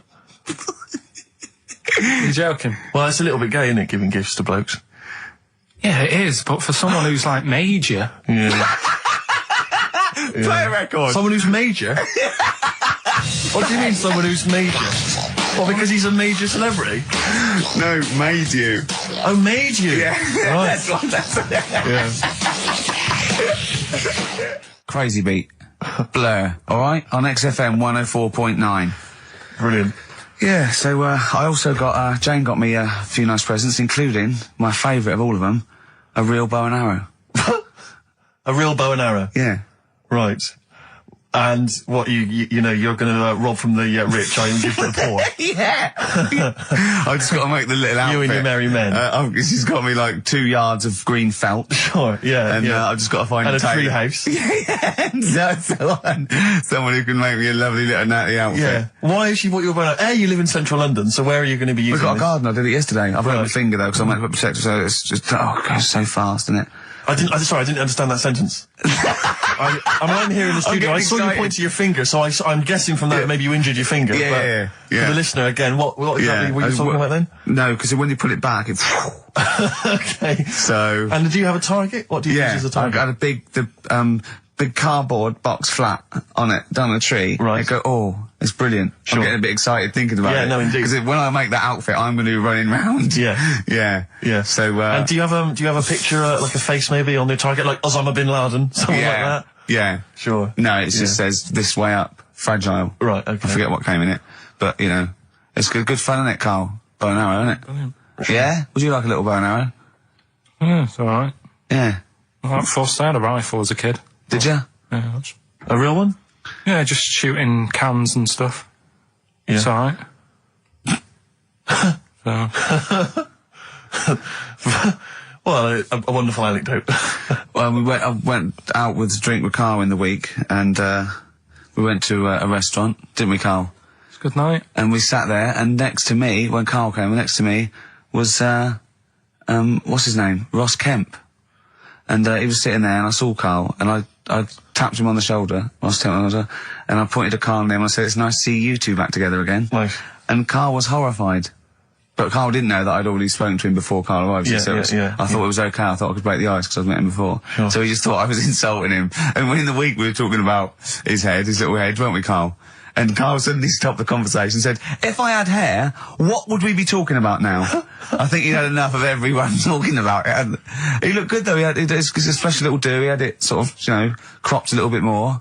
I like it when he's just freshly had it done. Mm. Do you like? Yeah. Has that ever happened to you, Steve? If you're somewhere, say if you sat somewhere, does someone sort of you know, is he anyone else who you look like, or would you say you're a bit of a one-off?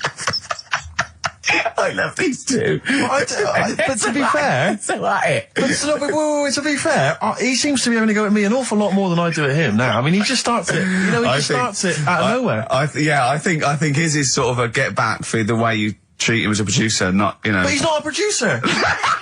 If he produced the show, I wouldn't have a reason to criticise. But I think this is it. But seriously, I mean, it really winds me up now because, you know, it started as a joke, but now it's abuse. Yeah. He got annoyed at Heat because it said Karl, producer, well, not so much a producer as just a bald mank. And he went, can they say that? Yeah. Can they say that? See, that's a magazine, an independent publication that's identified what exactly it is you do. Yeah. Oh, here we go then. Go on, bring it on, because here we go. He's looking at me. I know he's thinking. I can hear the cogs I'm not thinking anything. It's vicious. No, that is true. Never a true word. Play a record. Now then, I heard this on VH1 in the week, and I have not been able to get it out of my head, and I really kind of want to get it in everyone else's mind now so they understand the pain I've been going through. Miss You by the Rolling Stones. Yeah. I hope that's now embedded in your brain and you can ruin a week by having to sing that constantly, irritating people in shops and everywhere you go. Miss You by the Rolling Stones. Good track. Good track. Karl, Jonathan Ross came out of this last week, and we were talking about stuff, and Karl was mesmerised when Jonathan told a story that he was bored once in a hotel room and shaved his arse. He shaved his arse? Yeah. Sure. And Karl, you didn't stop questioning him, did you, for about... I just wondered, at what point do you sort of say, oh, this is getting on my nerves? Do you know what I mean? Yeah. It's way too long, tucking it in his socks or whatever. Yeah. But it's not, I mean, it is boring in hotel rooms, because I told you before about when I was in Edinburgh and I had nothing to do, there was nothing on the telly, and you've eaten the shortbread biscuits, and so that's when I read the phone book to see how many... That's when you read the phone book? Well, to see how many Macs were in Scotland, McAteer, Macintosh, Sure. Yeah. and it was like, 42 pages. Yeah. Jonathan, I don't know if he'd already done that. Yeah. And, he said he shaved his arse. Now, when we say shaved his arse... Not his cheeks, his... Oh, all of it? Yeah, all of it. Did he say that? Well, I think that's... But other than the cheeks, there's not much left. Then we got to the fact that me and Jonathan, if we pooled our wealth... we could have shaved Karl's arse for £1,000. Right. And he said, yeah, for £1,000 you could shave my arse. Suzanne said, can I say this bit? Your girlfriend said what, Karl? She was annoyed. She says, well, I'm not allowed to go there. Why is anyone else? And of course, the whole table stopped and leant in and said, what? I mean, he doesn't like me touching him there. I went, what do you mean? This is too much information. It was too much information. I like the fact that you've had this conversation with her. I like the idea that she touched your arse once and you went, woo, hands off. Yeah. I love you, but keep your hands away from the arse. Do you know why he said he's talking about the most intimate part of the arse, the middle arse he's talking about, and I said, why? He went, it's a bit gay, innit? I said, how can a girl touching it be a bit gay? If you stood behind you, it could be anyone, doesn't it?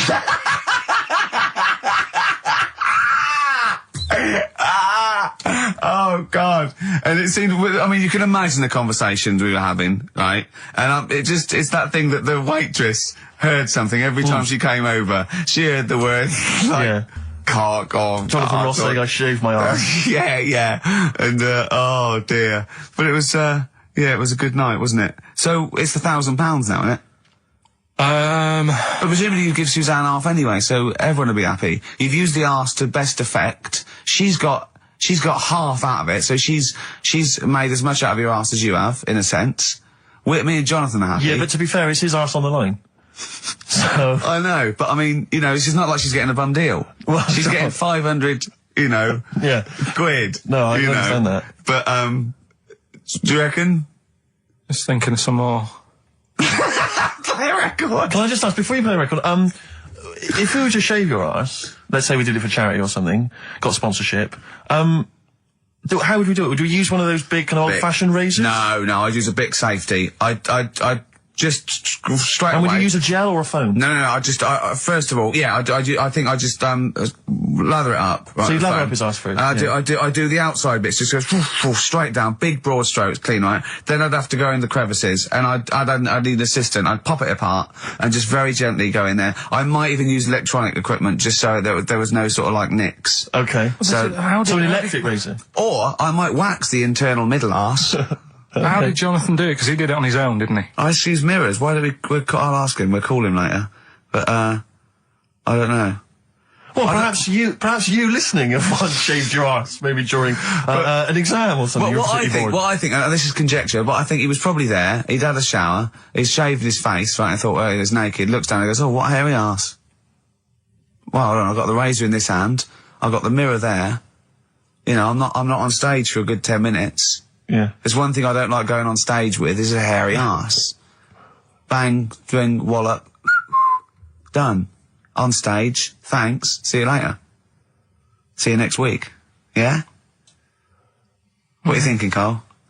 No, it's just how airy was it? Do you know what I mean? How airy was it? Because I imagine, you're saying mirrors and stuff, but he's how old is he now? He's 42.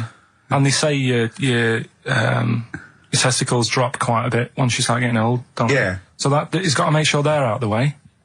Yeah, but I don't think I can speak for myself, you know, as a similar age to Jonathan, that, you know, there's millimetres in it. It's not like we tuck them in our socks in the morning. They're still in the same place. You really wouldn't know the difference. If we filmed it in, you know, time-lapse camera, it wouldn't be like a bungee jump. Do you know what I mean? They wouldn't be moving a lot. Yeah. All right. Do you think I told him he's a good-looking fella, Steve. Would you agree with that? I told Jonathan that he said that he just went for it as well. Yeah. So you spent a lot of time picturing Jonathan's naked arse. You'd let him give you money for arse touchery. Yeah, whereas your girlfriend's got no chance, and you're saying he's a good-looking man. Do you want to play a record and think about what you've done? Interesting. 50 Cent, 21 Questions, new single from him. Well, me and Carl got a joint favourite lyric now. I love you like a fat kid loves cake. Yeah. That's great, isn't it? But, I like it because it's funny and humorous and cheeky. You like it because it means something, don't you? You think that's the absolute truth. If someone was to say that to you, that would be the most romantic thing they could say, innit? Because it's... No, I'm just thinking you know what it means. It's like the Elephant Man, right? The Elephant Man, that's what he's called. Again, you know what you're going to get. The fat kid loves cake. You've said it all, you don't have to say any more. I can't believe it. I'll tell you what made his day the other day. I love it. Jonathan Ross said The Elephant Man is one of the best films ever made. Yeah. Endorsed by a celebrity. I know. Well, by a film buff, really. It is good though, isn't it? It is a very good film, yeah. Right, come on. Quick recap. The first one is B. I don't think them birds should be around in this area. Right, that's B, right? Second one, he doesn't like women, yet he's got a few kids. It's a bit weird. That's PD. And the final one, that bloke who does sport on the telly, he's got a little kid, right? B, C. All right, and it's ricky.gervais@xfm.co.uk if you want to enter for Hellraiser. Oh, I'll tell you what, continue to do a little theme of like some old stuff people haven't heard of. If you're under 30, you probably never heard of this band. It's also a new thing I want to introduce.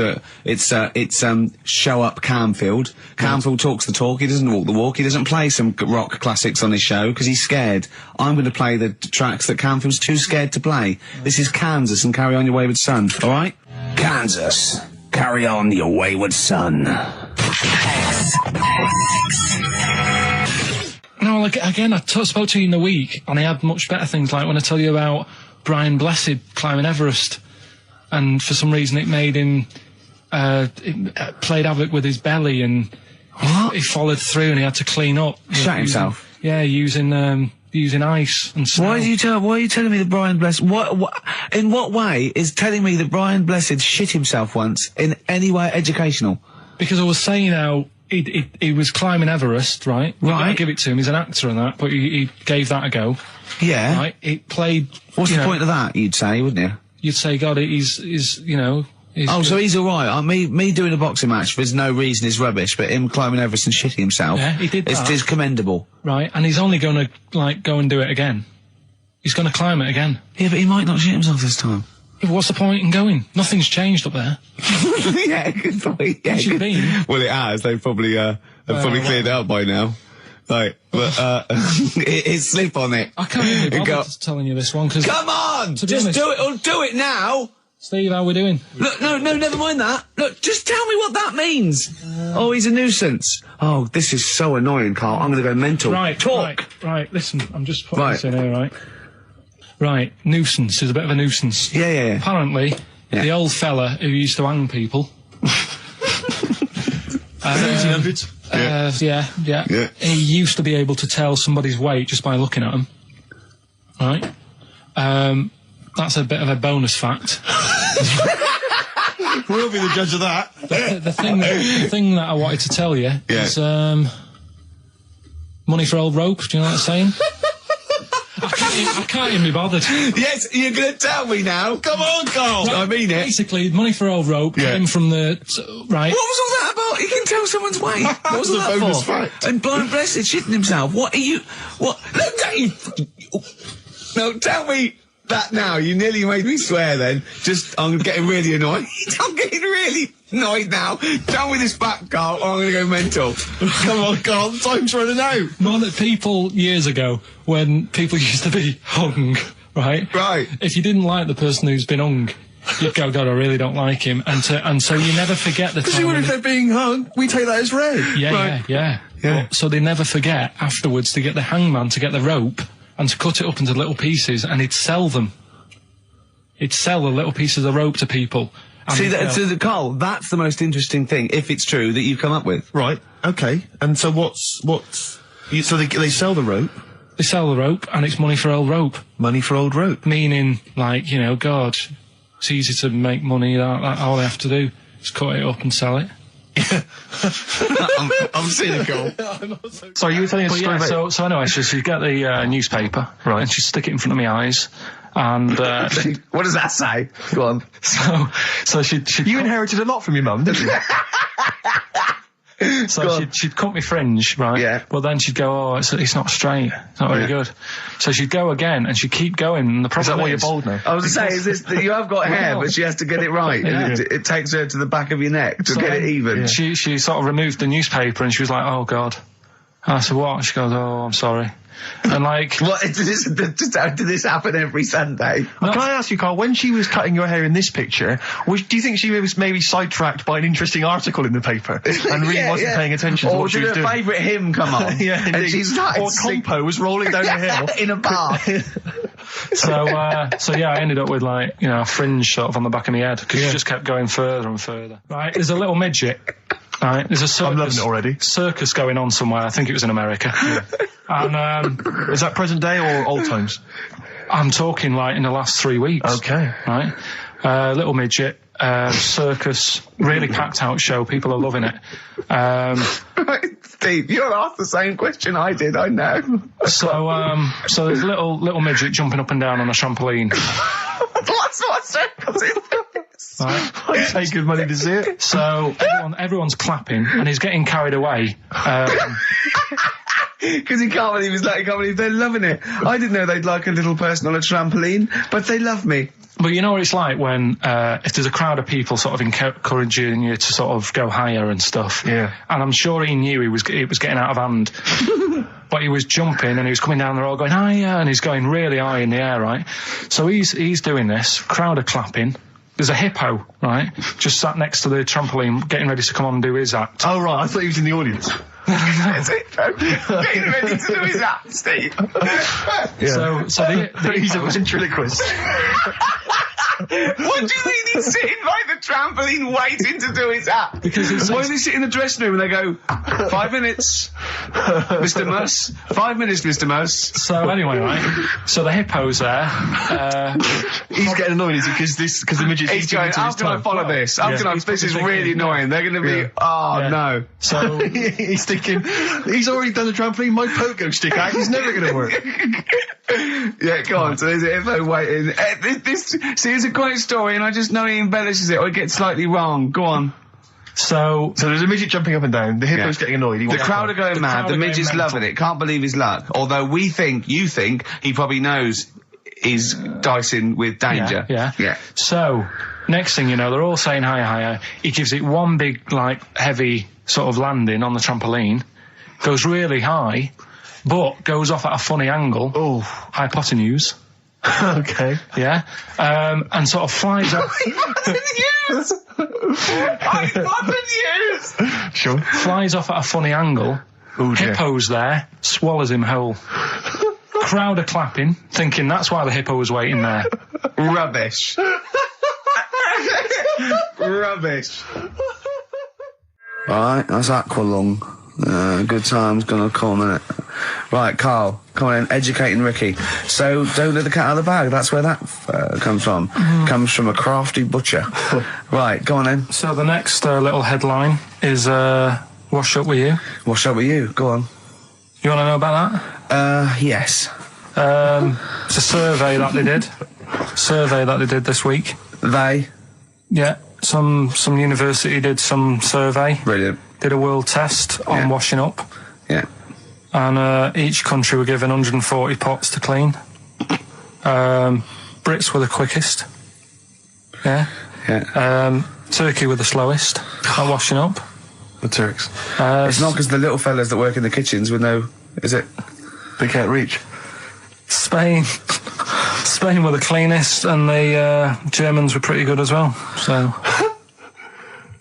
I don't know where to start with this. Honestly, Steve, I don't know where to start with that. Look at his face. It was really light, right? We've had the parrot, right? These are things that I found. Found the parrot, right? I've told you about the dog in the car wash. Right, you didn't tell me about that. You said there's a car wash for a dog. That's all you told me. Yeah, the but parrot, you said there's a parrot. What? It's a problem at funerals. Yeah. That's nothing. That's nothing. That's nothing. Do you understand? And they used to eat cats. What else have we got? Travis on XFM 104.9 on Ricky Gervais with me, Steve Merchant and Karl Pilkington. We're doing Educating Ricky. Right, final one. Come on, Karl. Right, what was it? It was, why don't they just get a diary or some paper or something to write on? Yeah. Yeah. Because snappy. I couldn't think of a heading for it. It's basically, Go on. people who have tattoos, I've never understood it, right? That they have something put on their arm. Right, sorry. Have we started the educate? Is this part of it? Are you educating me? This is something that will be useful in my life that I didn't know about. Yeah. Go on then. No, it's just that they've got a machine out, right, that does tattoos. Tattoos. You come up with a design you want, and you sort of this machine scans it, and you put your arm in this thing, and you press print or whatever, and then it does the tattoo on your hand. Or on your what, like loads of little needles that follow a pattern? Yeah, the computer, basically, yeah. Is it a real tattoo? It's a proper proper one. The fella said... well, as long as it goes out, it pierces the skin with a I just wondered if it's one of those kind of, those kind of... No, it must be lots of little needles or a moving needle that can go Sorry, along but it. how is this cleaned, like, in between each person? Dunno, probably... I don't know. Well, no, it's only that if it's one needle, it's just the head, isn't it? If it's one needle that moves, and does it like like loads of little... What are we gaining from a machine doing it? Just because they're going to sort of mess it up. But hold on, how do you keep your arm still? Because your skin moves slightly, so the machine it's won't... sort of strapped to your arm. Right, and so it's spread... the fella said that the tricky thing was in all this, it was the fact that, nobody would let him test it out on anyone else, so he had to do it himself. But did it work? Because the thing is with a tattoo artist, they yeah. can see when your skin's moved and they can see what they've done and they keep wiping it and looking, whereas a machine's just got to trust itself. Yeah. So I think... Quite handsome people, but yet they're always quite obnoxious. We are. No, I mean, they're normally quite obnoxious, Rick. Again, you're a good example of that. And yet, I think it must be the small man complex. That's what makes them so obnoxious and so kind of desperate for attention. Didn't realise it before. Steady on. Because, of course, I tower above everyone. You do, don't you? I'm, for people who don't know, who are listening, I'm 6'7" tall. That's high. Yeah. And for people who've never seen him, he doesn't hold it well. It's not like he's a sort of handsome athlete, is it, Carl? He's a bit of a... What do you call him? Carl, don't answer. No. Don't get drawn into that. You know the game he's playing. No. Do you know yesterday when you were in the office? Yeah. You did a little move, and it reminded me of Blakey. Oh, I hate you, Gervais. Oh, I hate you, Pilkington. That's his stance. Yeah, but even he held it a little bit better, didn't he? Because he was a man, It had a big coat and everything, and a peak cap. But, yeah. I can't believe you. Like, I've not suffered enough from being freakishly tall. Now, till my best buddies, live on radio, are just... It's not just the height, though, is it? It's the posture and the face and everything. But it's got your places, hasn't it?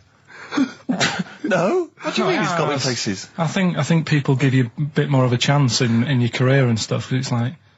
Well, yeah, stacking shelves. Because I can reach to a high level. Muse, Plug-in Baby on XFM 104.9. Ricky Gervais, go on. Well, yeah, but I know you guys are laughing about the height thing, and for those that have only just tuned in, I am 6'7" tall, which is tall, and that's big, and I pride myself on it in a way. I've worked hard, I've not smoked, I ate well, Yeah. It's an accomplishment, but obviously I didn't have much involvement in it. I just am, and it's a curse because mainly the problem is that you can't get stuff, you can't get clothes, you can't get shoes. Yeah, it's size 14 feet. Yeah, but it is genuine, and I don't know. I mean, it costs a lot to buy a pair of size 14 shoes, and if you were genuinely poor, I don't know how you'd afford to be tall, because the clothing costs more, everything costs more. I've seen this in comics, that you'd actually go to school in a barrel. Wearing a barrel. With just braces, it'd just be a barrel, and you'd have sort of flip-flops, and you'd take a mule with you. They all had a mule, didn't they, the poor people? People always think, you'll be in a pub or something, and people just think they can talk to you about it. They just think, hey, you lanky, it's just like, because it's like they But that really annoys you, doesn't it? Well, it annoys me because it's like they think I should be proud of it. Like, well, exactly, but they don't think that this is not a disadvantage. This is not a disability, is it? You're taller than most people. It might get disability. No. If you were 8'3", it'd be slightly disabilitating. You would, but disabilitating. What? Disabilitating? Yeah. No, you're a medical man, aren't you?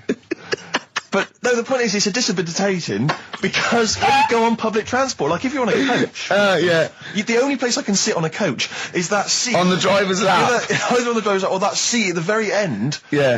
Which sits into the aisle. Yeah. That's the only place I can. Well, sit. you stand up, some sort of kids at the back waving at drivers. You could drive it from the back. Here he comes. Watch it. Were you a tall baby? Oh, Mr. and Mrs. Merchant, you've given birth to a basketball player. Look at his dribble already. Were you a tall baby? Babies aren't tall. Oh, at what point did you suddenly, Jesus, nothing fits me? Well, it didn't happen overnight, Carl. Let's do a little graph. How tall were you at 5? Oh, I don't know. 3 foot. 3 foot. How tall were you at 12? 6 foot. 6 foot, are you really? I don't know, do I? How do I remember? I don't remember this. Well, when did teachers start calling you freak boy and lanky? They didn't. It wasn't so much. It was no. You went to a funny school. I went bowling with him once, so I'd never been bowling before, and he'd been once before, and he went, let's go to this bowl. We went to a bowling alley, right? And you have to wear these special shoes. Now, they're sort of like pointed things anyway, and they're multicoloured, sort of red and green. They look pretty weird. And the woman said to me, oh, what size? I said, oh, 8. She went, yeah. So what size are you? He went, 14. She went, 14. He went, you probably haven't got them. She goes, yeah, I think we have got one pair. And she put them on the table, and it was like Krusty the Clown. And I just started laughing. They looked so long, and he had to run round this bowling alley in these freaky clown shoes. But they don't look freaky clown like when I'm wearing them, because the rest of me is in proportion to it. It looked like a little wall bracket. One of the worst things that happened to me was when I was when I was about 16 or something, we went to, it's a fire There's a fire alarm going off. There's a fire alarm going off. And the fire light's going off. Yeah. Should we not just maybe play a record and go and check that out? Wrap it up if you want. Oh, no, not wrap it up. Play a record, I'm gonna go. No, it's gone off, Rick, it's gone off. Oh! Well, they might have burnt down! Yeah, I think we'd know about it. The flames licking around our ankles would be a clue. God. I'm gonna go and investigate. You shouldn't ignore a fire alarm, did ya? Blimey. We're entertaining the nation. Oh, look at him, he's scared of fire! What do you mean?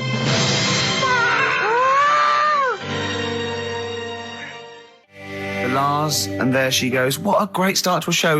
We've had 20 minutes of some of the best banter, chatter and music and anecdote anywhere on the dial. You're damn right. High five. Yeah. Sweet, man, sweet. Oh, what are we talking about? Well, I love that track. It's lovely. They've got a bit of the Liverpool gene pool, haven't they? That sort of doddy.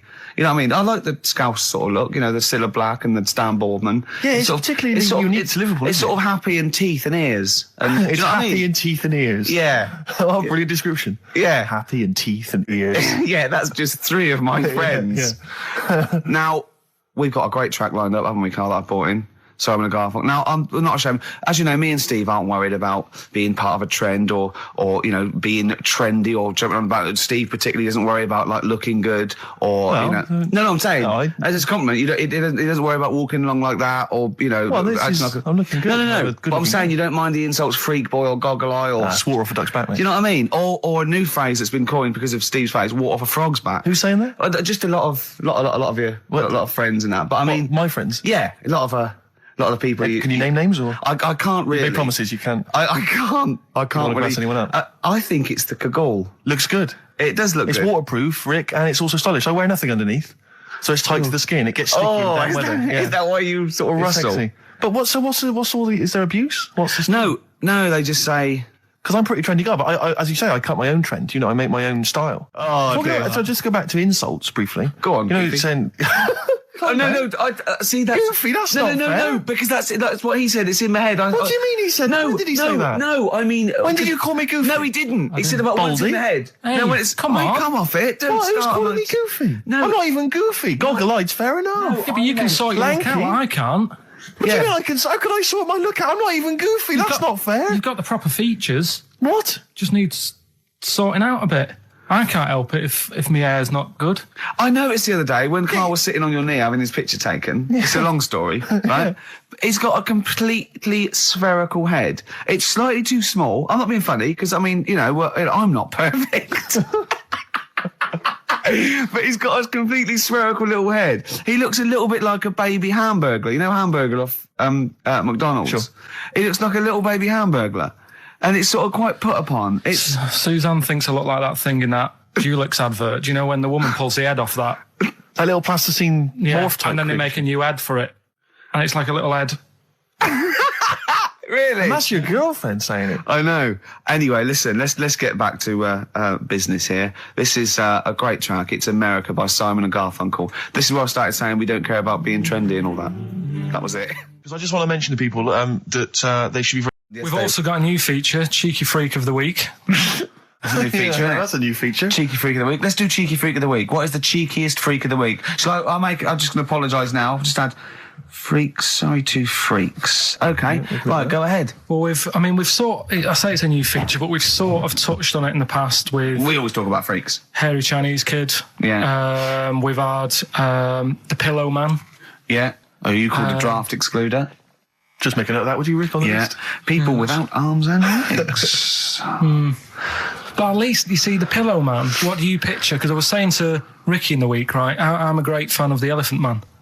That's his. Do you know that's his favourite freak? Of all Elephant the Man. freaks, that's Do it. you know why he said? Do you know why he said? He said because you get what you pay for. When someone says the Elephant Man, you get what it says on the tin. Right. You know you're going to get it. Yeah. Do you imagine, Steve, if you had a mate and you said, where are you going? He said, I'm going to go see my mate. And you go, which mate? And he said, the Elephant Man. Yeah. Straight away, you haven't even met him, but you know what he's going to look like. Yes. Right? That's what I like about that. Hairy Chinese Kid.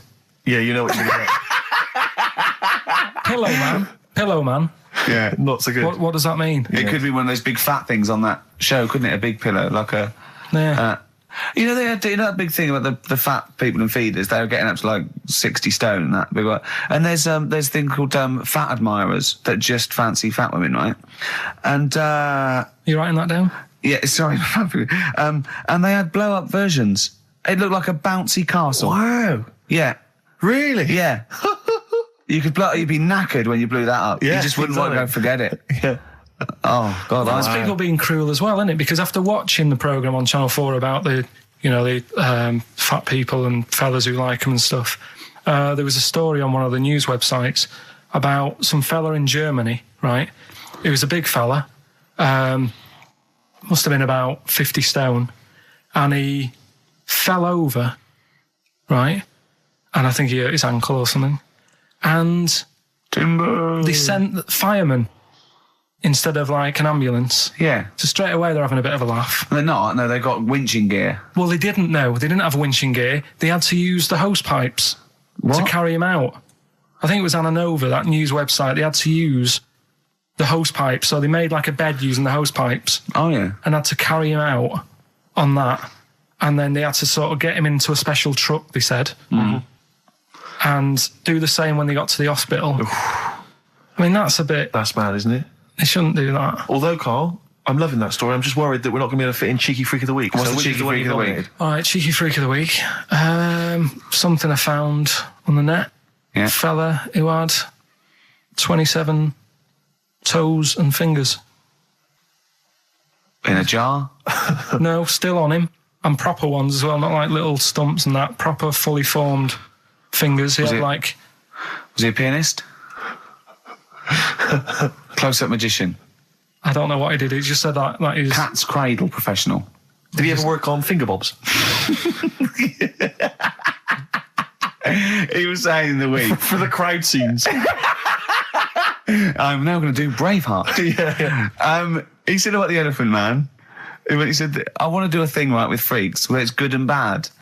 He went, what did you said? The pro about him is... What about the fella with loads of fingers, or...? No, the Elephant Man. Well, he said the bad thing is he stretches his jumpers. When he puts them on. Yeah.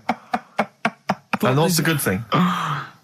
Sort of... He never gets up and goes, oh, my hair's a bit of a mess today. No. He's always having another bad face day.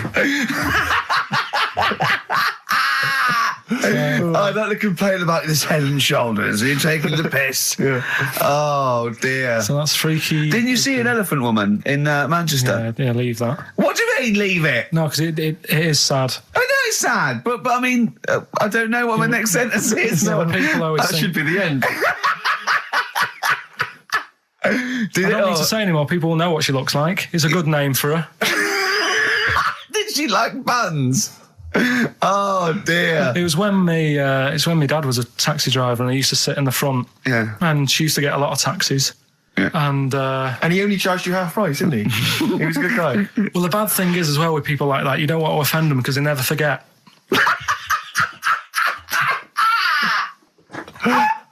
Oh, go! But, go, Pilkington! I was sat in the front of the cab and my dad goes, right, we're going to go and pick the I can't even tell you the name. He's oh, it's just evil. Right? What do you mean? No, leave it. So she's got... No, Carl, please. tell me what he said. No. You've already stitched him up. He's Stephen things from Little Welsh I don't Fellas. care. Right, what did he call her? Steve, back No! up this. I really Carl, don't want to be to. fair, our opinion of him is already pretty low. Look, tell me what he said. No, it's not. I'm scared of what my dad gets. It's the person who's got the She's thing not wrong. listening, is she? Well, her headphones wouldn't fit on her head. Tell me what he called her. I don't want to. Tell me what he called her, Carl. I'm getting angry, man. Tell me what he called her. No, I'll leave that. Honestly, Tell me what he... It doesn't matter. Tell me what he called her. Carl, just... I'm going to go... Seriously, I want to know what he called her. Right, you're not going to stop this show. We're not doing the next show until you tell me what he called her. What did your father call the elephant head woman? Tell me. Spudhead. How old were you? I don't know, about 9. So did you expect to see a potato with a dress? He did sort of, again, it's a good name. Do you know what I mean? I had an idea of what it was going to be about, and he said, do you want to stay in the car, take you home, because you can't... Spudheads, you got lovely eyes. Can't. Right. Come on, man. That's it, by the way. Is that all? Is that all of it? Cheers. Bye. Brilliant. Well, let's end with LL Cool J. Mel Gibson. Yeah. See you next week. Last night we were sat in the pub and I was saying, right, let's not even worry about new features then. Let's get the current ones, going. Like getting what? Good. Like the one that I was trying to work out, the Cheeky Freak of the Week. Think of that! Yeah, but I was Think of saying, that, though, as a normal conversation. Yeah, but I'd looked online, right? I didn't find that much. I found... actually, I'll tell you what I found later. Brilliant.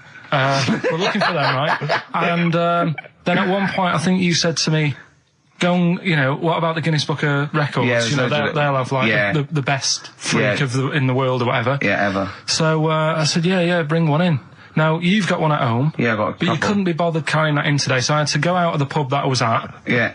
nip into Borders, Yeah. buy a Guinness Book of Records, Yeah. out of my own money, $18.99, Yeah. bring it back, and then you said, I don't know if I want to do this feature. So it cost me 20 quid for that. I had to buy a video for Silence of the Lambs film clip. I'm actually out of pocket at the end of this. Just looking through the Guinness That's Book. still the funniest thing, isn't it? Squeaking at someone when they got a cup of tea. Right. There are a lot of what strike me as seemingly pointless feats. The Guinness Book Records is right. The Guinness Book Records is great. I used to love it as a kid. I've had about 10 copies in my life. The last one I bought a couple of years ago, present. It was really good. I love it. I love the real records: tallest, fattest, thinnest, best, fastest, most expensive, biggest, and all that. But the ones that really annoy me are the ones that. The reason these people are in there for it are the only people that tried. What? Yeah. Balancing the milk bottle on your head. Most watches eaten. I just found that one. Kim Sung-do from South Korea ate 5 watches, the entire watch with the exception of the wristband, in a time of 1 hour 34 minutes. What do you make of that, Carl? Made him regular. Come on. How did they time him? Most live rattlesnakes held in the mouth. 8 live rattlesnakes held by, it just says an idiot. Yeah, this gives you an idea, Carl. Talking of idiots. Do you want to get into Guinness Book Records? No. Carl, come on, that'd be brilliant. There's things in there that are just absolutely anyone could do. Like that one in Big Brother, I was watching it, and it was balancing sugar lumps. I want to go. How many people try that? If there's schools around Britain going, listen, we've got to get in the Sugar Lump Award. It's grassroots level. There's not enough kids balancing sugar lumps. How can we compete in the world market? I was looking at it last night, and there was one about the farthest that a dog swam. I think it was something like 9 miles, but it had no choice, did it? Do you know what I mean? He took it out to the Atlantic or something, and so it didn't want to do it. Threw it in the water. Yeah. So it's not all right to put it in a bin bag and chuck it in a canal. No. But, it's for a world record. Yeah. 9 miles it did. Oh, God. Possible ones that you could do, Carl. What's the most Forrest Gumps fitted in one wheelie bin? What about this one for you, Carl? The record stands at the moment for most arrows caught by hand, but that's quite tricky. So what about most arrows caught by head? Yeah. And you would just fire arrows at your head? They wouldn't. It would just skim off him. Do you think so? Yeah, the roundness. It would never actually get any sort of, connection. Fastest human crab. Could you do that? I'll do that. Can you form the crab? Can you do that? What's that? It's just like go bending over backwards and running. Do that. No. All right, what about... what would you be good at? What about hamburger stuffing? Right, Carl. All right. In the mouth, you mean? Well, it says the record for stuffing the most regulation-sized hamburgers, including buns, in the mouth at one time is how many? How many hamburgers with buns in the mouth? This is just... You're not swallowing anything, you've just got stuffing in your mouth. You'd be so good at this because your shape of your head. You've got a shape... His head's just like Hamburglar. You'd be good at this, man. Yeah. Honestly, you'd be perfect. You look like Zippy. And the great thing is your head's empty, so you could get more in there. Do you know what I mean? This guy had a brain do that. What is it? Is it possible? Is it mental? How many do you think it was? There were 3 burgers in buns. What do you reckon, Carl? What? How quick he ate them? He didn't eat them, it's just how many he can stuff in his face. So literally hold them within his cheeks and his mouth, but don't swallow anything. So what, how many burgers? How many burgers did he manage to get into his face? So it's a fella, he's not... Yes. About 5? No, 3. Is the world record. 3 is the world record. How big are they, though? It just says regulation size. Was it last week? There was a programme on about the child who was older than her mum. A child that was older than her mum? Yeah, right, he was looking forward to as much as Oliver, the Humanzee. Humanzee, yeah. And I didn't see it in the end. Did you miss it as well? I missed it. So and it's what it is this little girl, and she's got an ageing thing. So he was telling me about this. It's all from him. He went, what it is, right? She's about 5, right? But she's aged, so she's actually 90. Right? And I went, oh God, really? He went, yeah. And then he went, could she get served in an off licence? I went, no. He went, well, that's not fair. I went, what do you mean? He went, well, I said, she's 5 years old. She's a 5-year-old girl. He went, yeah, but she's got the body of a 90-year-old. So, oh God, let her have a fag. Wouldn't you let her have one if she... If she asked? Yeah. If you worked in an off licence and she wandered in, right, and... So she's 2'6". Well, I don't know because I haven't seen it. I don't know that much about it. Yeah, she's a 5-year-old. She's 2'6". It's just an ageing process, which is a degeneration of the cells, like what ageing is. It doesn't mean she grew into a 90-year-old woman with a scarf No, exactly. going around the streets. What did you imagine it looked like? I don't know. I mean, she's ageing fast, yeah? Yes, but it's more to do. It's not. Yes, yeah. Because it was saying that her mum and dad are pretty stressed out about it, and I kind of thought, well, you'd be forever buying birthday presents. It's not like she's morphing through various ages. Like, my God, look, she's 58 today. 59, we can't keep up. Well, how's it It's work? not that. It's not like she's it has the same effect as aging on the body. So at a cellular level, there's a degeneration as quick as if she'd gone through. I don't know. I got this from you. I'm guessing, Carl. It's not like she's watching Top of the Pops one week and she's loving it, then the next week she's going, I can't understand what they're saying. It's not like music it's all in my bland day. dance. I remember when I was 4.5. They were real bands. Now, that S Club 7 were excellent. Yeah. But what's this tripe? S Club. But if she wants a fag, she's 5 years old, Carl. but she's got to experience everything in a short spell of time. Do you know what I mean? You've got time to sort of. I think you're thinking of her life like that Fatboy Slim video, where it starts off as something crawling out of the sea and then it evolves really quickly over 3 minutes. I think that's not the case, Carl. Her mind isn't. She isn't aging in her mind at the same time. No, she's not living a whole life in 3 weeks. It's just her body is degenerating quicker than it should.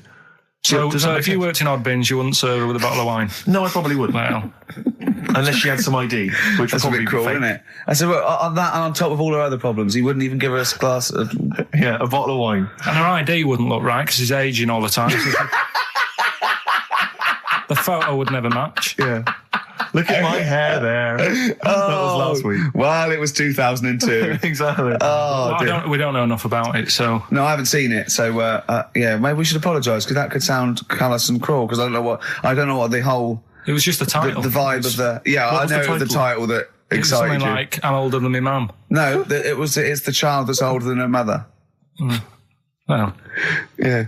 so that was weird. There was some good stuff on in the week. You missed that, did you? You didn't watch that? Didn't see that. Saw, Maybe someone have it on video for you. yeah, if you taped it and you send it in. Watch it on fast forward, she'd really age then. Imagine that. Whoa! Carl just remembered we've got Cheeky Freak of the Week to fit in. Cheeky I don't know Freak what of to the do.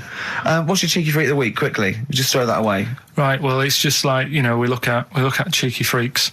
Is this show offensive in any way to some people? Do you think? Ding dong. Got any buns? Oh, it's the Elephant Man. Go on. Right. Well, it's a bit of a problem for you, this one, Steve. Right. I'm chucking it forward to you. Remember the cheeky freak of the week that we were talking about?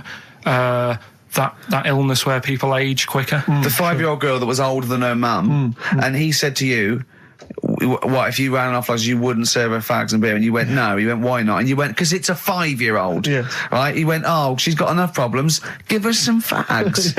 You remember that, don't you? Sure. Yeah, right. So another dilemma for you. Right. Picture this. You're running a restaurant. Right. Door goes. Right. Few people.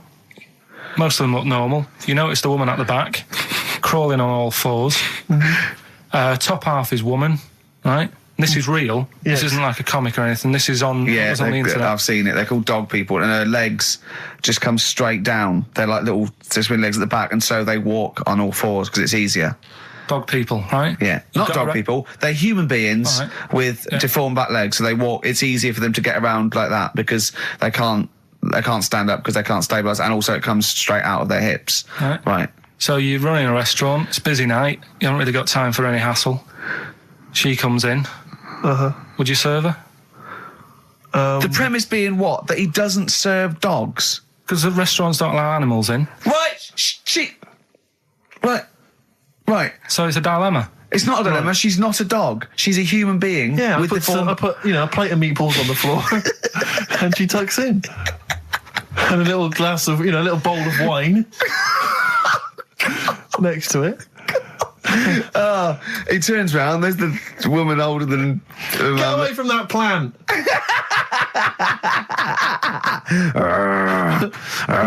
Is service included? Oh dear. Talking of cheeks, Carl, have we got another instalment of Cheeky Freak of the Week this week? Yeah. Have we? Excellent. Look forward to that. Have we got a Cheeky Freak of the Week? Do you want one? Yeah. I think we should have a jingle for this. Okay, I've got a jingle. It's very similar to Chimpanzee. Chimpanzee there. Yeah. Well, let's hear it. Okay. Oh, Cheeky Freak of the Week. Brilliant. Yeah, no, I think that's excellent. So, Cheeky Freak of the Week, you've spotted a freak. This is where somewhat I think, offensively, you pick on someone who's not like other people and say it's your favourite freak of that week.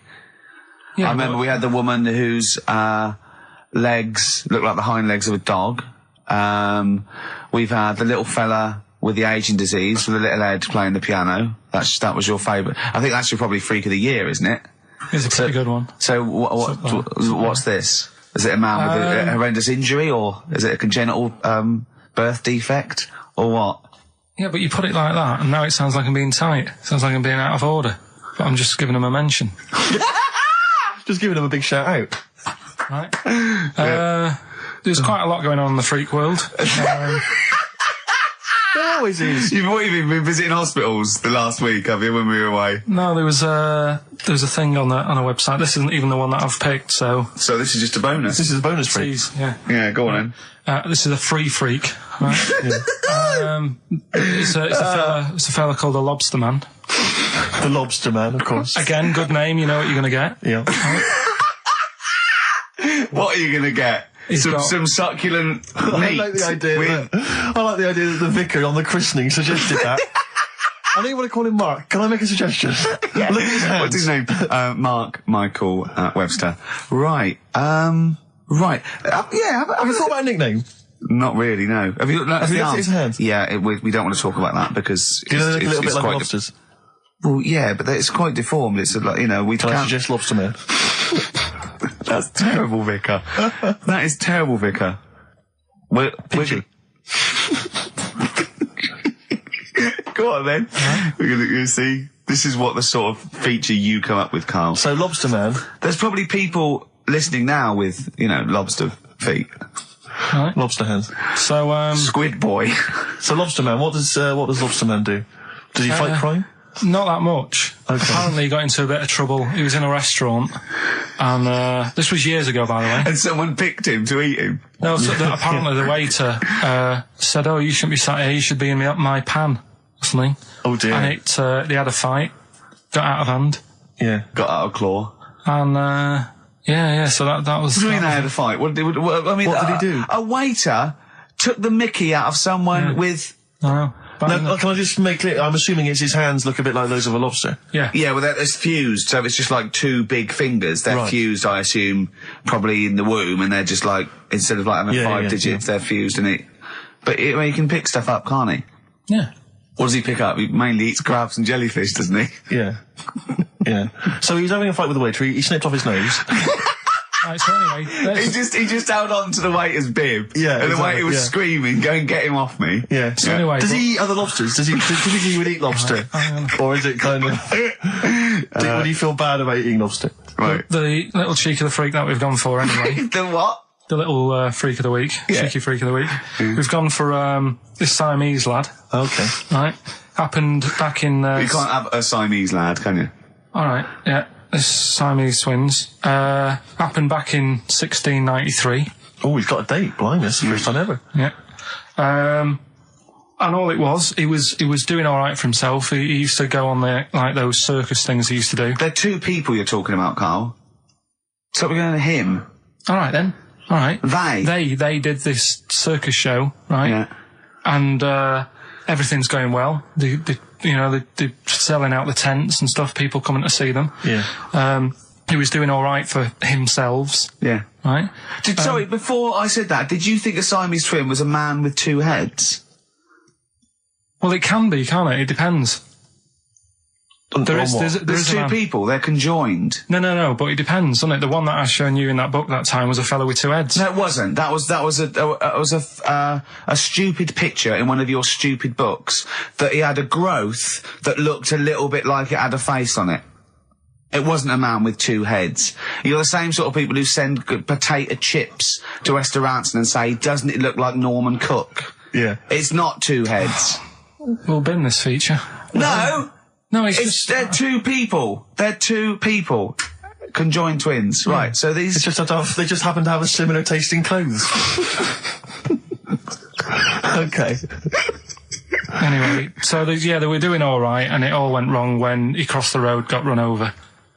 The lad with 2 heads got run over. That's it. What? How is that cheeky freak of the week? Just because he got my interest, and I kind of thought, why didn't he just look both ways?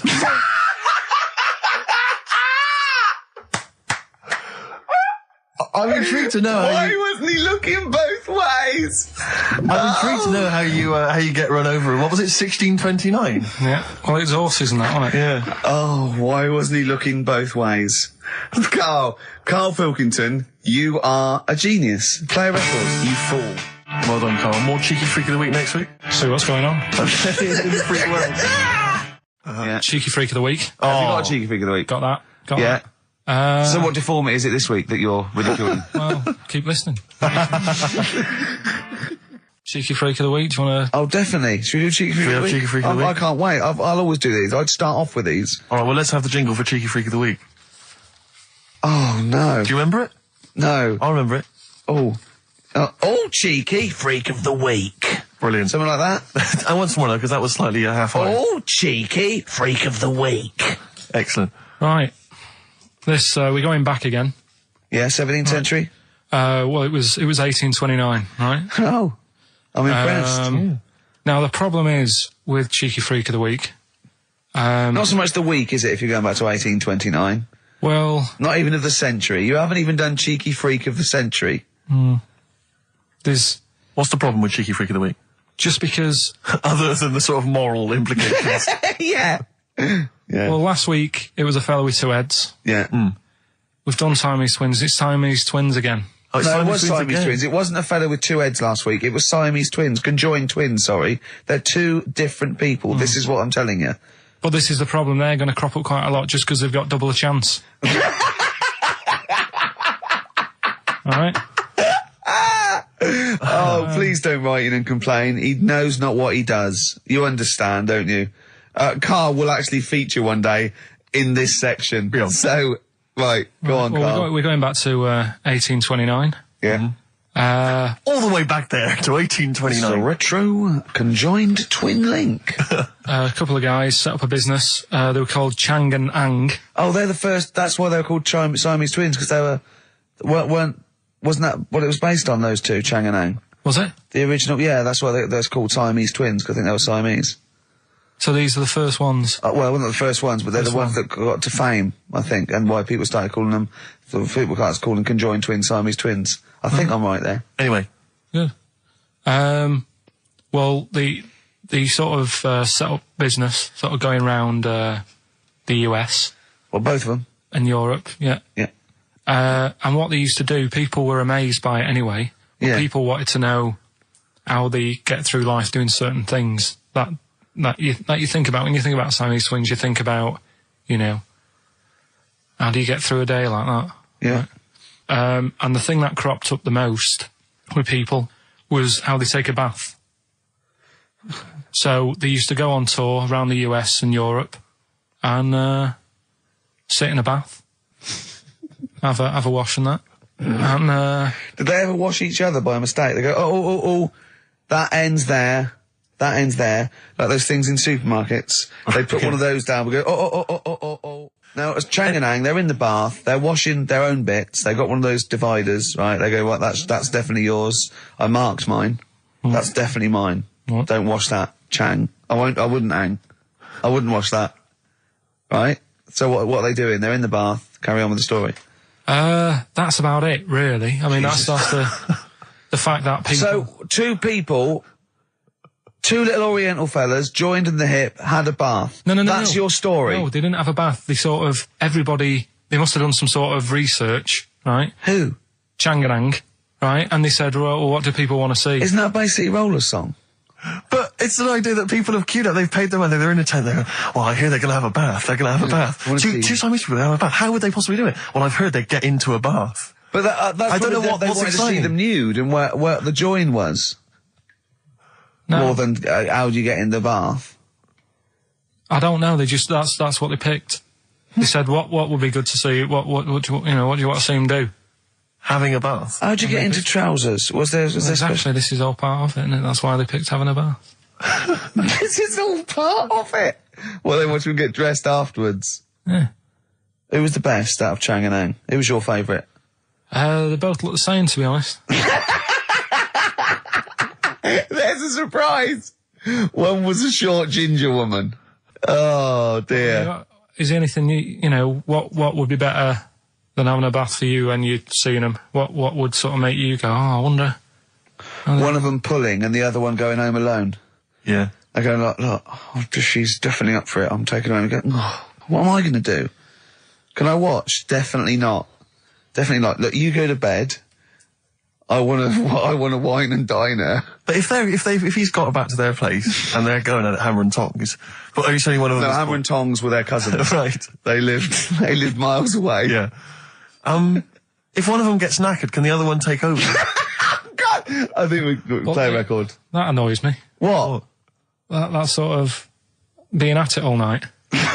What do you mean? Let's put a song and I'll come back What to do you mean? No, come on. Seriously, because... Okay. R.E.M., yeah. Well, after R.E.M., night swimming, being at it all night, and why it annoys Karl. Cheeky freak? Controversial cheeky freak of the week, where Karl finds a human being with some sort of congenital or imposed deformity, or So and we talk about that in a wry way. Do you think that's big and clever? No, but that's just it. It's never about taking the mickey out of someone, right? It's to make you think. I'll tell you what isn't big and clever. How lucky you are. A dwarf with learning difficulties. Nice. Yeah. Well. We'll explain it to you. See, you know the sort of things I find incredible. Go on. Mirrors. Shiny objects. Kettles. Yeah. Oh, God. Well, listen, remember the time when I told you about the baby that had a baby?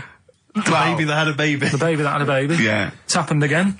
No, it hasn't. Well, it didn't happen the first time. It was in the papers, I think, on Monday, in all the tabloids. So it's a twin where one has grown and the other one is still at a fetal level. No, it wasn't, though. It had grown. He was saying to his mum... Who was saying to his mum? The little kid who was 7 years old. And he kept saying... Yeah. He was pregnant. And he was pregnant? Yeah. I know. What do you mean? And he was saying to his mum, oh, God, I don't feel well. And, like, his belly was all swollen. And they thought he'd just been eating cake or whatever. And he was saying, I can feel something moving about. And they were like, stop messing about. There's nothing wrong with you. Eventually, I think he was in gym at school. In gym? What, Jim was pregnant with him? Oh, no, it was like a Russian doll. He was at school, right? Just about to do sit-ups or whatever they do at school, right? Yeah. And flew out across the room. Teacher goes, you're a bit fat. You look a bit pregnant. And so best to the doctors took him, said, you're 7 years pregnant or something like that. What?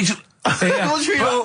What? Or something like that? You're 7 years pregnant. Or something like that. You say to the doctor, Karl, why don't you think about what you say before you say it? See the reaction I get. Now, the gazelle, I didn't get excited like that. 7 years pregnant.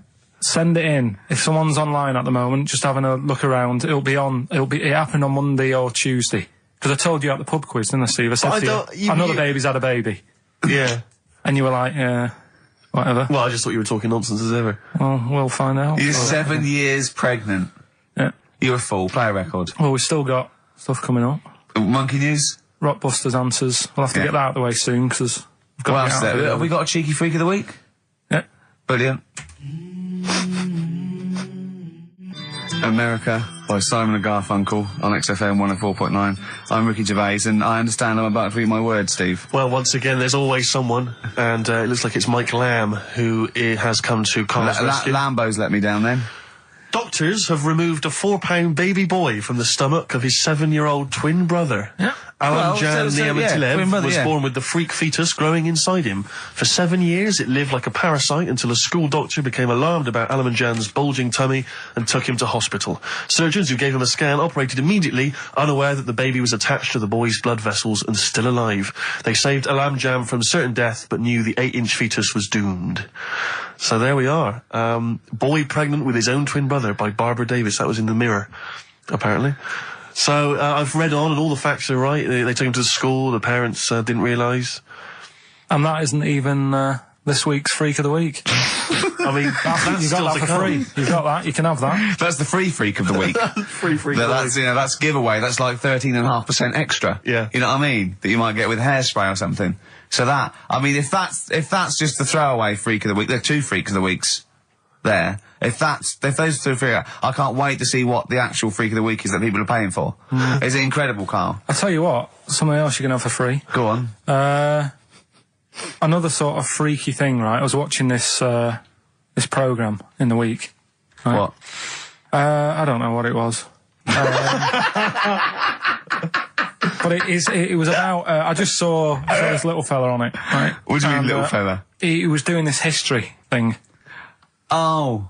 Right? Yeah, I know what you mean. So, is this he's found out that a Viking was a bit like him?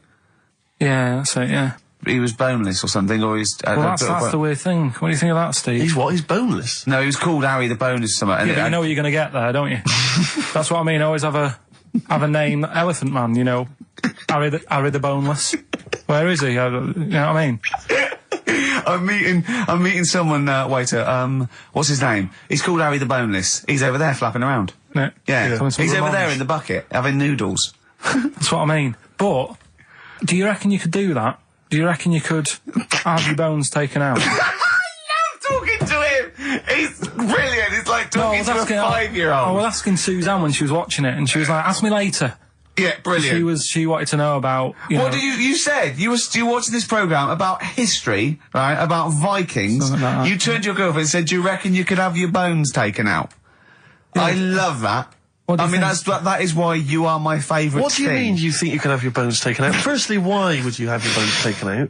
If you've only got a small flat or something, and there isn't much room. Yeah. Right? And what I mean is, would all your organs still do the stuff? No, they wouldn't. You'd just be mush. Listen, I'll teach you something now, right? The skeleton, right? Spam. Yeah? Support, movement, anchorage. No, support, protection, anchorage, movement. Spam. That's what the bones do. Yeah? You couldn't stand up. You wouldn't be protected because they protect his rib cage, skull, of course. Anchorage, everything holds onto it. Every muscle is tethered to pull against something, like a crane, a pulley system, so you wouldn't be able to move at all. Do you know what I mean? So you'd be in a bucket. There'd be nothing. Well, you'd die immediately, obviously. No, you can't have your bones taken out, Carl. I mean, why do you need to ask that question? Sorry, but Boneless Bob, or whatever his name was. Harry the Boneless. he presumably didn't have any bones. I mean, that's why he had that name, obviously. No, he did. No, he's got the name. Yeah, exactly. No, he was just... I've had an email here from Graham, Old Kent Road. He just says, I had a dream about Karl last night. Can I sue? I've no idea what he looks like, apart from the boldness, and yet he turns up in the middle of my dream. I don't need this, it's harassment. Yeah. But people are having dreams about you now, Karl. You actually, it's like you're one of something that was created by the Brothers Grimm. So, Karl, so this little Harry the Boneless, what was your point? Was that really your point? You wondered if you could live without bones? Yeah, I saw the little fella on this programme, and the presenter. Yeah, and he was a small fella, and he was talking about Harry the Boneless, and I thought, that's interesting little bit of science stuff. Yeah. Yeah. Well, yeah, that's about it on him, really. All right, well, that's just another bonus cheeky freak of the week, isn't it? That's not even the freak of the week either. No. That's still to come. So you've had a pregnant Siamese twin. I know, it's been mad. You've had a boneless fella and a chimpanzee. That Monkey news earlier than usual. Getting excited because it's this special time of the week where he gets to talk about a cheeky freak of the week. Freak of the week's coming up now. Oh, cheeky freak of the week. Right, well, we've had some interesting things we've been looking at. This week, it's about the strangest couple that ever got married.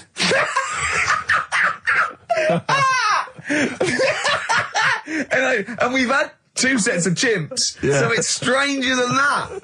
Oh, it's not Dale Winton and Nell McAndrew, is it? It's not your parents, is it? Well, we're going back again to I think this is about 19... something like that. 1940. Yeah, whatever. Yeah, whatever. Yeah. Strangest couple, a fella, right? He had skin of a lizard. He had the skin of a lizard, okay. And the woman who he which married... he used as a condom. The woman who he married, airiest woman ever, Right. And that was their act. They used to tour the world, and they'd say, you know, it's like, you know, a couple who've met, they're having a great life. Let's get them out on stage, here they are. And they'd What do you mean out. he had the skin of a lizard, first of all? That's what he said. He had some sort of some illness. So he was called Lizard Man, and you like that because it was a good description. I thought that's good. I'm here, hello, dude, we've booked a table for 2. Who are you meeting? I'm meeting Lizard Man. Oh, he's over there. Yeah. You know he is, right? Yeah. I'm meeting the hairiest woman in the world. She's over there. Yeah. Yeah. So what did they do for their act? Now, bear in mind that we had some Siamese twins last week, and their act was having a bath. yeah. So I hope it's an improvement on that. What did Lizard Man? He came out and ate some flies, did he? I don't really know. I just think they stood there and that. Yeah, when you read this and it goes the most interesting fact ever, Lizard Man, and you go, that's enough. That's enough. I can extrapolate from that. Well, straight away I start thinking. I'm thinking, right. I wonder if they got the wedding photos. Right? And then, like you said, that they had a kid. Oh, what would that be like? After Exactly. it'd be like an ostrich, wouldn't it? It would sort of like. That's what I was thinking. What did you think it would come out like, the baby? I didn't think what that looked like. I just was thinking, oh, parents' evening. Do you know what I mean? You wouldn't want them coming up to the school, would you? So little Johnny, who starts off relatively normal, he's quite good at, he's good at nature, isn't he? And his mum and dad come into the room and they'd be looking round, wouldn't they? Well, it's always like that thing at school when, like, you find out your mate's mum and dad are really old. Right, Have you ever seen that? Yeah. When you go, your gran and granddad bought you?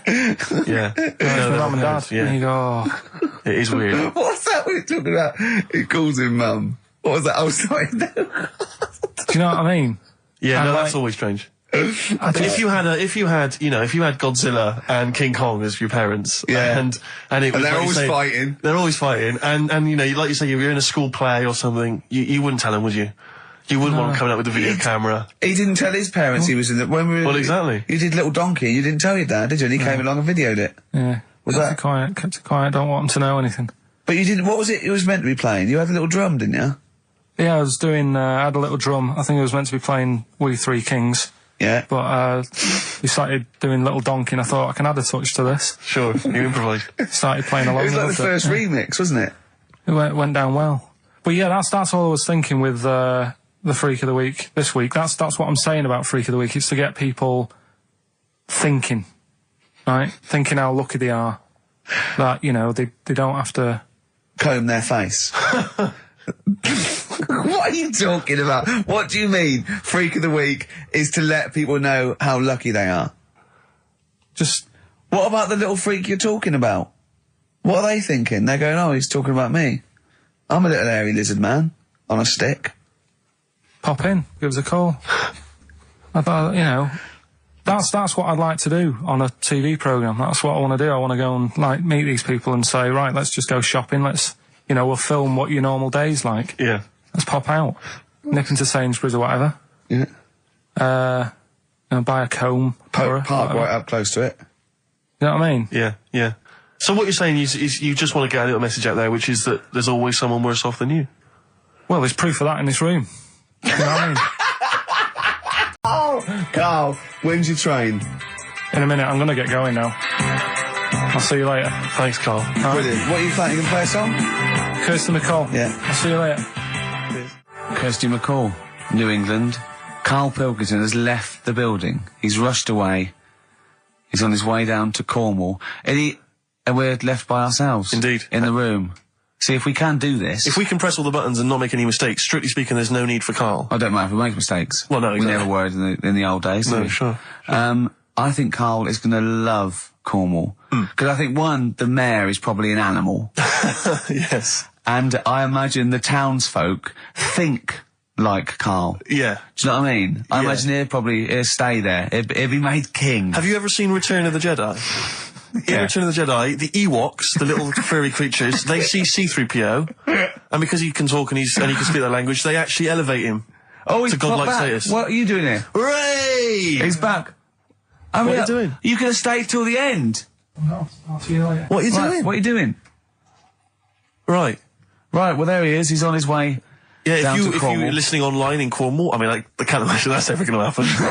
But, you know, on a clothesline with a bean tin at one end and a big bean tin in London. Or if I'm cool in London. Yeah, or if the foil helmet you wear to fend off laser rays from aliens out of space are somehow picking up the show, then Carl's on his way. Look forward to meet the bold one. Because he's got a sort of like, you know, the obligatory sort of red face that would go well down there now. Because I think he's been out in the sun, or he was pre-boiled when he came in. But he's rushing down to Cornwall now, going from Paddington Station. So, you know... If you're in the Paddington Station area, you want to pop down there and sort of wave him off, then do. Yeah. Don't be afraid. That's not a dirty sexual act. Wave him off. Yeah, I'd love to wave him off. Did you have a good holiday, Carl? Yeah, it was alright. It's alright. Went down to Cornwall. Now So you're going to the monkey some odd sanctuary. people down there, Steve. Well, don't look at me, I'm not from Cornwall. Well, you're from that sort of area. Well, not really, but never mind. Genetically, he means. Right. They're weird. Well, you must have slotted right in. What are they weird? What do they look like? Just all sort of odd people. A lot of old people, but not just old, sort of messed up old. What do you mean messed up old? You can't just say that. There was a woman with a funny neck. Okay, in what way was it funny? What did she have a funny neck? If you were writing an essay, you wouldn't say there was this woman with a funny neck. How would you describe it? She sort of had her head like pointed down all the time. Like Don't do it. It's his radio. No, but just for you, I do like that. Walking about like Yeah. Okay. Right. So brilliant. that. I don't know. I was saying to Suzanne, what happened? You know, what do you think? Because Suzanne knows everything. That's the good thing about her being with you. You just ask her what happened to her, and Suzanne goes, "Carl, I don't know. Yeah. I haven't been here before." Suzanne, your girlfriend, or mummy as you call her. Oh, sparks are flying. Yeah. I got a little bit of chocolate. Can you just lick a tissue and wipe it off? Oh, Well, she said it might have been like because back in the olden days they carried stuff on the. the olden days. What do you mean the olden days? This woman was probably what, 50? No, she looked about 70. Yeah. But like I do on Cheeky Freak of the Week, right? I always turn it round and we get like something good out Something of it. positive, yeah. I said to Suzanne, I bet she finds a lot of money. Always staring at the ground, yeah. Oh, So dear. it was always good. So, you're Maybe back... she just had new shoes and she was admiring them. Yeah. Did you think of that? Before you point the finger and judge? Or a necklace was too heavy. Exactly. So, you're back refreshed. Well, me and Carl got a joint favourite lyric now. I love you like a fat kid loves cake. Yeah. That's great, isn't it? I mean, I like it because it's funny and humorous and cheeky. You like it because it means something, don't you? You think that's the absolute truth. If someone was to say that to you, that would be the most romantic thing they could say, innit? Because it's... No, I'm just thinking you know what it means. It's like the Elephant Man, right? The Elephant Man, that's what he's called. Again, you know what you're going to get. The fat kid loves cake. You've said it all, you don't have to say any more. I can't believe it. I'll tell you what made his day the other day. I love it. Jonathan Ross said The Elephant Man is one of the best films ever made. Yeah. Endorsed by a celebrity. I know. Well, by a film buff, really. It is good though, isn't it? It is a very good film, yeah. We have got Cheeky Freak of the Week coming up. Right. There's It's been got a subject a on lot freak. of stuff going on this week. In a freak world. Yeah. Is it really? Yeah, there's loads. I mean, stuff that we can... The one that hasn't made it. God, this is one that hasn't made it, so we'll judge it on that. Go on. There's a woman, right? Do you know how... I mean, in a way, I thought Elephant Man, it was a bit tight because, you know, they sort of took him on a freak show, did a bit of a road show with him and stuff. Yeah. There's some woman, I think she's in India, like now, who makes a lot of money because she's got 3 legs and like 7 toes stuff. And she was saying people pay quite a lot of money. Not Squiddy Patel. It's not that much money, like, compared to here, but over there, it's like loads of money. Sure. And all you do is, you go around to her house and you pay this lot of money, and people just go, oh, look at that. Extra leg. Extra leg. Right. It's quite a lot of money in that. So she hasn't even got to go out on the road anymore, like in the old days. No, People come to that's her. what annoyed me. It's like, well, you could get to them faster. You go and see them if they're paying the money. Sure. Oh. But yeah, there's... What she could do is go in and buy a pair of shoes, right, and then nick one on the way out, because they only put one out, don't they? Good idea. So she could get, 2, 3 for the price of 2. Just one of the many perks of having Just 3 one legs. of the perks of having 3 legs. The other one is, I mean, keepy uppy. But she'd be good at that, Shouldn't wouldn't do she? that. She just stays at home and puts her feet up. But anyway, that's not even Cheeky Freak of the Week. That's coming up later. Coming up later. Oh, brilliant. Steve, you're thinking of taking over as producer, aren't you? Well, I just think it's a shambles. I've asked for Cheeky Freak of the Week, and it appears that Carl's not ready. He's not prepared. No, I can sort of remember it. It's just, I like to have all the information. Contempt for the listener. You've just had a whole bunch of adverts and placebo in order to get it ready. We're having a chat and that. Right, do you want to sort yourself out in future? Yeah. That's what we were chatting about. Someone emailed in about they watched the £200 tumour thing, and when it was removed, it was carried away in a wheelbarrow, right? Karl said, what, even when she had it removed, she still carried it round in a wheelbarrow? And he went, I thought it's sort of like she'd become attached to it. You definitely are my favourite thing in the world. It's great. Look at the way he's looking back. But I think they're all the same. The people, I have had more emails about people saying I watched the £200 tumour and I shaved me arse than anything else. When we ask questions we come about up with science, we talk, nothing, science concept, we talk about political issues. One person emailed in, they said, I tuned into the £200 tumour documentary, it looked disgusting, I couldn't watch for long. What were you expecting? Yeah. That they might sing and dance? Do a little show for you? Anyway, these are really your listeners, Karl. Now, I think do you know what I mean? You find your niche, you attract your. I think me and Steve are pretty much just here. I think the people that we had in the early days, Rick, they've long since abandoned us. They jumped ship. They've got jobs. Yeah, they've got jobs. They're out now. They've been released. Exactly. Yeah, they're getting their life back together. Carl, Come on, what's the situation with Cheeky Freak? I've got like a couple of bits. Like I say, I haven't got the in-depth stuff that I know. Oh no, because usually it's it's pretty scientific. Exactly. Yeah. Do the jingle. We've come up with a new one, haven't we? The Freak, say chic. Cheeky Freak of the Week. Right. Well, couple of bits. I don't know which one to use as the main feature for this week. It's that good, is it? Well, there's been another one born. What? Little kid. Who on? 4 eyes. Insult. Just a guy who wears glasses. Come on. 4 eyes, 2 noses, 2 mouths. That's weird, isn't it? This bloke, did he also have 2 heads, 2 bodies? Sort of born slightly separately? He wasn't stood next to a mirror? No. It's weird, that, isn't it? That's all you've got. I love that. That's weird. That. Imagine if the doctor said that.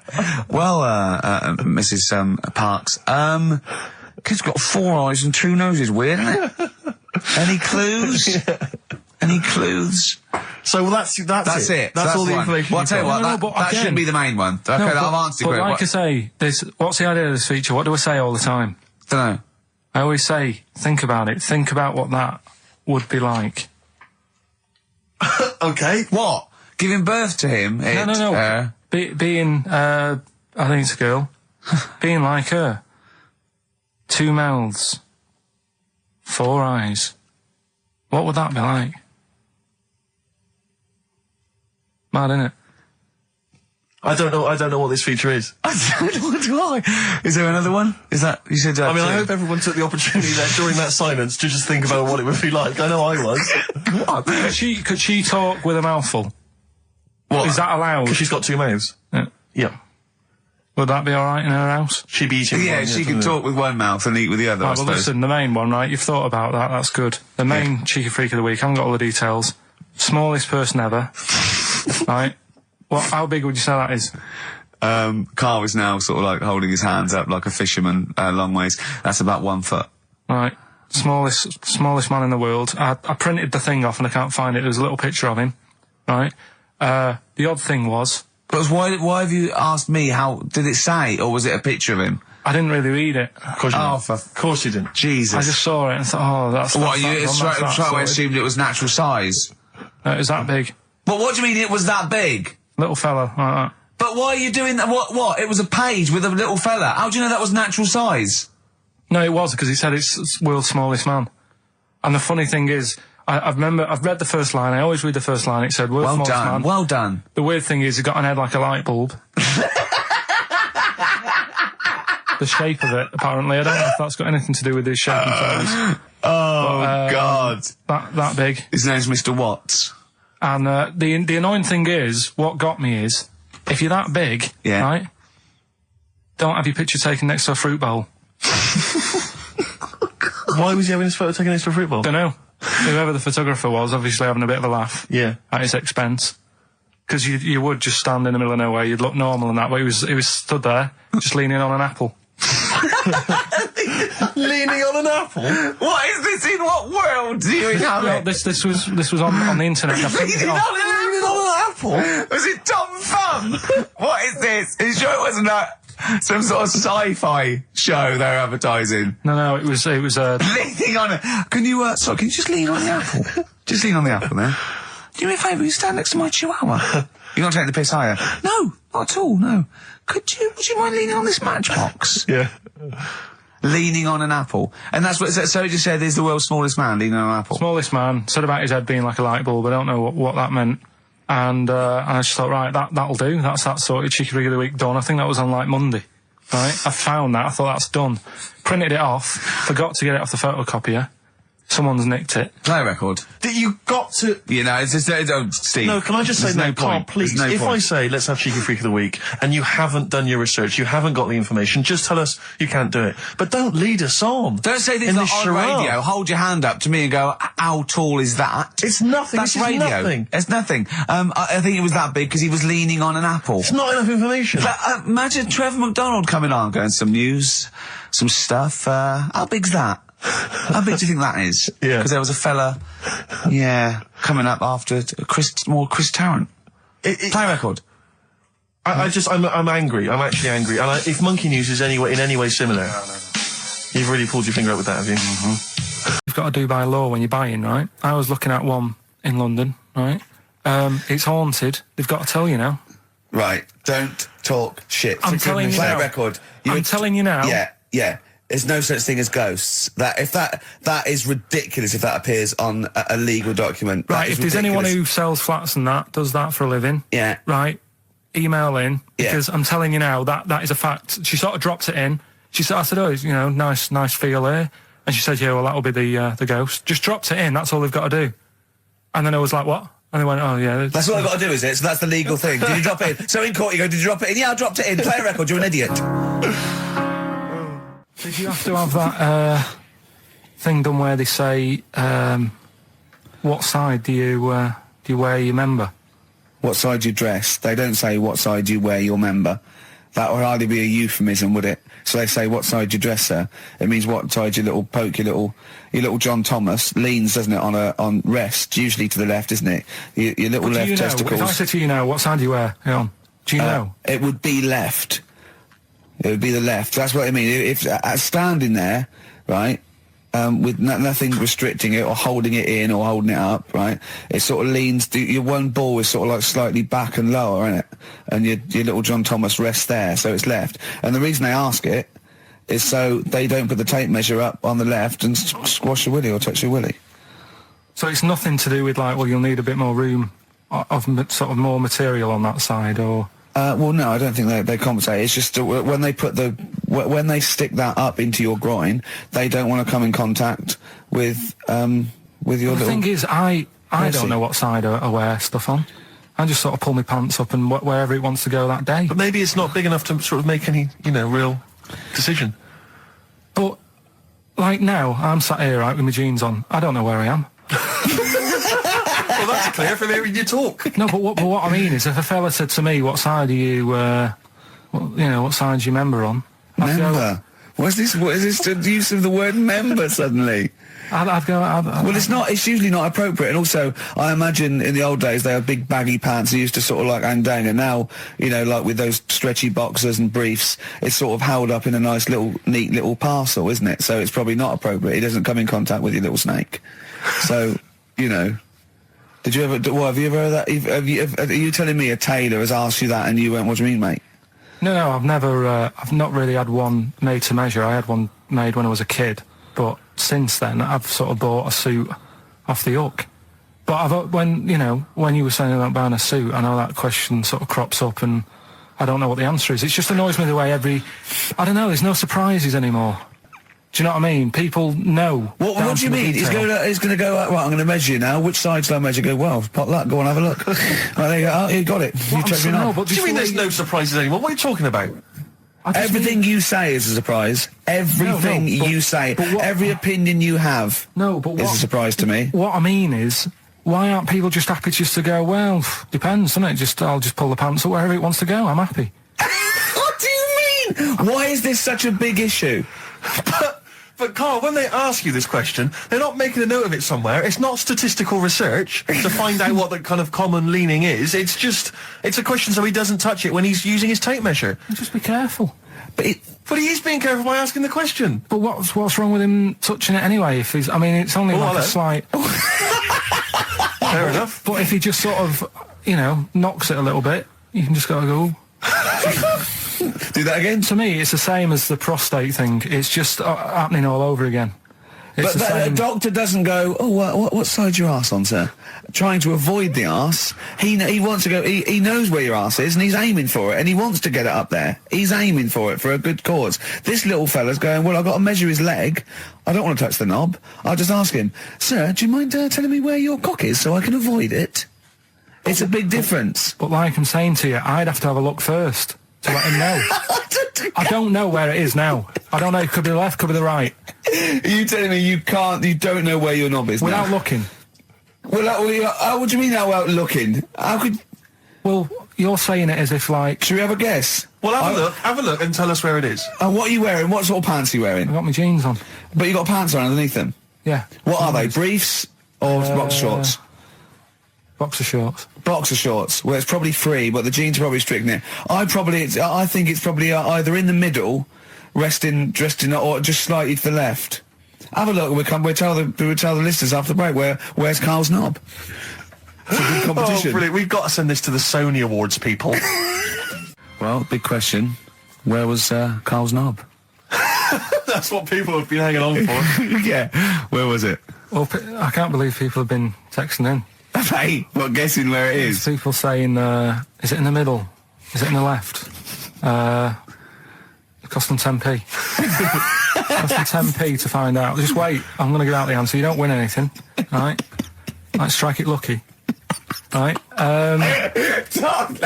Bottom or middle? Right. It was to the left. Oh! Yeah. I went with the right. That's annoying. See, I thought it would be to the left. If not, maybe if it was all scrunched up, sitting down your lap right, it might just pop up to the middle. Just pop out, like, Well, next week we'll be finding out where... In the week, I called Carl up. I said, how are you, mate? He went, not too bad. Now, as you know, his girlfriend's been away for ages, hasn't she? Yeah. Covering the World Cup, the African Nations Cup. She's a sports journalist. Well, yeah. All right. Okay. I love the fact you're thinking, what does that mean? Like, well, she's not much of a journalist, Rick, to be honest. I've read some of her stuff. No, but she's not on air. She does stuff, Yeah. Behind the scenes. Yeah. Sure. A lot of journalists do. You always want to make clear that you're not going out with Kate Adie. That's what you want to make clear, isn't it? Yeah. Now, so she'd seen none of the meteoric rise of Carl as a broadcaster. She's been away for the whole time a since you've sort of become... a wit. Yeah. A cult figure, to be honest. And he hadn't told her this, so, apparently he went home and she was sitting there, looking a bit grumpy, and went, alright, so yeah. She went, should we go out then? She went, I'm not sure I want to go out with an idiot. Right? Oh, no! Yeah. And she went, Loch Ness Monster. Why don't you just think, of course the Loch Ness Monster lives in Loch Ness. And she was giving a bit of a hard time. And she went, that's why he said, that's why I didn't tell her. I didn't tell her really. Same thing happened when I was at school and I had to play drums in Little Donkey. I didn't tell my parents, right?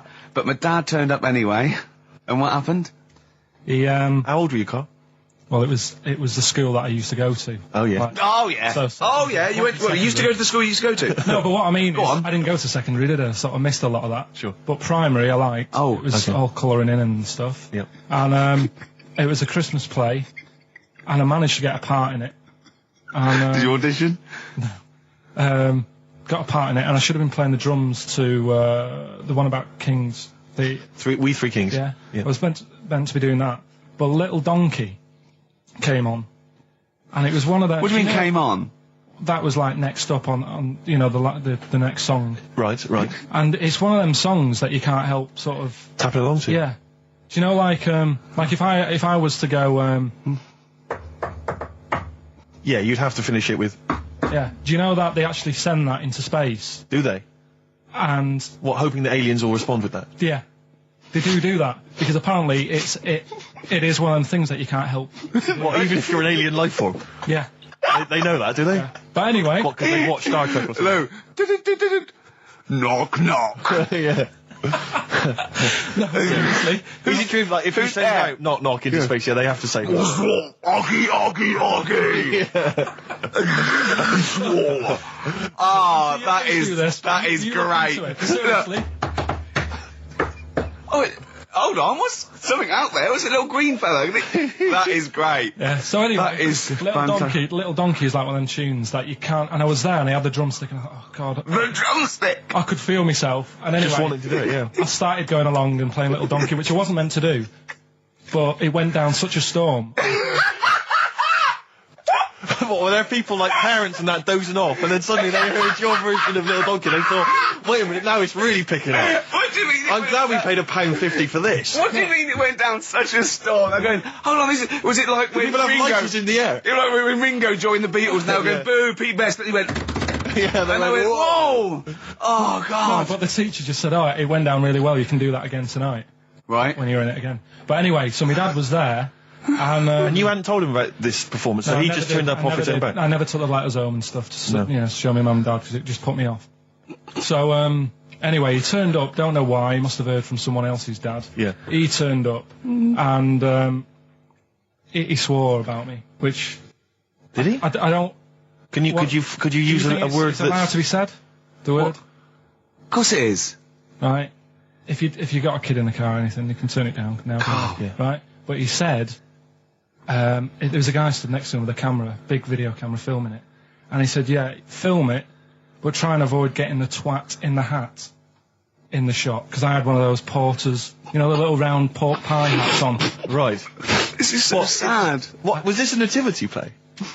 It was about Jesus and stuff. Yeah, well, there was a porter there helping him with his bags. Of course there was, I forgot. I mean, Mary and Joseph, they got there. Yeah, because it was the hope, you know, because the inn was full. Yes. But I think the porter doubled up with the inn and the stable. Right, that was nice. So he carry bags over, yeah. Yeah, no, so yeah. You're right, though. I don't know why I was wearing one of them.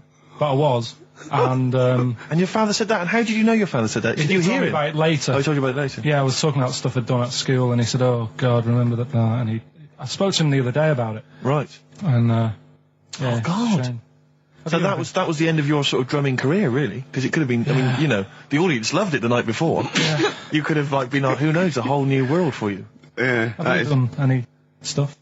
I've never drummed. I wish I had, man. That's a movie story, but... Is that, and that's why your mum and dad don't know you on the radio, do they? I think when they were down the other weekend, they had to come in, I just said, oh, just go in and press the buttons. Because they could listen on Sky Digital, couldn't they? They could do.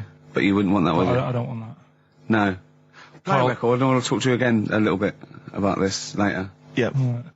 This is the Best Of Show on XFM 104.9. I'm Ricky Gervais, with me, Stephen Merchant. Yes. An honest mistake by The Bravery on XFM 104.9. I'm Ricky Gervais, with me, Stephen Merchant and Karl Pilkington. Yep. Our producer. In inverted commas, heat put. Yeah. They know. How are you doing, alright, Karl? Yeah, didn't they also write something about me, bald round head? Yes, perfectly round little bald man head, they said, so... Because you need to know that when you listen to the radio and that. Really matters what my hair's doing. Your hair, have you given it a little sort of polish? Because you look like a cue ball at the moment, and you've had a shave in it. I've never seen such a round head. It actually looks like a plate with ears. Yeah, well, for those that have never seen Karl, I actually, if you remember, I think he looks a little bit like Mr. Spoon from Button Moon. He does! If you've ever seen that show, and also he looks like, you know when they say, they find with a little 4-foot human, and it's actually 500,000 years old, and they give it a name, and it's the first, Australopithecus into, right? He looks like one of them as well. Perfectly round little, he is the missing link. He looks half human, half monkey. Because he's got a slight slouch as well. So yeah, it's like those pictures where you see it going from an ape to a man. He's one of those in the middle. Yeah, and of course his monkey hands, his hairy little wrist to those skinny little things that he can get oranges out of holes with. And it's unbelievable. Why are you so all shaved and polished and everything? Got a wedding. What? Got to go to a wedding today, so thought I'd, clean myself up a bit. Yeah. Shouldn't you be wearing a suit or something? No, I'll go home and put something on. Oh, okay. But, Suzanne said, make an effort. I sort of had a shave and that, and then I came out of the bathroom, she said, oh, your head looks a bit sort of eggish. She's right. She always worries about when I have a shave, because I just, you know That's what I mean? your girlfriend, Carl. I know. Saying that. Just think. So don't worry about Heat saying it. The funny thing is, it's Boyd Hilton, I think, of Heat that wrote it. And he's got a little bald head. Yeah, no, don't slag him off. Yeah, but on the end of his review, does it say, you know, written by Baldy Boyd? No, because it doesn't matter, it's a magazine. Don't worry about it. Looking forward to the wedding? A bit boring, isn't it? But you gotta do it. They're probably listening. Should we do a shot? No, it'll be a great day for them, but I know what will happen. Suzanne will see, you know, all the fuss and that, and then she'll get ideas, and have to let her down and all that. Why is it you don't want to get married again? I always forget. It's just, who's it for at the end of the day? I've been with Suzanne for 11 years, right? Sure. We're happy. Well, I am. That's what counts. You're never happy. I am. I'm all right. Yeah, no, I know you're happy with Suzanne and everything, but apart from that, you're never happy. You are the most grumpy, moany thing in the world. I mean, I get annoyed, but I'm always happy. I was annoyed here. I was happy coming here, but there was a bloke behind me walking and scuffing his feet. He had a pair of those stupid skulls on, and he was clicking and scuffing. Wear some shoes. You don't have to click. Pick your feet up. Flip-flops annoy me. You know? But I'm happy. I'm just annoyed. You are just like, oh, the world's on me. It's rubbish, this. I know the world's great. It's just sometimes people annoy me by being there. You know? But, Steve said I should be locked in one of those towers that princesses used to be locked in fairy tales, so because everything annoys me. But you're grumpy. I'm not. I'm all right. Oh, right. Okay, listen, we better play a record soon. But coming up, Steve, I went away with Carl. Okay. It was a little present from Jane. It was a golfing day. I could take someone, took Carl. It was a brilliant day, absolutely brilliant. But it ended with us sort of drinking and chatting and me saying, right, I'm going to bed. Because Carl said the most ridiculous thing he has ever said. Think of that. That's something. Oh, sometimes, Carl, I think you're on another planet. Here's the only ones. Foo Fighters, Best of You on XFM 104.9. I'm Ricky Gervais. With me, Steve Merchant. And Karl Pilkington. All right. Carl's had a bad week. I'm going to say it straight away. He tries to rule out stress in his life. Yeah. But he's had a bit too much stress this week, haven't you? One, a phone call from his mum, stressed him a little bit. Right. Something he said in a magazine about his auntie. Okay. Came back to haunt him. With Auntie Nora? Auntie Nora, yeah. Don't name her. No. Oh, She no, knows don't who name she her. is. No. Okay, we won't name her. Right, we just say it's the one who farted for 5 minutes, and as he saw a skirt when he was young, and I found it like a split tennis So ball. it could be any of me aunties.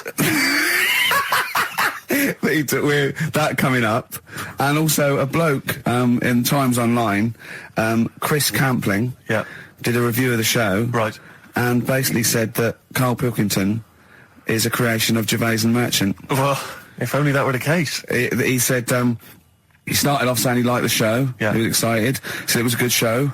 A lot of the jokes. I'm already questioning his critical faculties. Yeah, exactly. And basically said that we didn't contribute much, or seemingly didn't seem to contribute much, and we couldn't sort of like ad lib or anything. We just laughed at, particularly me, laughed at Karl Pilkington, who was coming up with some, you know, quite funny stuff. Yeah. Right? But then he does a twist on it. He goes, but the thing is, we're the puppet masters. He's a created person. We've created the persona Karl Pilkington for our own amusement. Right. He bases this on simply that we talked about... What was it we talked about? The Chinese not aging well, and you heard him talk about that on my DVD. But clearly I say, Karl, remember when you were talking about that? It's a news, or remember in the week, and so he thinks it's all scripted now. Imagine if this show was scripted. I'd be ashamed. Yeah. If this show was scripted, I would send back the BAFTAs for the actual shows we've written, and I would say... I'm having a go at Chris Campling. He's nice about our other work. He likes The Office, and he likes my stand-up and everything, and he likes the show, but he's saying... Because we're not spontaneous, we scripted this and invented Karl. So he's like, you know, we've invented another Gareth. If we had created Karl, I would not have squandered a character that good on this poxy radio station. Absolutely. Also, does he know that we spend about 3 months on half an hour script? So how long does 2 hours of drivel? But the main thing is, as if this could be scripted, it's dreadful. It's shocking. Or maybe this is scripted. Hang on, you've lost me there. Let me just check the script. Maybe Chris Campling does not exist. Maybe I've made him up. I don't know what to believe. See, the name doesn't wash with me. What was his name? Chris Campling. Sounds odd. That's something that I made up, isn't it? Campling's almost like a joke. It's almost like a gay name, isn't it? Oh, he's a Campling. So I think this is scripted. Yeah. I think I've probably made this whole link up, and Carl is a creation. Campling, that's not a real name. No. I should have come up with something better. Yeah. Sorry. Forever Lost. The magic numbers, and the magic number is 104.9. XFM. I'm Ricky Gervais, with me, Steve Merchant and Karl Pilkington. Right, 2 more shows. So we're off air for I don't know how long. Is that 2 more including this one? Yeah, no. 2 more after. Yeah, no. It's this is one, and then there's another one. Right, 2 more. And that's shows. the last one. There's 2 more shows. Yeah, including this one. We're starting now. If I'd have said this at the end, it might have been ambiguous. But I've said it at the beginning. There's 2 hours. That's a whole show. Right. So there's 2 more shows. 2 more shows, including this one. Yes, well, obviously. So 1 more show. After it's this only one. 1:05. After this show, 1 more. Yeah, one more. Yeah. Next week there's 1 more show. That means 2 altogether. Oh no, it's only 1 more show. Good night. Okay. Now, it better be a good one, Carl. Have we got Rockbusters? Yeah. To win those prizes? Check. Have we got Monkey News? Check. Is it a real Monkey News, or is it something that's slightly made up that you... What? Always is. Check. Okay. Knob News? Yeah, we've got a bit of knob news, yeah. I'm worried that knob news, because it's only about penises, is a little bit sexist. Have we got any fanny facts? Can we sort that out for next week? I don't want to alienate our female audience. Welcome to Minge London. Good, I'm glad that's out. Well, brilliant. We've got a song with a story? Yeah, doing that. What is it? I don't want to sort of tell you what it is yet, because the song isn't that great, do you know what I mean? It's not a song that's like an XFM song, but every time I hear it on, say, like Magic or whatever, yeah, I have an argument. 105.4? Yeah, I have an argument with Suzanne that, you know, what I think it's about, and she says, don't be stupid, it's not about that, and I'll say, no, it is. And so we're going to decide who's right. Yeah. Well, I don't know what song you're talking about, and I don't know what the argument is, but Suzanne's right. Definitely. No doubt about it. Yeah, we'll have a listen, but I'm hoping that once people sort of listen to it again with my thoughts, every time well, this song sums up what people should think of you. It's don't believe a word. All right? That's the sort of links I'm capable of. If that doesn't bag us as Sony, then nothing will. Landed, Mr. Ben Folds. We've landed on XFM 104.9. Ricky Gervais, Steve Merchant, and little Karl Pilkington, and his magical little manky round baldy head. He was described as a wacky mank in one of the papers this week. Really? Brilliant. Well, remember we were talking about it last week, about he came round to my house, and I popped out my Mr. Johnson, sure, to take a little look at. And his 2 that made daughters. The papers. That made the papers. Wow. What paper? It wasn't front page of the Times. It must have been like the Daily Star or something. Just squeeze Live 8 on the second page. Yeah, so Wacky Mank. Wacky Mank, that's Wacky great. Mank. Wacky Mank. We had an email from someone that reckons they remember you from body popping round Salford Way. Yeah, Eccles Precinct, apparently. You know that, don't you? I wasn't doing it around there, though. Well, what do you mean? I was around Stretford. Arndale. And what were you doing? What sort of body popping was it? A bit of everything. Caterpillar. Bit of moonwalking. Do you have a little piece of liner you used to carry around? Well, mates had that. Right, you didn't Borrowed theirs. Borrowed theirs. Were you any good? You weren't breakdancing, well, you weren't spinning on your head and stuff, you were more body popping. Well, I hope he wasn't spinning on his head, because you know that can sort of give you little brain damage and things. Well, it can give you brain damage. Also, it can wear your head down, and also makes your head perfectly round. Yeah. Because the gravity is pulling on. But if you keep on doing it, obviously it's going to wear your hair out, yeah. So you become sort of like a stupid, bald, and roundy-headed. Yeah. So I very much doubt that you did do any of that. Did you, Carl? Didn't do any of that. Well. So you're shooting off in a minute, aren't you? Well, yes, because we were trying to make poverty history, Carl. Yeah. People are making poverty history all over the place. They're putting on a wristband, and it seems to be working, because I haven't been poor for ages. I haven't been poor. And Alex had a stop bullying. Alex was wearing a stop bullying wristband, and as he himself said, he seems to have sorted that out. You haven't been bullied for I haven't ages? been bullied for years. So wristbands work. I saw one in a shop window the other day which said, stop child abuse. And I bought one, obviously, because a lot of people say, does it make a difference? But it was only £1, and I'd only spent it on kiddie porn. So, I think I've made a little difference there, in a small way. On a serious note, though, I like the idea that child abuse. You're a paedophile, and you're walking along the street in your Mac, right? You got a puppy in one hand, a bag of sweets in the other, and you see this wristband, and you go, "Oh, stop it! Oh, okay then. Yeah, I All right. thought before, that's All what right you then. think. Okay, fair enough. Yeah, well, I won't be doing that again. Yeah, he was hanging around in Topshop for unsavoury reasons. You saw them in there for only £1. Carl, we haven't got long, have we? We've got an hour and a half because we've got to shoot off. I've got to shoot off down to Live 8 and introduce Rem. So we got a lot to pack in. We got the Rockbusters, and then we give away. I just saw those. I'll finish the sentence in a minute. I look forward to it. I'm getting excited. Yeah. I'm getting excited. So we got so much to pack in. Yeah. I haven't got time to finish all my. So listen, right? You know the things we're giving away. The signed little Homer. The Nigel Tufnell thing and the Flanimals, right? It looks brilliant. They've done a brilliant job, the people here at XFM. So take back all you were saying about them, Carl. And also, we should say as well, you've still got a chance to win that, because if you get today's Rockbusters, you go straight into the hat for the big draw, so you've still got a chance to win all those top prizes. Play a record. Bit of monkeys. Yeah. Right, Carl, it's a questionnaire about happiness. Oh, yeah. There's one person... Well, that should answer it right where. The first question, Carl, on a happy scale of 1 to 10, where are you on the happy scale? Is it at this moment or in general? Well, I would say generally. Okay.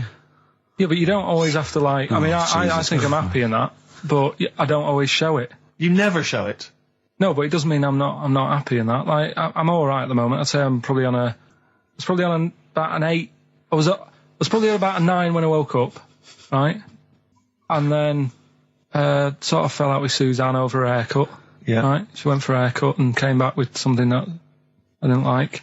Sorry, what did you say? So when your girlfriend walked to the door, she had her hair done, you said, I don't like it, alright?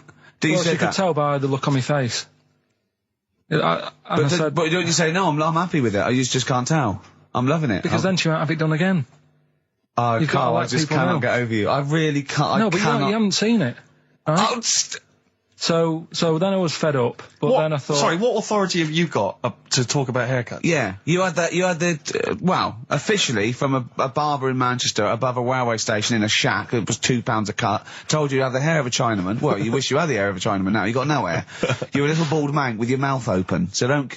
Is she listening to this, Suzanne? Sitting at home with a woolly hat on? I don't know. But she knows now, doesn't she? What did you say? What words did you did do you say? about it, I just said you look like someone out of Slade.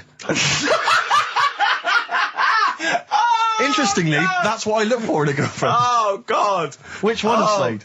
That one with the funny... Not Dave Hill. Yeah. The one with the crooked fringe and the goofy... She had her teeth done as well, did she? She had 2 front teeth put in. Dumper. So anyway, So prior to that, you're on a 9. Then you saw the haircut, you're on an 8. Yeah. Yeah. And Now then, what are you on? I'm probably on about a 6 at the moment. Why? What's happened?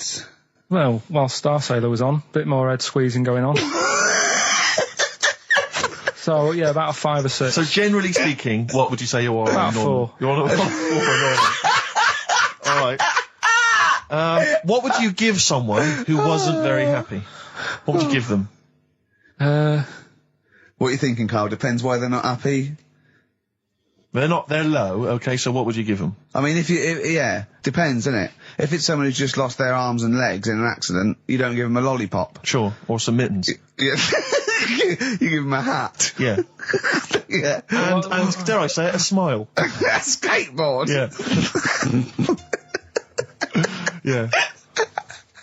I don't know.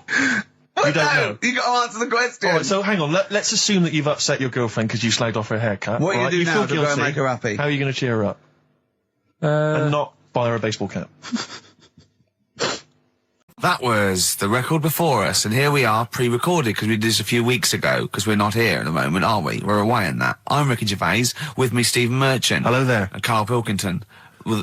He's not actually with us. He's on he'll be in some of the best of clips that will be coming up shortly. Yeah, this is just us, isn't it? This is just us. We did this, when did we do this, Rick? A couple of weeks back. Hold on, what is it? It's the 27th today. Yeah, I enjoyed Christmas. I loved Christmas. I love Christmas. I had a great time. What did you get? Loads of presents. So did I. I'm glad they made it to number 1. I'm really glad. Stroke, he, she. Yeah, I'm really glad that the pop idols, Cliff Richard, Westlife, made it to number 1. Bo Selector. Yeah, just delete that. Yeah. Okay, well, we're going to play some of the best of, some of the greatest moments of the last 3 weeks. Yeah. Ever heard on XFM 104.9. What about this? Do you remember this one? Oh, which one is it? I'm Ricky Gervais, with me Steve Merchant. Over there, Karl Pilkington. The man who believes anything. I think it might be a condition due to his little round head. It's sort of like, it might be a new condition that we can call cranial sphericity. And because it presses on his lobes, and the only sort of upshot of that is he's normal everywhere, but he believes everything he reads or sees on Anna Nova. Alright? Talking of which, Rick, I don't really follow the news. No. It's mainly boring, innit? Wars and stuff. Yeah. But I don't know. Well, yeah. Well, it is a war. It's all this nonsense before and after. When it's a war, it's, you know, it's in the middle of the war, you can watch it on telly. True. You get results. True. You know what I mean? Like, you know what I mean? Yeah. Like a test match or something. But it's all this rubbish before and after. It drags on. This recent war seemed, I thought, just generally, it was better presented than the previous one. Because I remember the first Gulf War, it was often during the night, and I couldn't stay up. Yeah, because I think the American had rights to it, like the Tyson fight, so we had to get it at 2 in the morning. Exactly. Which is annoying. They had it, you know, their prime time and that. And a lot of it was in black and white, when the bombs went in. When the bombs went in. So, this time there seemed a lot more colourful stuff. Yeah, it's much better coverage. I think there should be awards. Yeah, well, I'd like for to see it. awards So, for it, like Channel 4 won for cricket. Yeah, I mean, a few times as well, I was quite pleased to see they actually had footage of the bombs exploding. Yeah. No, good. Well done. Generally, you know, good on you. Well done. Good on you. Yeah, it costs a lot though, doesn't it? Isn't it costly? War's a lot more when you got something like, you know, a Jimmy Carr game show, which probably costs about £100,000. Yeah. Like half an hour war costs millions. It's almost as expensive as like Terminator 3 or something. Yeah. But I mean, you know. But then, you know, you got a variety. Exactly. Sorry, Steve, you were talking, mate. Well, no, I just wanted to make sure you're aware that the World Elephant Polo Championships have taken place. I did get it. I think they mentioned on. Yeah, we won, didn't we? England won. Yeah. Well, my question is, where have they been practicing?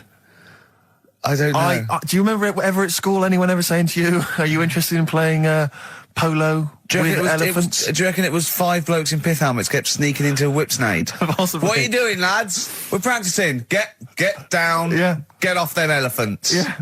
I didn't even know we had a team. I can't believe it. No, but it's like Johnny Wilkinson and the rugby lads. They're going to get MBEs, all sorts. The elephant boys, the elephant polo boys, nothing. They're going to get nothing. I haven't seen the sun. You know, talking like to be fair, it's not like horse polo where I don't think there's a stick long enough. I think the elephants kick it, don't they? I think you might be right. I think they're not allowed to use their tusks. They'd burst it, won't they? I think they go, start again. Raheem! Yeah. What do you mean the elephants kick it? All right, I've opened a can of worms here. You know, normal polo on a horse, they have like stick and that. Yeah, they whack them, right? But I think it's obviously they're too high up.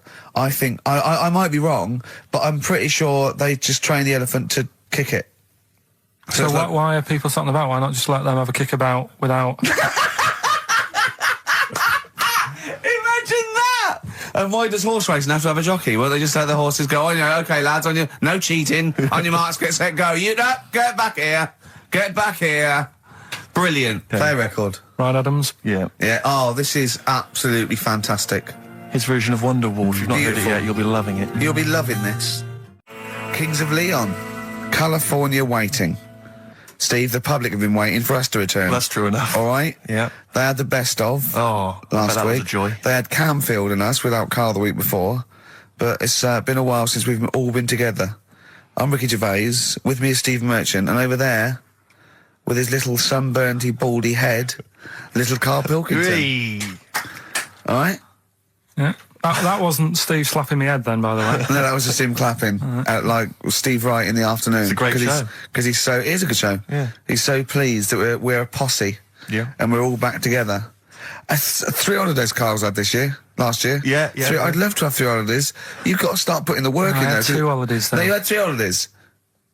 You went away with Suzanne and her parents. Yeah, well, that doesn't count. It does count. If you book 2 weeks off the firm, you go away and you go... Hippopotamus news? Hippopotamus news. Right, well, this one, it's... I'm not going to take the credit here. I heard Christian talking about this on breakfast, right? Because it's a good story that happened. Basically, I don't know if I told you about it last week when we were having our spaghetti, but... No, I think you did. Right, I know what it is. I know what this is. Okay, I've not heard this. Right, there's a little midget. Right, there's a circus. I'm loving it already. Circus going on somewhere. I think it was in America. Yeah. And is that present day or old times? I'm talking like in the last 3 weeks. Okay. Right, little midget.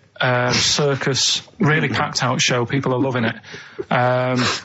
Steve, you'll ask the same question I did, I know. So there's a little midget jumping up and down on a trampoline. What circus is this? Right. I'd pay good money to see it. So everyone's clapping, and he's getting carried away. Because he can't believe they're loving it. I didn't know they'd like a little person on a trampoline, but they love me. But you know what it's like when, if there's a crowd of people sort of encouraging you to sort of go higher and stuff. Yeah. And I'm sure he knew it was getting out of hand. But he was jumping and he was coming down the road going higher, and he's going really high in the air, right? So he's doing this, crowd are clapping. There's a hippo, right, just sat next to the trampoline, getting ready to come on and do his act. Oh, right, I thought he was in the audience. That's it, getting ready to do his act, Steve. Yeah. So he's a ventriloquist. What do you mean he's sitting by the trampoline waiting to do his act? Because why does he sit in the dressing room and they go, 5 minutes, Mr. Muss, 5 minutes, Mr. Muss. So anyway, right, so the hippo's there. He's getting annoyed, is he? Because the midget. He's going, how can I follow this? This is really annoying. They're going to be, no. So he's thinking, he's already done the trampoline, my pogo stick act is never going to work. Yeah, go on. So there's a hippo waiting. See, it's a great story, and I just know he embellishes it or it gets slightly wrong. Go on. So there's a midget jumping up and down. The hippo's getting annoyed. The crowd are going mad. The midget's loving it. Can't believe his luck. Although you think he probably knows he's dicing with danger. Yeah. So next thing you know, they're all saying higher. He gives it one big, heavy sort of landing on the trampoline, goes really high, but goes off at a funny angle. Oh, hypotenuse. Okay. Yeah. And sort of flies up. Hypotenuse! Sure. Flies off at a funny angle. Oh, dear. Hippo's there, swallows him whole. Crowd are clapping, thinking that's why the hippo was waiting there. Rubbish. Rubbish. It's not rubbish, though. But no, maybe there was an accident in a circus with a midget and a hippo, but at no point was this hippo waiting to go on, going, come on. The midget flew off at a hypotenuse and landed in the hippo's mouth and was swallowed whole. This is what you embellish it. That is great. And what's I that? have to say though, Rick, when I heard midget, trampoline, hippopotamus, I was thinking accident waiting to happen. Yeah. So.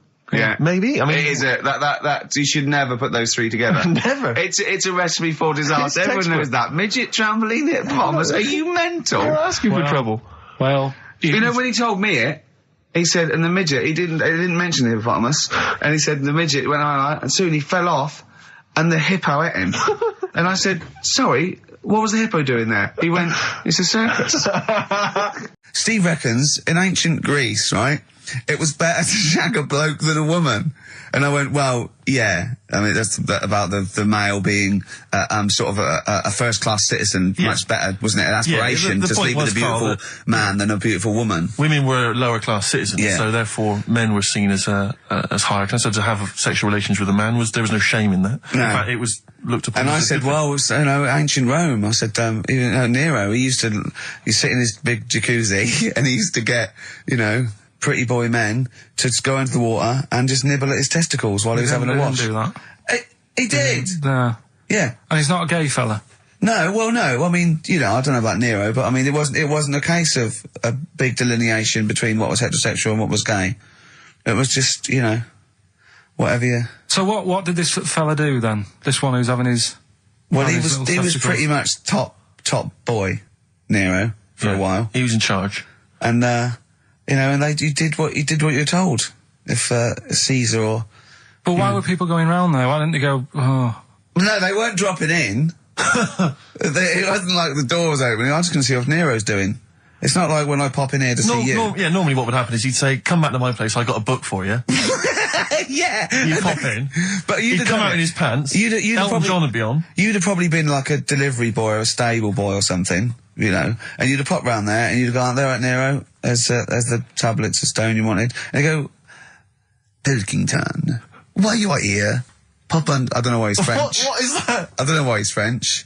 Just pop under the water and nibble at my testicles and you'd have done it. Because he was Nero. I wouldn't. He would have. There's no way I would have done. Yeah, well, you would have. What have I done? I've dropped a pizza off. Yeah, you why put am I Rosa there? Nero's face on the pizza. Right, I'd say I've done my job. Right? Yeah. That's not the sort of tip I wanted.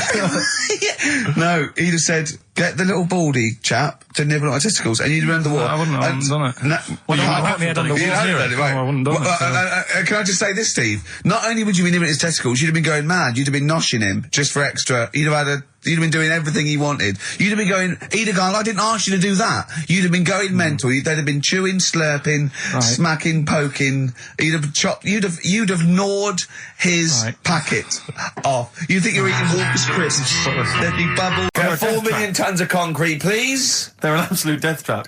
Yeah, what do you mean fill them in? Do you know what a volcano is? Just a hole, isn't it? That's happened. Well, it's more than the happened back hole. It's in- more a portal to the magma in the centre of the earth. Back in 1730 it happened, and they still haven't sorted it out. Well, when you say it happened, volcanoes were made a lot longer ago than 1730. No, but the one that did Lanzarote in. Right. Sort it out. What would you suggest? Well, How tidy can they up. fill it in? It's joined. It's all joined. No, but what I'm And saying is, it was the a- big it was- plates of the earth are all joined. It All was the a disaster, magma's wasn't it? joined.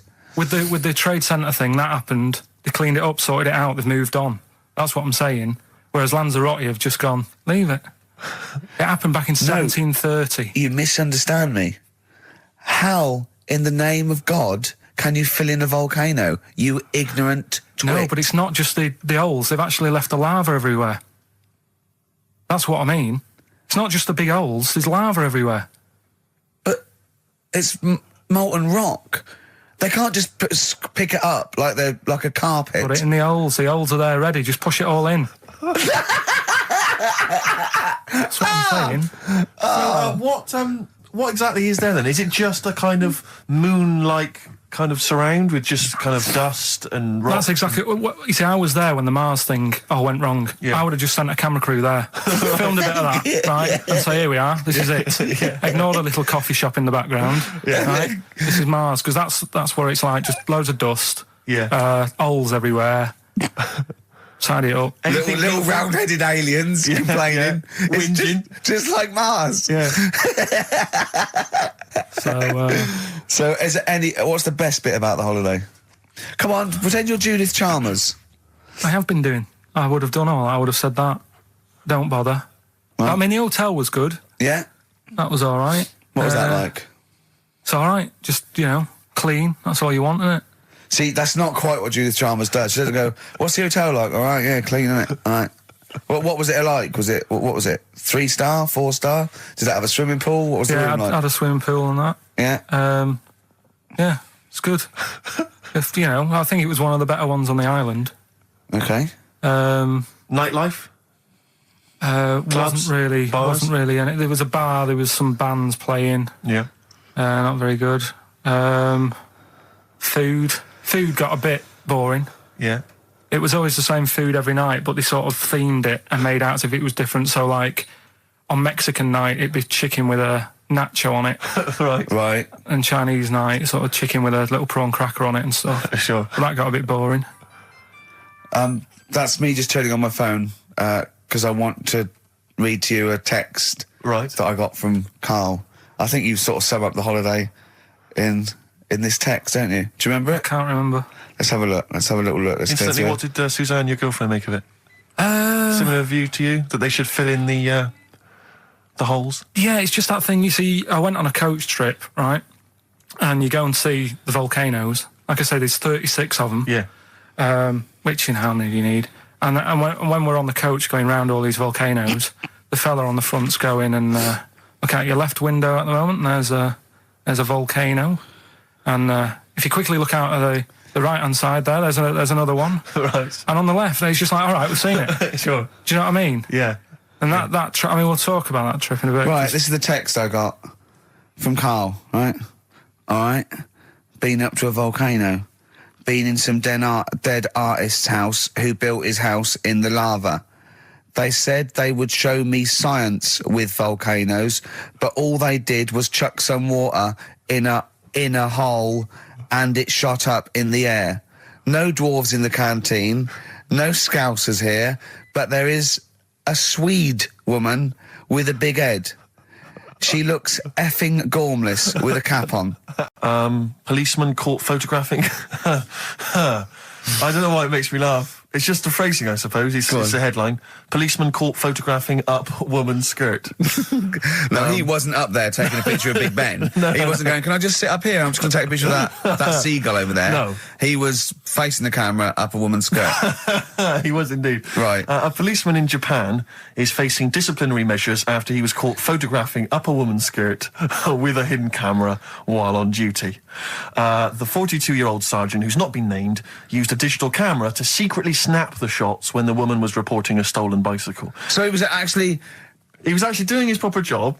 He'd obviously thought to himself, I'll bring him a digital camera today. On the off chance a beautiful woman comes in to report a crime or robbery, I'll have it ready, I'll have it positioned, in such a way. But this is interesting. This is how he got caught. Okay? The woman became suspicious after she saw a flash go off.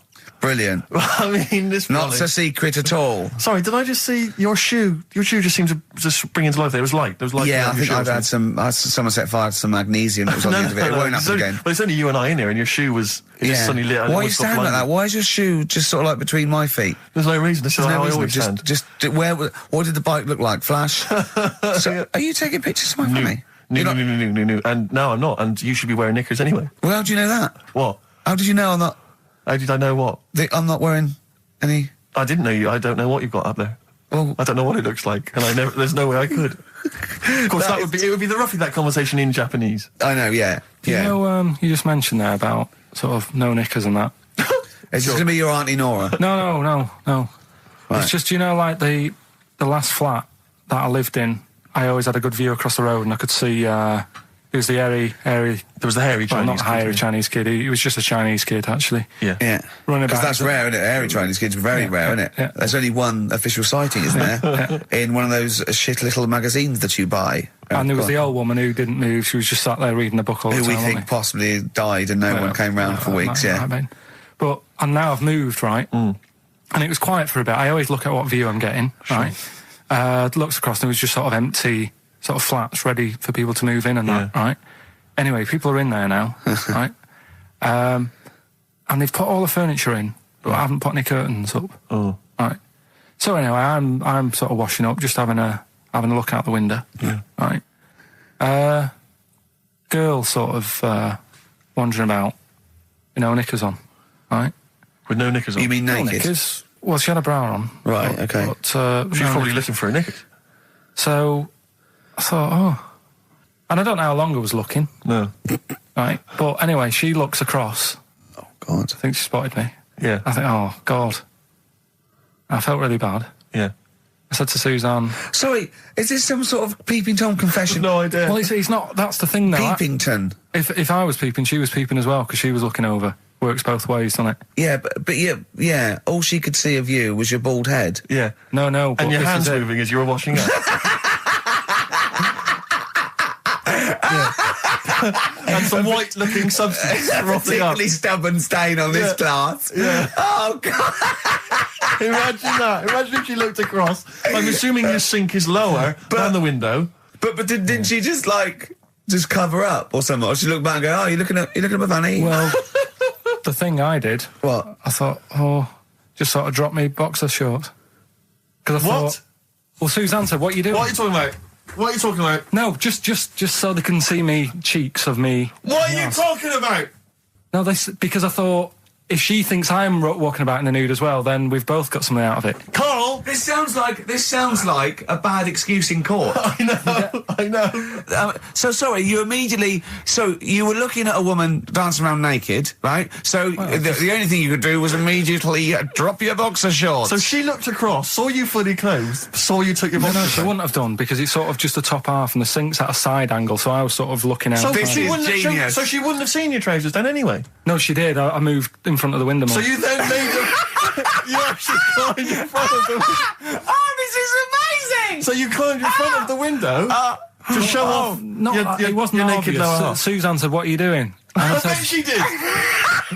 What are you looking at? I sent you in here to clean up. What are you doing? I'm just taking my trousers down, standing by the window. Why? Because there's a naked woman across the road. What do you think I'm doing, Suzanne? I'm exposing myself while looking at some free funny. Leave it. What's up with you, Suzanne?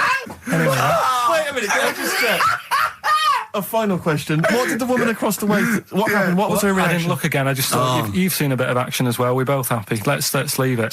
So were you waddling around like a penguin with your trousers around your waist? I just was walking about, and Suzanne said, "What are you doing?" I said, "I'll explain to you in a bit, but don't look out the window because then it's Excellent. obvious." Then he sees she calls her husband to look at Carl walking around naked. He goes, "Oh, she's got a quick, Suzanne, get him out. There's only one with him. Get some more friends. They've gone one more." That blew me away, right? That the fact that he got the name, he got the number.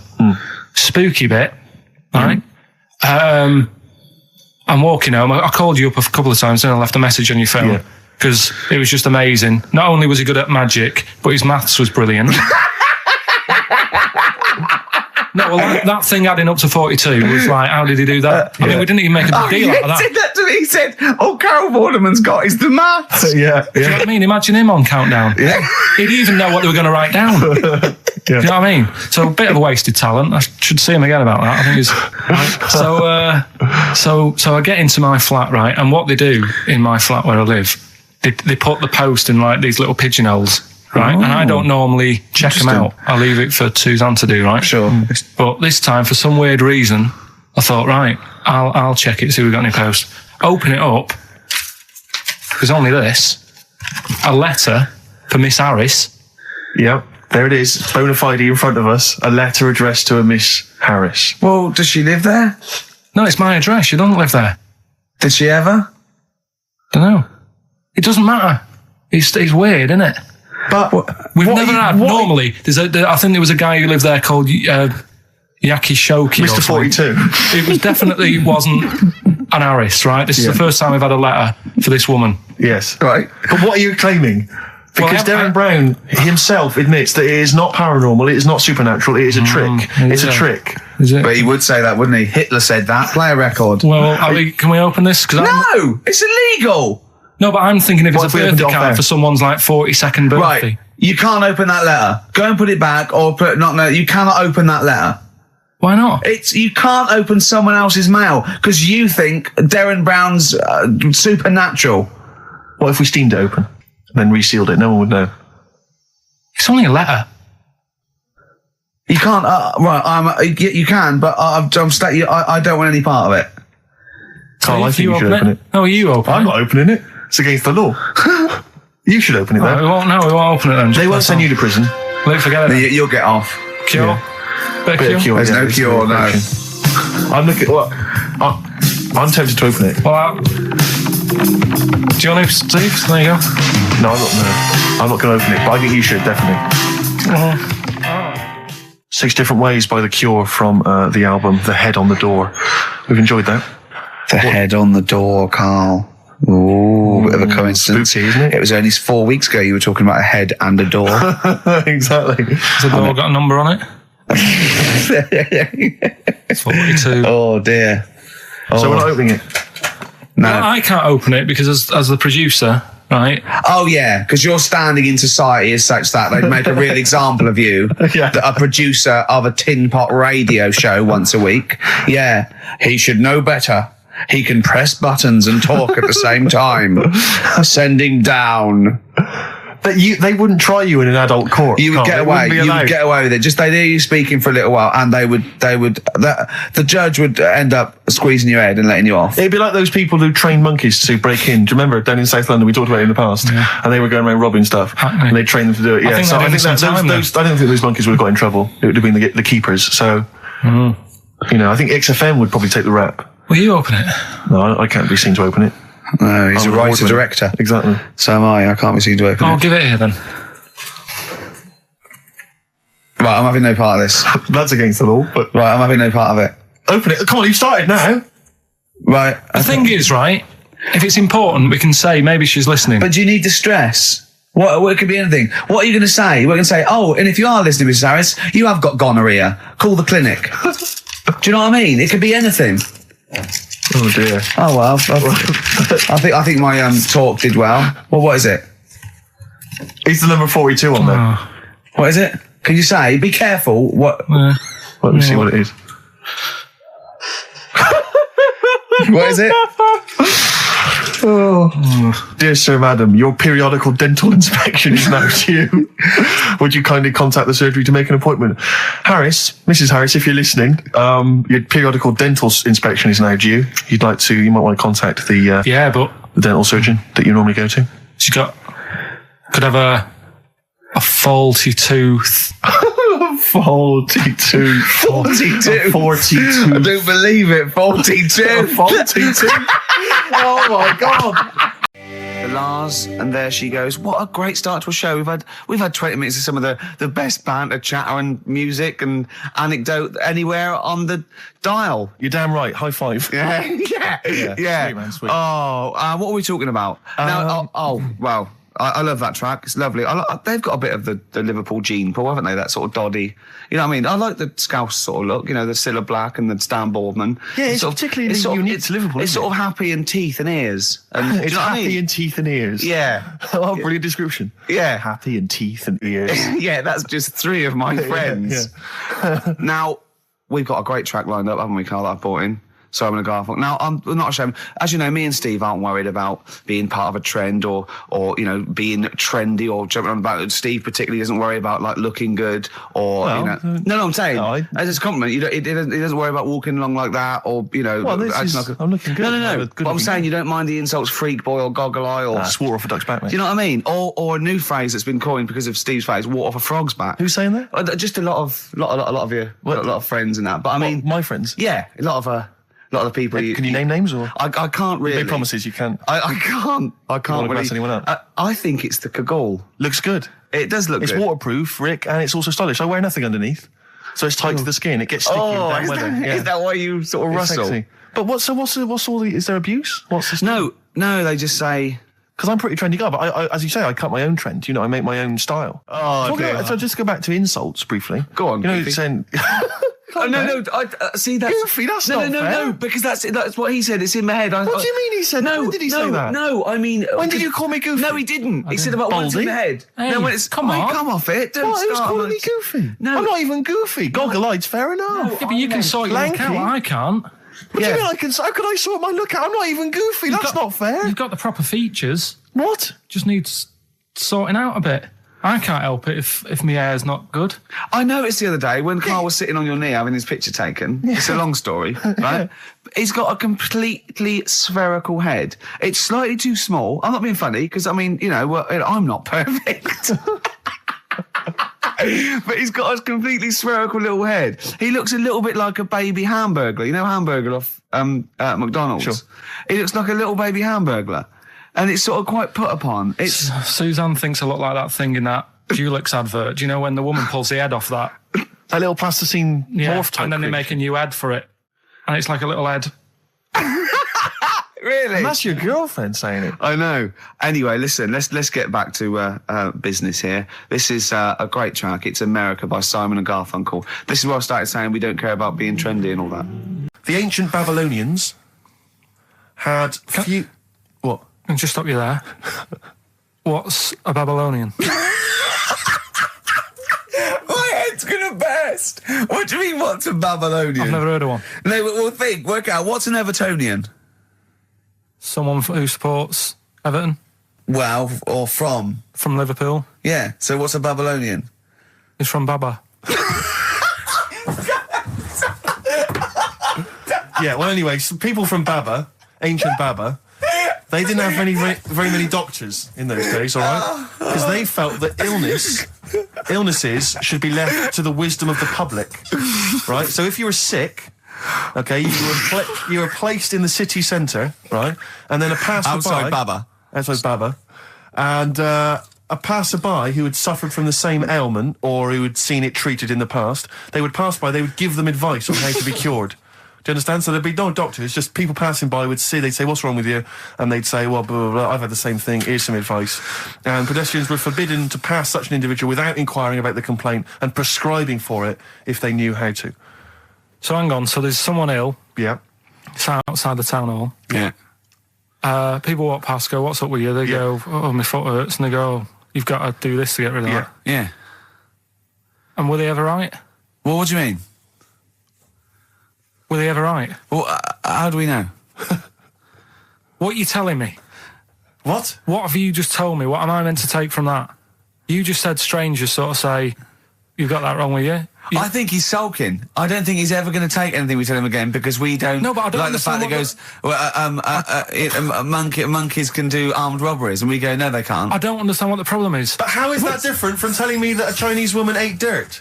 How is that not the same sort of thing? Because that's weird. Someone sat in Trafalgar Square going, I've got a headache and I go take some Nurofen, isn't shocking. I'm not a doctor. I've given him a bit of advice. But neither is the dirt lady. She's not particularly interesting. Neither of them are particularly interesting. I'm just trying to give you an example of the same sort of drivel you feed us every week. Would you sort of have tea round at our house? It's weird. The Chinese woman. Right, so it's weird. Okay, now we're getting somewhere. It's weirdness that you're interested in. See, I thought that you were actually interested in sort of interesting sort of stuff. But if it's weird, it helps. If it's weird, it helps. Yeah. The other day there was something about this fella who I think he wanted to be an actor, right? And he was trying all his life to be an actor. Couldn't get a gig anywhere, right? So when he died, he said, right, I'm going to leave all my money to the theatre as long as that theatre uses my skull in that play they do with the head. Hamlet. In Hamlet. So that's that sort of news, and it's weird. Right. What money did he have if he'd been a struggling actor? He had some money in that. What did he do? I don't know. Oh, that's what I'm interested in, what he did. Yeah, that's what me and Steve. Yeah, that's what me and Steve are interested in, what he did, how he earned his money. So, because you were going to educate us this week with some interesting facts. Oh, yeah, come on then. Is that it, or have you got more? Well, that's weird. But that's not educational. You didn't give me his name, you didn't give me when, you didn't give me what theatre. No, but also to take from it. Do you know what I mean? If people listening and go, well, I'm a bit like that, it's like if you've got to be dead and have your skull on stage, that isn't the job for you. That's what I'm saying. If it takes that much, give it up, do something else. Right? What else have I taught you? I don't know. You haven't taught us, so you've never taught me anything. See, we'll just have to sort of... What, agree to disagree? Right. 7-Up, the drink. Yeah. Right. We're actually on air now, aren't we? Yeah, this is right, it. Okay. This is it, baby. This is a radio show that we're paid for. Forget no, come on, 7-Up. It's not really... Not important. It's not interesting. More important. Go on, come on then. Come on. The little red dot, that's above the 7 on the can. Do you know, it says 7 up and the little red dot. Yeah.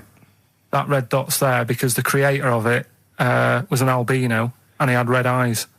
And he had that little thing there as his little trademark. Is that true? It's true. That's quite interesting. Right then. So that's what I'm saying. It's not that important, but it's interesting. If it's true, that's interesting. It isn't. It's true and it's interesting. Okay, that's good. You know, Coke used to contain real cocaine. So well, they used to be medicines, didn't they? Tonics, yeah. No, they were medicines. I read that tomato ketchup and Coca-Cola started off as medicines. Probably not a medicine, probably more of a tonic, because it probably a pick-me-up, wasn't it? If I had Coke in it and caffeine and sugar, and same as ketchup, probably lots of vitamin C and lots of sugar, it was probably more of a tonic. It wasn't really a medicine. They didn't say, cancer, have this on your chips. It's some HP. Wasn't a medicine, it was... Well, it was, kind of. All right, okay, let's agree to disagree on that particular one. Okay, all right, yeah. Is that it, Carl? Because you've been educated this week. You've given us the 7-Up thing, okay. I've told you about the goldfish. Not really, but yeah. He didn't tell us anything about goldfish. This is your fact, right? You know what? Goldfish might have longer memories than some people think. That's not a fact. That under no circumstances would imagine Magnus Magnusson saying, what animals might have longer memories than most people think? This is goldfish, correct? Imagine that as a question. How is that a fact? If you ever have children, are you going to educate them with this kind of drivel? Is this how you're going to raise your kids? So their minds just pumped full of this That'd be my rubbish? job. I'd keep them interested with stuff like that. Right. Yeah. Suzanne does the proper stuff. Yeah. So you agree there is some proper stuff? Yeah, but I wouldn't make him do it. I'd just sort of leave the book there. And then if he read it, I'd go, that's good. That is. What book would you think? What, the 50th, freakiest people ever to be born? Give him that to start with. What would you tell me your favourite was? The little fella who's playing the keyboard? That or the three-legged fella. Yeah, okay. So he's learnt that. That's the first day at school. What would you teach him the second day at school? Can I just give you a little fact here? Someone's emailed in for you, Carl. They've sent an interesting fact for you. I think you're going to be interested in this. Don't read it on the email. Let me read it for you. I think you'll be excited. An interesting fact from Carl. That's from Toby. He says, Attila the Hun punished some fella who annoyed him by cutting off his arms and legs. You'll love this. And stitching his arms back where his legs should be. And vice versa. Look at his face. Look at a little smile that's just cracked on his lips. That is the kind of fact you've been waiting for all day, isn't it? So go on, again, so... Attila the Hun, right? Some guy he didn't like. He cut off his arms and his legs, and he stitched his legs on where his arms should be, and his arms where his legs should be. Look at him looking at his body, trying to picture it. Yeah. I'll let it sink in for a little while, then I'll ruin it for him. Carl, what are you thinking? I'm just picturing it. Right, he would have died. It would have been tokenistic. There's no way that person could have lived through it. So it was just for Attila the Hun's fun. He probably put him on a stick outside his gate or something. There's no way in those days that he could have gone through complete limb amputation and... So would he have wore a jumper for pants? Yeah, this is a question. I was discussing this yesterday. This is not a bit of shit. This is not a joke. I genuinely have always been slightly perplexed, and we were discussing it last night. The notion of the birds and the bees. Yeah. Now, I don't mean, the birds and the bees. I understand how... Why they use the birds and the bees? Yeah, because, you see, I always, as a child, I assumed the bees were having some kind of relations with the birds. No. So what is there anything to do with the birds and the bees, or is it literally, just like a euphemism? It's just, the birds and the bees. No, but they... Do the birds do anything with the bees? No, not at all. It was where parents... just take them out? It was where parents used to sidestep the issue by saying things like, when a lady blackbird and a man blackbird, they meet, right? They make a little nest. And then because they're in love, they have an egg. Yeah. And that was it. I understand that. That makes sense. But why the bees? Why the birds and the bees? Well... Probably, I don't know. I don't know. You see, within nature, forgive my ignorance, within nature there is no relationship between bees and birds, is there? No, not at all. No, not at all. Nothing's going on. But probably what it was, if the parent found it hard to say, Daddy puts his penis at Mummy's vagina, it was much easier to say, like in the insect world, billions of them queue up and just fill the queen with spunk for about a day. Sure. Avoiding the embarrassing intercourse. Exactly. That's what I think, Carl. What do you think? Were you taught about the birds and the bees? Did anyone bring that up with you? No, it was just in that class, wasn't it? When they put a video on. That's what we had. No, we had a film. And they just said, I watched that. And then... what film, though? Basic Instinct? It was just like, two people.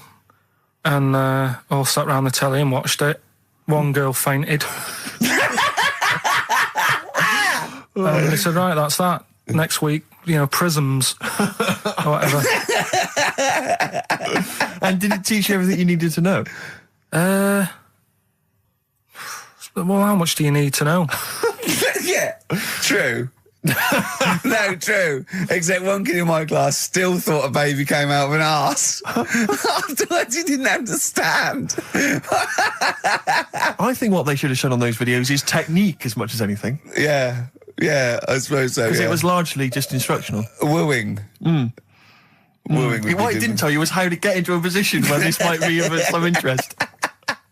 Well, obviously, that baby who had the kid who had a baby. What was going on there, Carl? That was weird. Did you see that? Yeah, that was going to be your favourite programme, wasn't it? Yeah, it wasn't that good in the end. Why?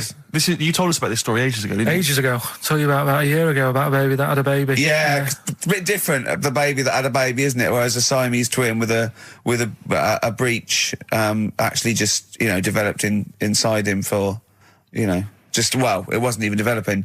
It was a twin stillborn that just was inside, enveloped in the other one's body. So it's a little bit different to a baby what had a baby, isn't it? Yeah. Actually disappointed he was. Do you know what he said to me? He went, well, I thought it was going to come out. And go, oh, bloody hell, I'm 7. What a waste of my life. Like it'd been in there going, oh, hello, hello, 7. Idiot. Yeah. Yeah, a bit disappointing. But there was a programme on after that, right? At 10 o'clock on Discovery, and I haven't got Discovery. Oh, right. It was about... Oh, I didn't see it. This is it. I was yeah. going to say to people, if they've got a copy of it on tape, if they can send it in. What was it? About a baby with 4 legs. Right. That was on at 10 on... It wasn't a puppy? No. Just, What's it doing up there? Yeah. It's my baby. Oh, is it, Mum? All right then, fine. Yeah. It's got 4 legs, yes. Yeah. Sometimes they do have Look, 4 legs. Dad's gone, he's never coming back, you've got to get over it. So, if anyone's It's got not a baby. send it in. Oh, Right, dear. okay, Send it in. good. So you want a tape with a baby with 4 legs. You're going to be disappointed again. It's not going to be like a baby with 4 legs who's running up the curtains. You know what I mean? It's not going to be that. It's probably going to be 2 legs and then 2 sort of like floppy appendages. You know what I mean? They're not going to be brilliant. It's not going to be like Jake the Peg. You're going to be disappointed. Funny you say that, actually, because in a survey, it came out this week, it's quite extensive. Mancunians take more sick days than anyone else. Mancunians take more sick days than workers in any other city in Britain and Ireland, according to Manchester-based employment firm. Survey by Peninsula found employees in Manchester take 11 sick days per year, whereas closest rivals Edinburgh and Dublin take an average of 9. Liverpool, Newcastle, Birmingham, Cardiff, only 8. Is Reading mentioned there? Or no, Bristol? it's not even in there. They don't take days off. London is only 7. So the point is, I mean, I don't know you can take anything from it, but if you were an employer and you had a Mancunian and a Liverpudlian and they were equal on everything else, but you really couldn't afford them to be away, Liverpudlian's going to probably be away for 8 days. Sure.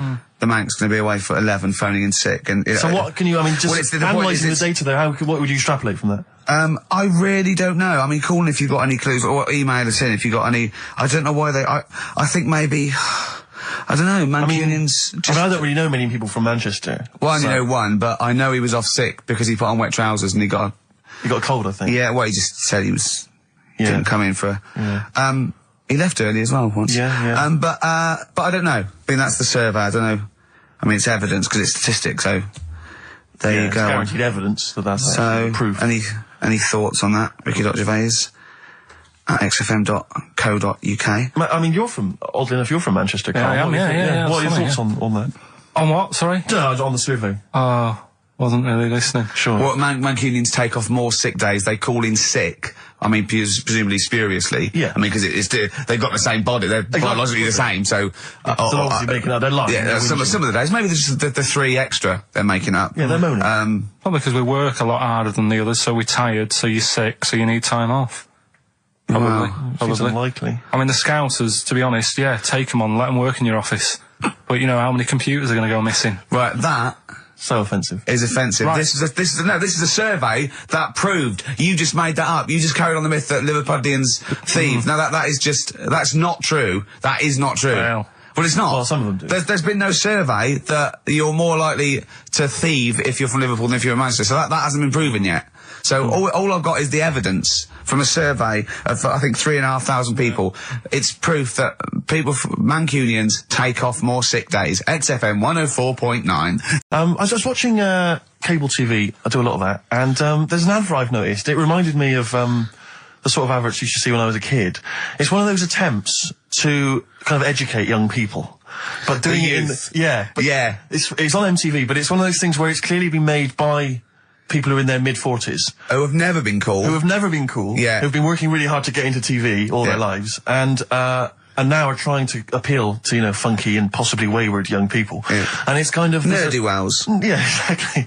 And it's a kind of stunning model, and 2 of her stunning model friends. But they're just a couple of average girls, you know, going about their business.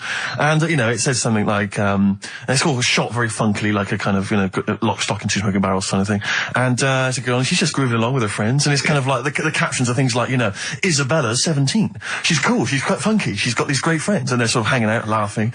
and she just pops into a tattoo parlour. Sure. Why not? Her friends are like, what are you doing? But she just goes in, you know, she has a tattoo done, and it sort of says, she's wild, she's crazy, you know, she lives life as she sees it. She takes every day as it comes. She's not tied down or anything. She doesn't smoke cigarettes. Yeah. So And it if just you says, think don't smoke she's cool, cigarettes. If you think she's if you cool. think all this is cool, then you probably won't want to smoke cigarettes. If Exactly. you want to be cool, Yeah, then like don't. Isabella or whatever her Except name the is. thing with that is that people watching that, the youth watching that will go, well, Bill at my school, he smokes and he's cool. Exactly. Yeah. Well, this is the problem with it. Yeah. It's not that the impulse is wrong. The message is fine. It's just this thing. I can't imagine those things ever working with young people. No. With youths. It's like when you know, what was it? What it will do is that you'll get a lot of 13 and 14-year-olds sneaking out and getting a tattoo. Exactly. So the parents be going, I'd rather she smoked. Exactly. She might give that up Yeah, I sometimes. know, That's for life. she's got a spider's web on her face now for the rest of her life. Yeah, exactly. Yeah. But it's like, you remember that thing when they tried to get young people to vote? Do you remember that? Was it Rock the Vote? Was it called Rock the Vote? Was it people like Billy Bragg and people kind of... Yeah. I don't know who that appeals to. I don't know, you know, some youth is kind of smashing up a bus shelter, throwing bricks at old people. Goes, and oh, what's that, Billy Bragg? Billy Bragg, yeah. I just can't, I don't believe it ever. I think it was Mick Hucknall was another one. What's that, Mick? Oh, dear. Well, I remember the ones where you just, if you were going to go off with a stranger, your cat went, well, don't. Yeah. Ask mummy first. Yeah. And I remember I was trying to jump in cars left, right and centre, but my cat, when I was like 5 or 6, would go, and I go, good point. Yeah. You're right, he could be a nutter. But I seem to remember the Charlie's. The Charlie Says. It was Charlie Says, wasn't it? Yeah. Charlie Says. Charlie Says. I always find them really unnerving. He lived in that really eerie kind of world where you never really saw cartoon. anyone. Yeah, but it was very kind of, it was very eerie. It wasn't a very kind of comforting No, world. they hadn't spent a lot of money on the cartoon. No. But it was, I always got the sense with him that he was probably really quite lonely. But I like the fact is that, And he had a cat. Mummy and a was cat so could talk. pleased, but by the time I came out, they'd gone off and I missed the picnic. But Mummy was so pleased that I'd asked her, she gave me an apple. No, I think and she said- Charlie got something he liked. He gets a fish, Yeah. right? I was thinking, an apple? No, I seem to remember it being that, I'll get an apple anyway. Get me some sweets. yeah, or a tattoo. I always thought there was a con when your parents got you some clothes you needed for Christmas. Yeah, I'm not falling for that. Exactly. I'd go, look, I'm getting the clothes anyway. I want battling tops. But the Charlie Says, I seem to remember when they asked him to go off for the picnic, by the time he'd asked Mum because she was on the phone, I don't know who she was chatting to in the middle of the day, the kids had gone, One of her, and I seem to remember one of her clients. Exactly. I seem to remember that he said, don't worry, it was fine because Mum took him and Charlie on a picnic. Not as good. Who'd rather go with your mates or with your mum on a and picnic? your cat. And your cat. Yeah. I mean, I don't think they were friends. There's Scotch egg sinks of fish. Well, I had to bring it for Charlie. Don't bring raw fish in the picnic basket. But I think they weren't friends with us. They were just local kids who go, let's go and ask that weirdo with the cat if he wants to come down the park. Let's go and ask the weirdo who thinks the cat can talk, yeah. and then run away when he goes to ask his mum. When he goes off to ask his mum, they're just going, ask your mum, ask your mum. Yeah. Hello, hiya. All right, we're the local lads, the cool local lads. We smoke, we got tattoos. Do you want to come and play with some puppies in the disused mine? Ask your mum first. Quick, run. Exactly. So look, he's talking to the cat. Look, he's talking to the cat. They were just round the corner spying on him. They were just laughing. There was no picnic. Oh, here he is. Look. Here he is. Come in. Hey, look, How have you... Oh, God. I don't believe that. Oh, that's pathetic. I do not believe that. That's absolutely pathetic. Now, they won't believe this, will they? No. Right, No. if I say that Jonathan Ross just got his massive member out, and he is a big lad, come and sit down. I've got your tickets, Mr. Gervais. Thank you. What's going on here then? I mean, why are you dropping off tickets? Well, because, you know, in the spirit of the Comedy Awards, we like to have the rising young stars of the British Comedy Awards. That's right, and that's me. Well, we couldn't find any this year, so we've asked Ricky whether he would sit in the rising young star seat, and I wanted to deliver the tickets personally, so there's no excuses if he doesn't turn up later. Yeah. I always suspected that you were sort of pretty well endowed. Yeah. And now we've seen, you know, it's on webcam. That was just one of my cocks. That's the one you're wearing today. Didn't we? Don't say that. No, we were This is meant to be the happening young station. What's going on? No, you can't say stuff like that. You can't. Just careful what you say. Look after Julian Clary. 10 years in the wilderness, and he comes back in a person life. 10 years in the What happened wilderness. to you? That's Jesus you're thinking of, isn't it? Just because you're on everything at the moment. I walked in here and I came in there and I thought this is the young happening place, and what do I see in here? 3 old men sitting What are you talking about? I'm only 28, 27. You all look, you're wrecked. You all look wrecked. You're Well, that's because we're always partying. I was looking for some youngsters. Where's the youngsters? I wanted to see some tight leather pants. I wanted to see some foxy chicks hanging on you every word. What is it? It's a bunch of old blokes on a block up there washing up in a sink. But look at him. He even dresses for radio. Look This at is him. ludicrous. It's amazing. Looks like you're I love the fact you were on the phone to Gervais last night, weren't you? Asking his advice. Yeah. On clothes. Look at him. He's going for the man down the DSS. I like that look. That's a nice look. Have you got a single pair of trousers that aren't elasticated at the waist? They're maternity jeans, aren't they? They've got a whole Frank panel that pushes The forward. thing is, what I do at the end of the week, I can pop these in a pan and I can make a nice soup with all the food that's encrusted in At them. his years as a homeless coming before there. Look at you, But one why- step away from Lawrence Llewellyn Bowen. I'd like to be that bit closer. But why are you dropping off tickets? Are you a little bit... Because I thought you were married and stuff. Why do you suddenly got this obsession with Gervais? Because I'm a bit rough, ain't I? yeah, it's like when you see Dale Winton out with those rough boys. I'd like to get one of my own. When a top celebrity in a lovely looking suit walks down the corridor with his penis out, Yes. Yeah. I know that I'm still an You attractive know man. you've arrived. I was inaugurated in the same way. For me, it was Des O'Connor. It's like it's the passing on of the baton, if I may use that euphemism. and you've been battened. But it's fantastic. Well, it is a pleasure. I don't think I'm complacent just because I'm mixed with you. I still wake up and think, I don't believe it. I'm mates with Jono. Can I just point out? Jono. I was listening to the show last week, and I heard you, as always, revealing a little too much about yourself, if you don't mind me saying so. Yeah. Steve, Not as much as you. No, but that was just for the benefit of the room. Yeah. And talking about when you used to occasionally urinate in the sink. Yeah. When you were around my house last time, and I came in, and you looked a bit shifty. No, please reassure me. It was more ownership. Yeah. I was like, I went to my territory, and then other people that come in that go, has Gervais been round here? It's like just marking my territory. Because my coffee the next morning had a hazelnut tang to it that I don't remember putting in. Can I just say something? Because I mean, I used to, mention to you, Gervais, when we first started getting involved in the business. Yeah. I used to say, if there was one celebrity I'd like to be friends with, it's Jonathan Ross. Yeah. Lo and behold, Ricky's befriended Jonathan Ross. I'm nowhere to be seen. But Not Ricky invited told me- round. Ricky told me that I could be his friend, providing I never extended the arm of friendship. Right. with you. Yeah, if you ever... I thought as much. He tries to keep everyone else down he works with, from the office, all the other shows. He tries to keep them down. He said, I didn't even want I'm you to number come in. one. I wanted Yeah. to meet you on the steps. Yeah. I didn't even want to tell you you were around. But you called. He went, who's that? And he saw your name come up and he went, well, can I meet him? Well, you're all coming tonight, aren't you? This isn't Radio 2, by the way. These links are way too long. This is snappy radio. We have to play out... Yeah. You might The be kids have lost interest. But the kids want to hear Coldplay, Catatonia, You know what I like? Faithless. How about some more of that instantly forgettable hip hop you play each week? One of those obscure hip hop hooray. That's the worst feature on British radio. You should be ashamed of yourself. Wait a minute, I heard your As I was quiz on saying to Radio Bruce 2. Forsyth the You're other day, I allowed. said the hip hop's had its day. You shut it down. Put it away. Put it away. I'm Carl. Carl, how you doing? I'm all right. Got a question for you. Quiet man. Got a question. Yeah. The Pope. Yeah. What semi-precious stone does the Pope wear? That is easy. Go on. Topaz. Is that the right answer? I don't know. I might have wrote it down. I'm really sorry, Jonathan. It's not what he publicly admits to, but I have to know because I was hanging out with him at the Groucho one night, and he was saying, "Oh, look at this, look at this, look at that topaz. Go and buy that. Look at that. Vatican City. Look at that. We can make a nice ring out of that, he said. Didn't go anywhere, but thanks for asking. I better go. I've got to go. I've got to go and buy some winkle pickers. Thank you very much. Okay. Enjoy Nice to it. meet you, Stephen. Yes. Carl, I wish I could say it'd been a pleasure, but actually it was quite creepy. See you later. Now, Steve, you know how Carl won't do anything outside his jurisdiction. He moans about stuff. Whinges He's got constantly. one job. We're doing about 5 things in the Always week. plate spinning. We just turn up and he's always available. He moans about it. He goes, "Oh, lucky you caught me." Right? He's chatting. He just He's one of those people that whinges enough, and people think he's overworked. So he got Mondays off. Right? He's just a whinger. I haven't He got won't- Mondays off though, have I? Yeah, well, anyway, 2 hours on a Saturday. This is what the phone message he left me Wednesday on my mobile. But I just is chatting about certain things that are going on at the moment. What else need you know?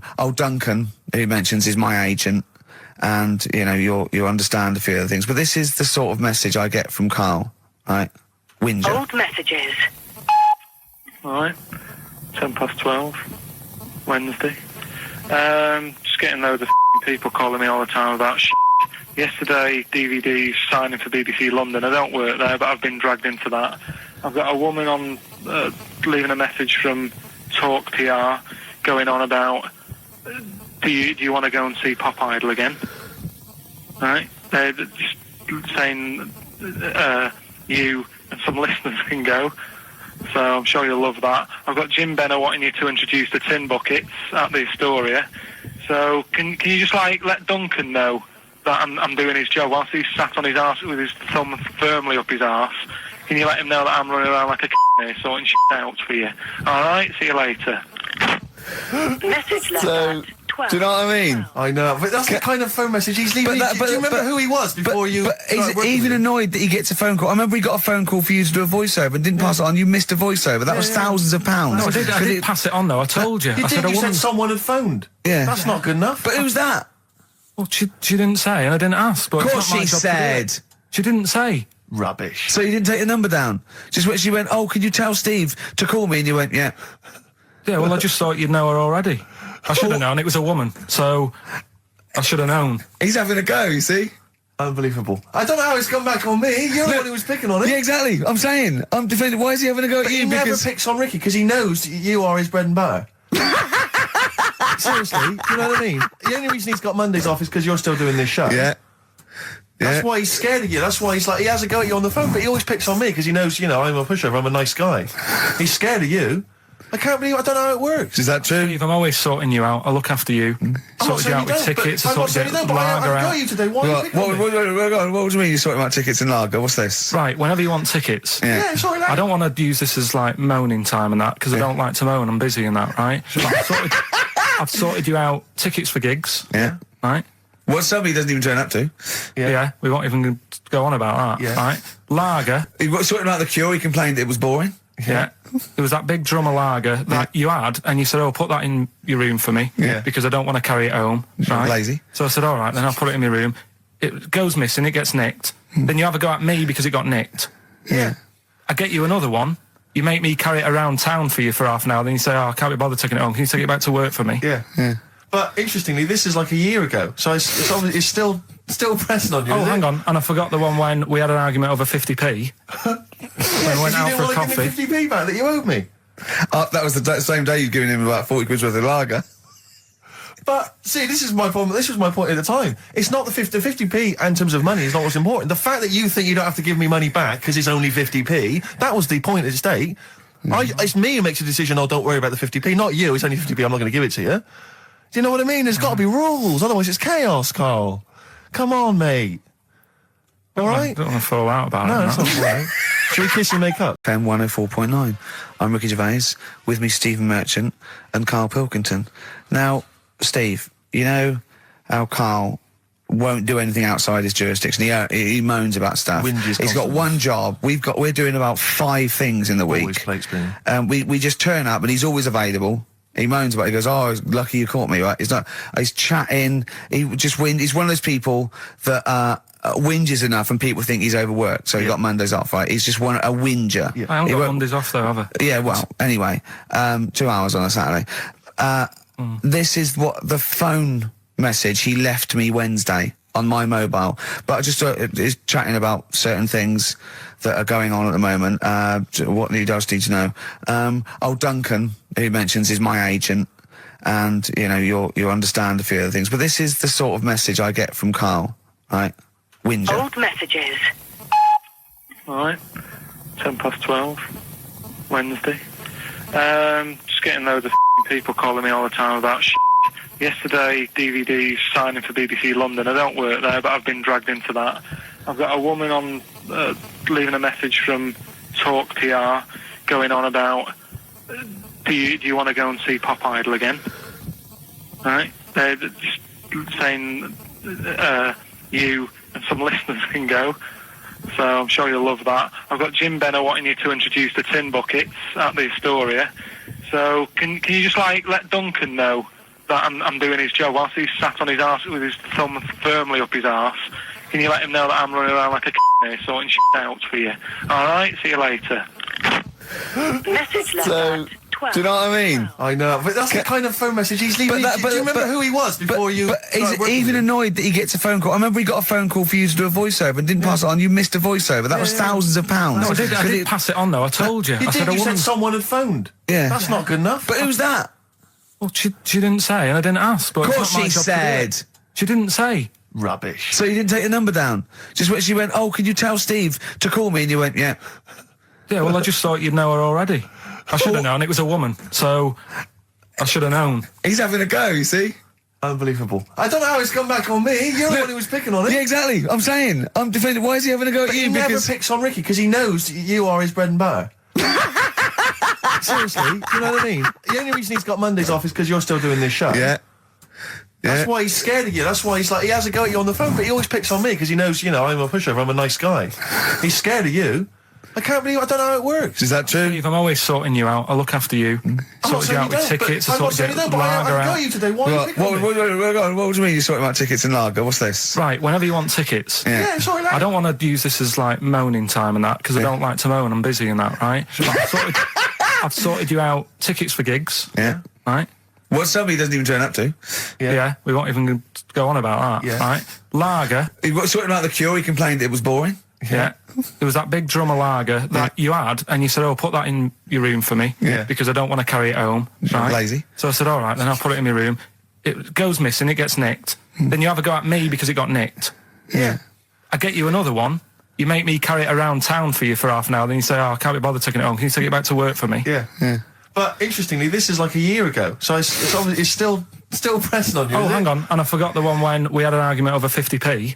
When I went out for a coffee. You didn't want to give me 50p back that you owed me. That was the same day you'd given him about 40 quid worth of lager. But, see, this is my problem. This was my point at the time. It's not the 50p in terms of money is not what's important. The fact that you think you don't have to give me money back because it's only 50p, that was the point at stake. It's me who makes the decision, oh, don't worry about the 50p, not you. It's only 50p, I'm not going to give it to you. Do you know what I mean? There's got to be rules, otherwise it's chaos, Carl. Come on, mate. All right? I don't want to fall out about it. No, that's not all right. Should we kiss and make up? Do you want that? Do you want to do it's that? all right. Yeah. Well, should we play a little record and come back to this? Because I can't believe it started with you slagging him off, Rick, and I've ended... Georgie part 1 and 2, remember? About the gay bloke. Georgie Boy was gay, I guess. His favourite song. Carl's favourite song. Yeah. Right? And I was going, oh yeah, I remember that, yeah. I said about, and I said, did not intend to take his life. He just pushed it when he gets mugged and killed. Do you know what he said? I was sitting outside, I was singing, he went, well, I said, as I said, they go out too late.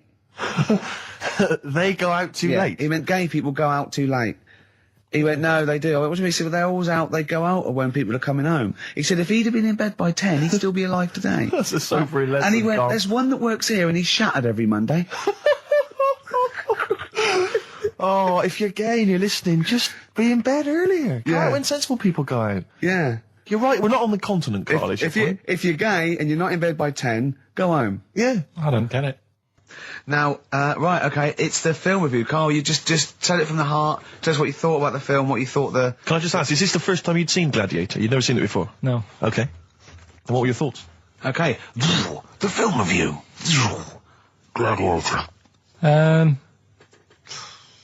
It's all right. Nothing great. It's like an old, sort of an old version of Rocky done in the olden days, really. Right. A bloke fighting other people. Sure. How sort of well known is the story? Do you reckon people know the basics? Well, just very quickly, just do the plot. Quickly. There's a guy called Max. Maximus, yeah. Yeah. There's Caesar, and there's Caesar's kid, and Max goes to war, sort of wins it, comes back. Caesar says, you're good at what you do. I wish my son was as good as you. So I want you to be in charge when I die. His kid finds out, a bit annoyed about it, kills his dad, because he don't want anyone to hear that he said that, he wants him to be in charge. Yeah. So his kid gets in charge and thinks, I'll show you. You're not going to be king, I am. You're going to be a slave or something. And then, next thing you see is... Sorry, can I just stop there? My only thought is the film's 3 hours long, so maybe we shouldn't go through the whole plot, man. We've done the first 10 minutes, but go on. So, yeah, he's a slave and then... Yeah, but then, that was an interesting bit that I thought, right? I mean, I was watching this with a girlfriend, she was already annoyed because she wanted to watch Friends on E4. Okay. Yeah. It was a good episode as well this week. Was it? Yeah. Don't tell her that. Okay. Right, so she was annoyed and she said, come on then, put it on. And I got it wrong straight away because it says on the back 149, so I thought that was an hour and 49 minutes. It turned out it was 149. No, I thought it was 1 hour 49. Yeah. But it was 149 minutes. Sure. So it overran anyway. By 40 minutes. Yeah. So anyway, the interesting bit was where he was going across the desert on a horse. And I think to show you how long he'd been going across the desert on his horse, he's showing you a shot of the horse's knees and they were bleeding. And I just wondered whether that's what horses do if they run for a long time. Do you know? I don't. Good. Right, so anyway, so he goes on, he keeps going on like this. He's a slave, and then he has a fight at the end with the Caesar's kid, and he kills him. And that's how it ended. Okay, good. What did you think of it? Just generally, what bits... What do you think was wrong with it? Right, well, I've read up on it, and there's already a fact that is wrong. Right. Caesar's kid, he didn't actually kill his dad. His dad died of a natural death. Right, in real life, you mean? Yeah. Okay. And, what's Caesar's kid's name? Comedian or something? I think it's comedian, yeah. Yeah. That's where the name comes from. When a funny person is called a comedian. He didn't actually get killed in real life by Max. No. He died by his sister poisoning him, and he didn't die. No. Are you saying that this is not a historical document? It's wrong. All over the place. Yeah. Well, next week I'm giving you Braveheart, and that is actually true. That is factually accurate. I can't handle it. It is. It was a little Australian fella that helped him out. Just for people who watched it, you know that the guy, Caesar's kid. Yeah. He died. His sister tried to poison him. That didn't work. Apparently, he was a gay fella, and his boyfriend, who was a wrestler, strangled him. Where did you get this information? On the internet. I thought I'd look it up to see how much of it I actually got right. Yes. And that's what I read. Okay, so out of 10? 5. Really? Yeah. Okay. It's no good. I wouldn't get it out. And it's annoying the way it says, like, this film's got to be seen at the cinema, because I saw it at home and I don't think I missed out on anything. Very good point. I think that's probably the point they're making, but yours is valid too. Right. In Turkey... Nice. It's not, actually. Mm-hmm. That's where I went, and there was little fellas after Suzanne in the kitchen. What? What do you mean? We went to Turkey. You went to Turkey and there were some little fellas? Well, they had quite a few sort of midgets working in the kitchen. Why? Is it a theme? No, was it a theme holiday? I don't know. Might get them cheaper or something. Was it... So they were working, cheaper? They were working in the kitchen, and one of them fancied Suzanne and kept sort of eyeing her up, and she was winding me up saying, "Oh, not eyeing up and down, just eyeing her up." Yeah. Anyway, no. So what was she doing in the kitchen? No, it's like a pick what you want to eat type buffet, but you have people clearing the tables and that ready for you to come along. Were they low tables? And he was just keeping an eye on her. What did he say though? Was he It was Turkish, so I don't know what he was saying. But he was a little fella, yeah. Did he? What do you mean a little fella? What do you mean little fella? Sort of dwarf-like. What do you mean dwarf-like? He had magic powers, or he was 4 foot? No, what do you mean, Carl? A little bloke, just like a normal bloke, but small. If you stood him in the desert, you wouldn't know. But he'd be hot and thirsty. Right, Carl. You should watch out for the monkeys. Yeah, underground. There's underground monkeys. Look, you can't just say there was a little midget fella who was eyeing up my girlfriend and then leave it. What do you mean? What was happening? This is a story to us. This is much more interesting to us than, and she was deaf, right, and she hit her head.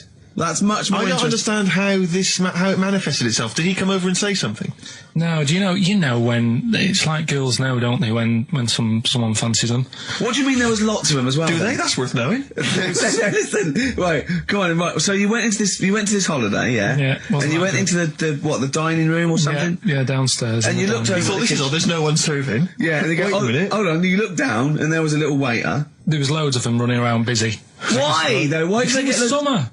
What do you mean? Because it was summer. They had more of them They come out in summer. What do you mean they had more? What do you mean? Because it's busy, isn't it? No, but they hibernate in the winter. Why were they all midgets? I don't know, maybe it doesn't heat stunt your growth or something. No! Well, they just happened to, maybe it was a thing that they did for tourists or something, I don't know. I just got on with my meal. It was a holiday. Do you know what I mean?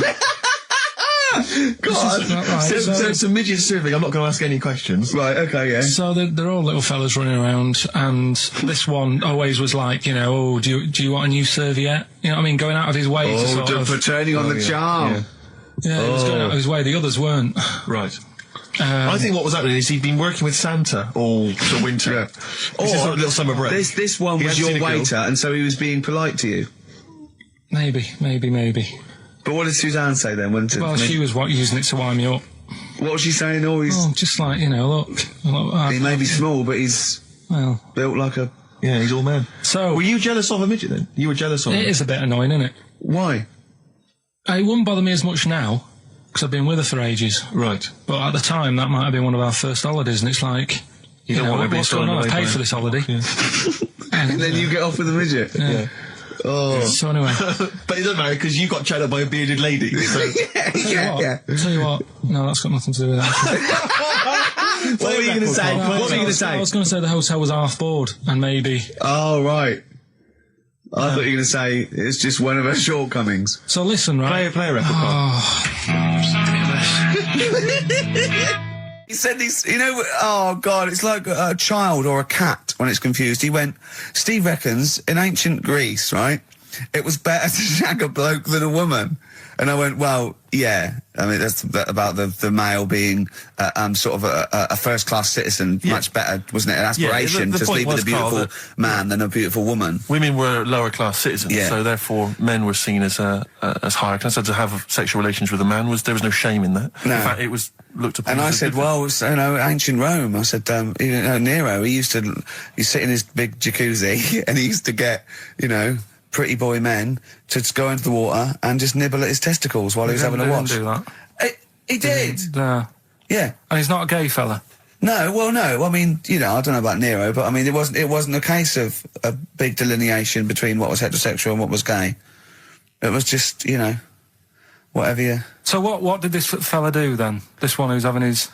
Well, he was pretty much top boy, Nero, for a while. He was in charge. And, you know, and you did what you're told. If Caesar or... But why were people going round there? Why didn't they go, oh... No, they weren't dropping in. It wasn't like the door was opening. I was going to see what Nero's doing. You'd have probably been like a delivery boy or a stable boy or something, you know, and you'd have popped round there and you'd have gone, there, right, Nero, as the tablets of stone you wanted. And you go, Pilkington, why you are here? Pop under... I don't know why he's French. What is that? I don't know why he's French. Just pop under the water and nibble at my testicles and you'd have done it. Because he was Nero. I wouldn't. You would have. Well, there's no way I would have done. Well, you would have. What have I done? I've dropped a pizza off. Yeah, you put around to Nero's place with the pizza. Right, I'd say I've done my job. Right? Yeah. That's not the sort of tip I wanted. No, he'd have said, get the little baldy chap to nibble at my testicles, and you'd have been under the water. I wouldn't have done it. No, Well, you can't wouldn't have put me head on the wall, Nero. Right. No, I wouldn't have done it. Can I just say this, Steve? Not only would you be nibbling his testicles, you'd have been going mad. You'd have been noshing him just for extra. You'd have been doing everything he wanted. You'd have been going, he'd have gone, I didn't ask you to do that. You'd have been going mental. They'd have been chewing, slurping. It was all right. He went, wait till you get out. You see Piccadilly, it's better than Euston. Right. It was. You know, it was nicer. I went outside and there was a ridiculous queue, and sort of one cab. Right. Yeah. So horse-drawn. Yeah. And so I walked, and it was okay. It was only down the road. It was a bit dark. It was wet and raining. Obviously, it's the north. I know. Yeah. The hotel was very nice, but no minibar. I've never seen that before. I've travelled all over the world seeing them in a hotel without a minibar. No, so I don't know what's going on then. I don't know what's going on there. And then I did this corporate gig in Old Trafford. Pitch was up. Don't know what they were doing, but you know, very impressive, big impressive. I think they're the richest football club, aren't they, Carl? Yeah. You did a gig at where? Old Trafford. It was in a function room. Oh, there, well, I thought it was the stadium. No, I'm not that big yet. No. But I mean, you know, I can't really comment on Manchester. I do know that Liverpool was voted most important music city via poll. True enough. So, Carl, you're making noises while I'm talking. Yeah, but you do this all the time trying to wind me up. And I'm not saying Manchester's the best place in the world, but what I'm saying is, there's bits of it that I really miss. Yeah. Like last Sunday, right?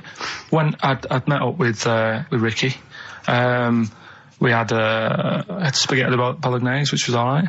And then I said to her, I need some soil. Damn, I wish you'd invited me. It sounds amazing. So I need some soil. What do you think? You need some what? Soil? Soil, yeah. I need to repot a plant, right? Yeah. So you need to repot a plant? Yeah. Fair enough. So I'm like, where you can't see these shops in London. Do you know what I mean? There's nothing around. I took him straight to one in my street. Yeah, but near your street, and that's probably the only one in London.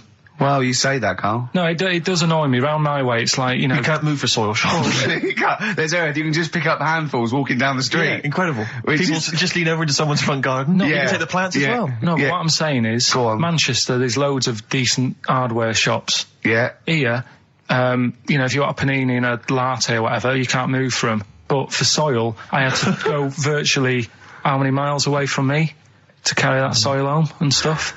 Yeah. It's not good. I mean, London's all right, but if cities were sort of it's neglecting the peat